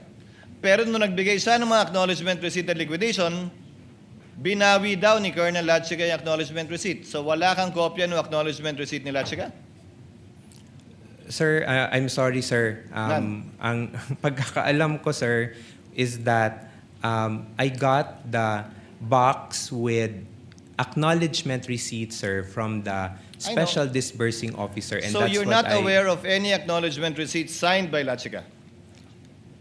No, sir. So if Gina disbursed to him, ba't hindi mo hinanap yung acknowledgement receipt kay Lachica? Sir, the request, sir, was for the DEPs for the implementation, If your sir. theory is, dinisburse kay Lachica, in-implement ni Lachica, hindi ba kailangan may papel yung dinisbursan na tinanggap niya yung pera? Sir, I did not request for it anymore, sir. That's the final question, sir. So this is your story. You placed in the PAP, or you know that what they placed in the PAP, Good Governance Program, Socioeconomic Delivery Program, pero gagastusin yung confidential fund para sa informants, para tiyakin na ligtas ang ikalawang Pangulo saan man siya magpunta sa bansa, kaugnay ng trabaho niya, at ginamit itong confidential fund para bumili ng impormasyon, pera binigay para ipambili ng pagkain, ng silya, ng computer, ng gamot, kapalit ay impormasyon para matiyak ang kaligtasan ng VP at napatunayang matagumpay yon dahil walang nangyaring masama sa ating Vice Presidente hanggang ngayon. Yan po yung buod summary ng paggamit ng confidential fund ng OVP base sa inyong presentasyon. Sir, with due respect, sir, just... You can correct me, sir. Just one correction lang po, Yes, sir. It's for the... to ensure that the activities of the OVP will be implemented safely and that no untoward na mga mangyayari in the performance of... walang mangyayari sa mga different activities ng OVP. That's what I Walang understand. mangyayaring masama sa kanya at dun sa makikilahok. That's an accepted For the amendment. office and the, sir, for the people who will be, say for example, attending mga events, sir. Kaya hindi lang kay VP, pati sa mga taong makikilahok dun sa event para ligtas silang lahat doon. Yes, Your Honor. Yan po yung sinabi sa inyo ni Colonel Lachica na rason kung bakit siya namigay ng pera sa iba't ibang informant sa pamamagitan ng reward o pera pambili ng gamot, ng silya, ng computer, ng pagkain. Yes, Your Honor. That would be all, Mr. Antonio. Senator Judge Zubiri, to avail of the first round. Thank you very much, Mr. President. I was not going to ask any more questions. I won't be asking a question to the witness, more to address the court. Can we make, because this is a recurring theme, halos sa lahat ng mga testigo, ang sinasabi po nila at minsan mga tanong ng prosecution or defense and prosecution ay ito bang finding ng COA, hindi pa siya final. It is yet under may motion for reconsideration, ika nga, binanggit nga kanina ng ating testigo. Can this court make representation with the COA? If possible, during the duration of this trial, so that we may be guided as judges. Can they make their finding already with finality? Who knows? They may say na wala namang nangyaring kalokohan, itong article ay tapos na. Pag sinabi naman talaga nila ay masyadong glaring yung mga violations, then tayo bilang mga judges will also be clarified kung meron talagang misuse of funds. Kasi yung arbiter talaga nito is COA. Diba? Lahat ng misuse of funds ng government agencies, it is the COA that makes that determination. And then before it is taken up to another court, which is Sandigan Bayan, the Ombudsman. Pero sana po, Mr. Presiding Officer, this is an appeal to the COA. I know there is what you call a due process for the parties, but I think the filing for the motion for consideration was done a few months ago, or I think it was in 2000. The findings came out 2024 or 2025. Medyo matagal na. And if there was a motion for reconsideration on the part of the Vice President, maybe it will be prudent that they already come up with a decision of finality, Mr. Presiding Officer, and copy furnish this impeachment court because it will be very important. Kasi ang sagot palagi ng testigo, may motion for consideration pa kami. Hindi pa final po yan, Your Honors. So, for the guidance of each and every one of us here, may we appeal to the Commission on Audit, I'm sure they're listening, can they already come out with finality on this issue so that we may be guided by the arbiter, the final arbiter, when it comes to issues of misuse of funds? Yun lang po, Mr. Presiding By way Officer. of reply, Senator Judge Zubiri, the Commission on Audit is an independent constitutional commission, and I doubt if we would be well within our rights to compel them, similar to a mandamus, to act one way or the other on this matter. Secondly, That's why it is a request, Mr. I Presiding think the Officer. period Yes. to file an appeal under 45 or under 65 by certiorari of the ruling of the COA Commission and Bank has not yet lapsed, and the period to file a reconsideration has not yet lapsed too. It is yet to be, the respondent, I think, has until October to file a motion for reconsideration. So it's not yet in the hands of the Commission at this point in time. But having said that, thirdly, Yes, Mr. Presiding there Officer. are cases decided by the Supreme Court to the effect that a final determination of COA is not necessary for a case to be heard and tried. So this does not preclude the impeachment court, if at all, from Yes. deciding based on available evidence in regard to the articles of impeachment pending before us. Pero Mr. Presiding Officer, napakabigat na mga akusasyon na binabanggit natin dito na yung araw na ito sa Vice Presidente. Napakabigat. Does not that weigh on to the Commission, although it's an independent body, that prudence dictates that they must act with of course, following the what you call due process. Kung October, sinasabi nga natin, hindi nga ito matatapos ng December. So it is well within the period. I myself, as one of the judges of this impeachment court, want to see the final observation report or findings of the Commission on Audit. That is an appeal to them. As I said, we cannot compel them. They are a independent constitutional branch of government. But for example, budget season starts next week. They will come. Maybe we can ask that question to them. How long will it take before this finding comes out? Because We want to know. I cannot make that. It's very difficult sometimes to make a decision without the final decision made by the Commission on Audit. I think it would be very important, Your Honor. Just putting that on the record. Thank you. The manifestation of Senator Judge Zubiri is noted.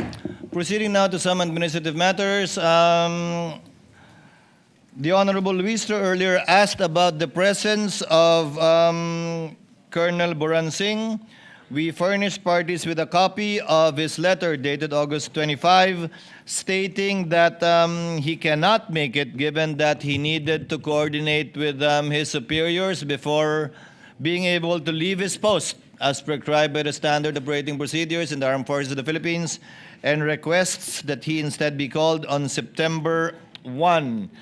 I am constrained to grant that, Honorable Luistro, Attorney Sheila, given the exigencies of his position, that he is the commanding officer of Task Force Zamboanga and cannot leave simply because he received the subpoena and would need certain preparations before he can leave his post. Let the corresponding subpoena, if it has not yet been issued, be issued for Colonel Boransing, the second on September 1. Number 2, insofar as Major General Bajao retired is concerned, the address given was not received by the Armed Forces of the Philippines. He is retired. So may I instruct the prosecution to kindly coordinate with either the Philippine Veterans Affairs Office, PIVAO, or the AFP Pension and Gratuity Management Center to get an address. I'm sure he's receiving his pension from somewhere, and that would be a good place to look. The court cannot issue a subpoena properly to Major General Bajao without an address, counsel. Bahaw. In regard to the third, sitting third? Panopio, Your Honor. Yes, in regard to Colonel Panopio, he was subpoenaed to appear on September 1, thinking that Colonel Boransing would be here today. Therefore, there are no other witnesses to be presented by the prosecution today. So, next week we are expecting Colonel Boransing, Colonel Panopio, and hopefully we would be able to find Major General Bahaw, if you will still persist in those three witnesses, Honorable Luistro. Your Honor, we respectfully inform the Honorable Impeachment Court that we are now dropping the presentation of Colonel Bahaw. Nevertheless, we maintain Major General. Major retired. General Bahaw, Your Honor.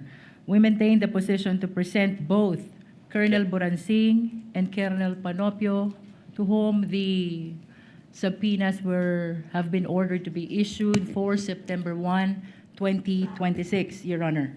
But in addition to that, Your Honor, and in order to maximize the schedule that is given to us by the I was Honorable about to ask Impeachment that. Court, for September 2, that is next Wednesday, Your Honor, we would like to respectfully move for the issuance of subpoena ad testificandum to Attorney Michael Wesley T. Powa, if the same should be necessary, as well as to Ms. Marisa B. Grande of the Philippine Statistics Authority, Your Honor.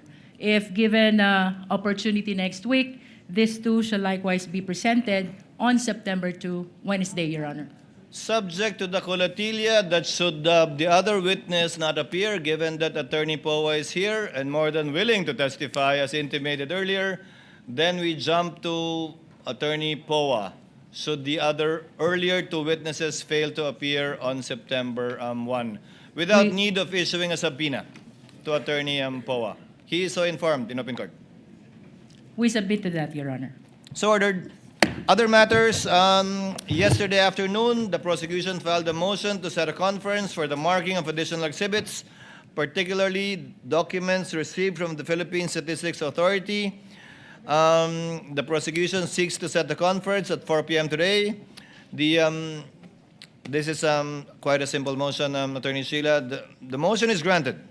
The clerk of court is directed to conduct the marking of additional exhibits at 4 o'clock this afternoon at Rector Room, and counsels are directed to send representatives to attend the conference. The presiding officer is also in receipt of a request from the respondent to be furnished with copies of the prosecution's pre-marked exhibits for Article 1, which counsel for respondent is likewise marked with the specifics.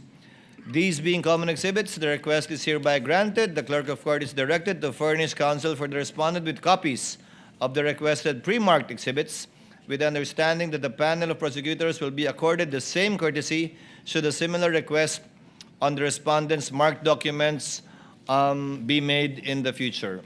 So ordered. Your Honor, Yes, Attorney Sheila? given that opportunity given to the prosecution to mark additional documents, I would like to avail of the same opportunity.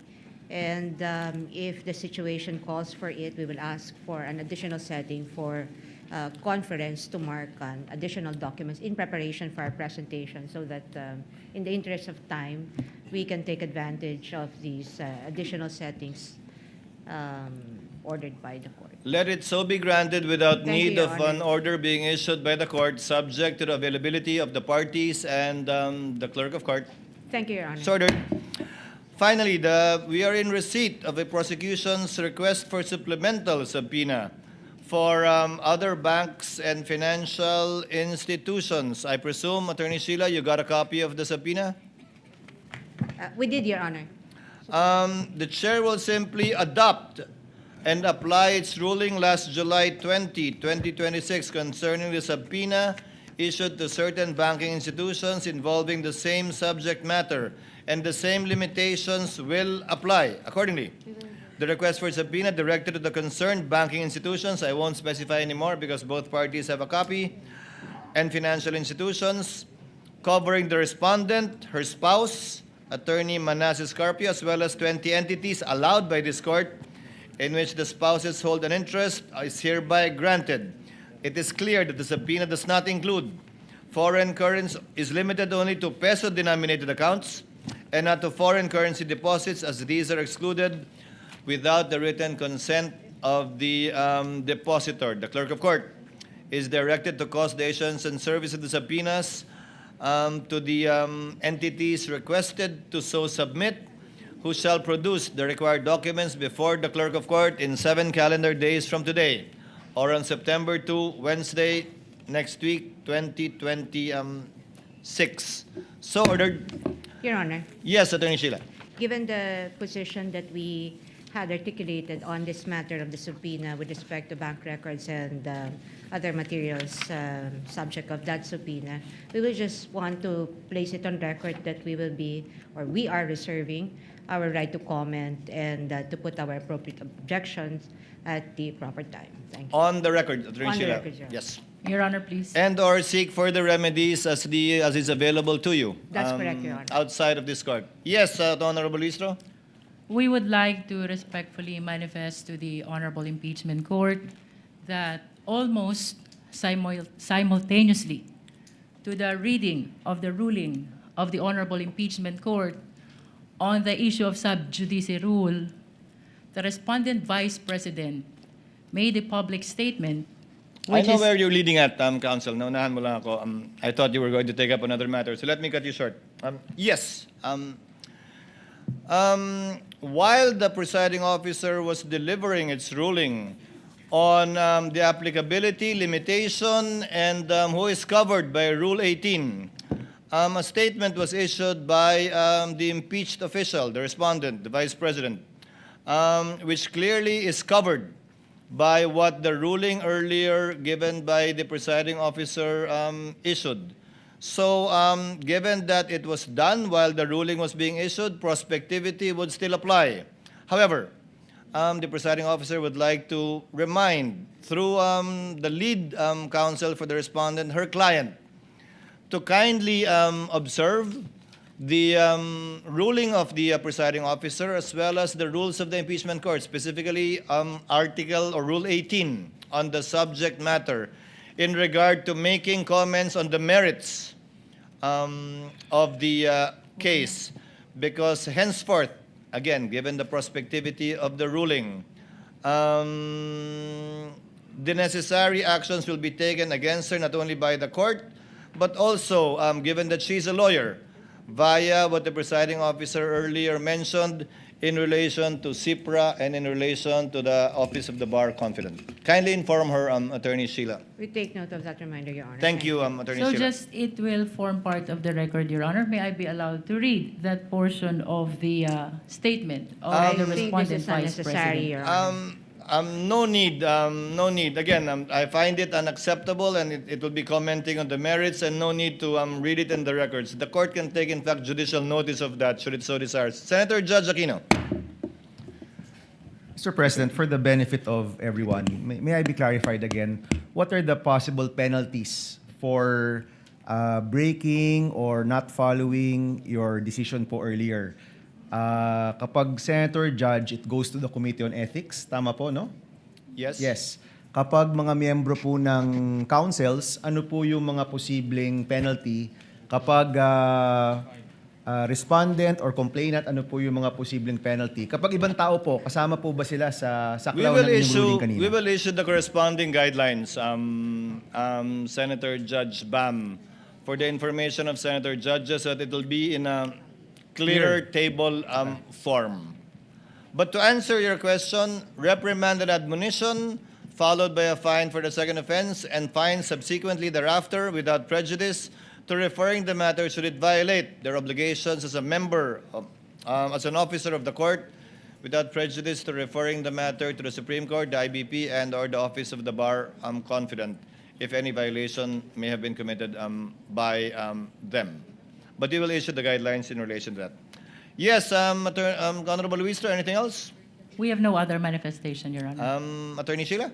We're good, Your Honor. We promise to provide what do you call it? A platform, should it be so necessary. Yes, Your May Honor. we request, Your appreciate Honor, that. that the witness, Mr. Ortonio, be excused? Yes, I'm sorry, Mr. Ortonio. I thought the administrative matters would not take this long. Yes, Mr. Ortonio, you are excused. Maraming salamat po sa inyong panahon, sa inyong kooperasyon at sa pagsagot po sa katanungan ng Senator Judges at ng magkabilang partido. Thank you for your time, sir. You are excused, Thank you sir. very much, Your Honor. Thank you. The trial is adjourned until 10 a.m. Still 10 a.m. on Tuesday, given that Monday is a holiday, September 1, 2026. Thank you. Session will be at 3:30 according to the Senate President.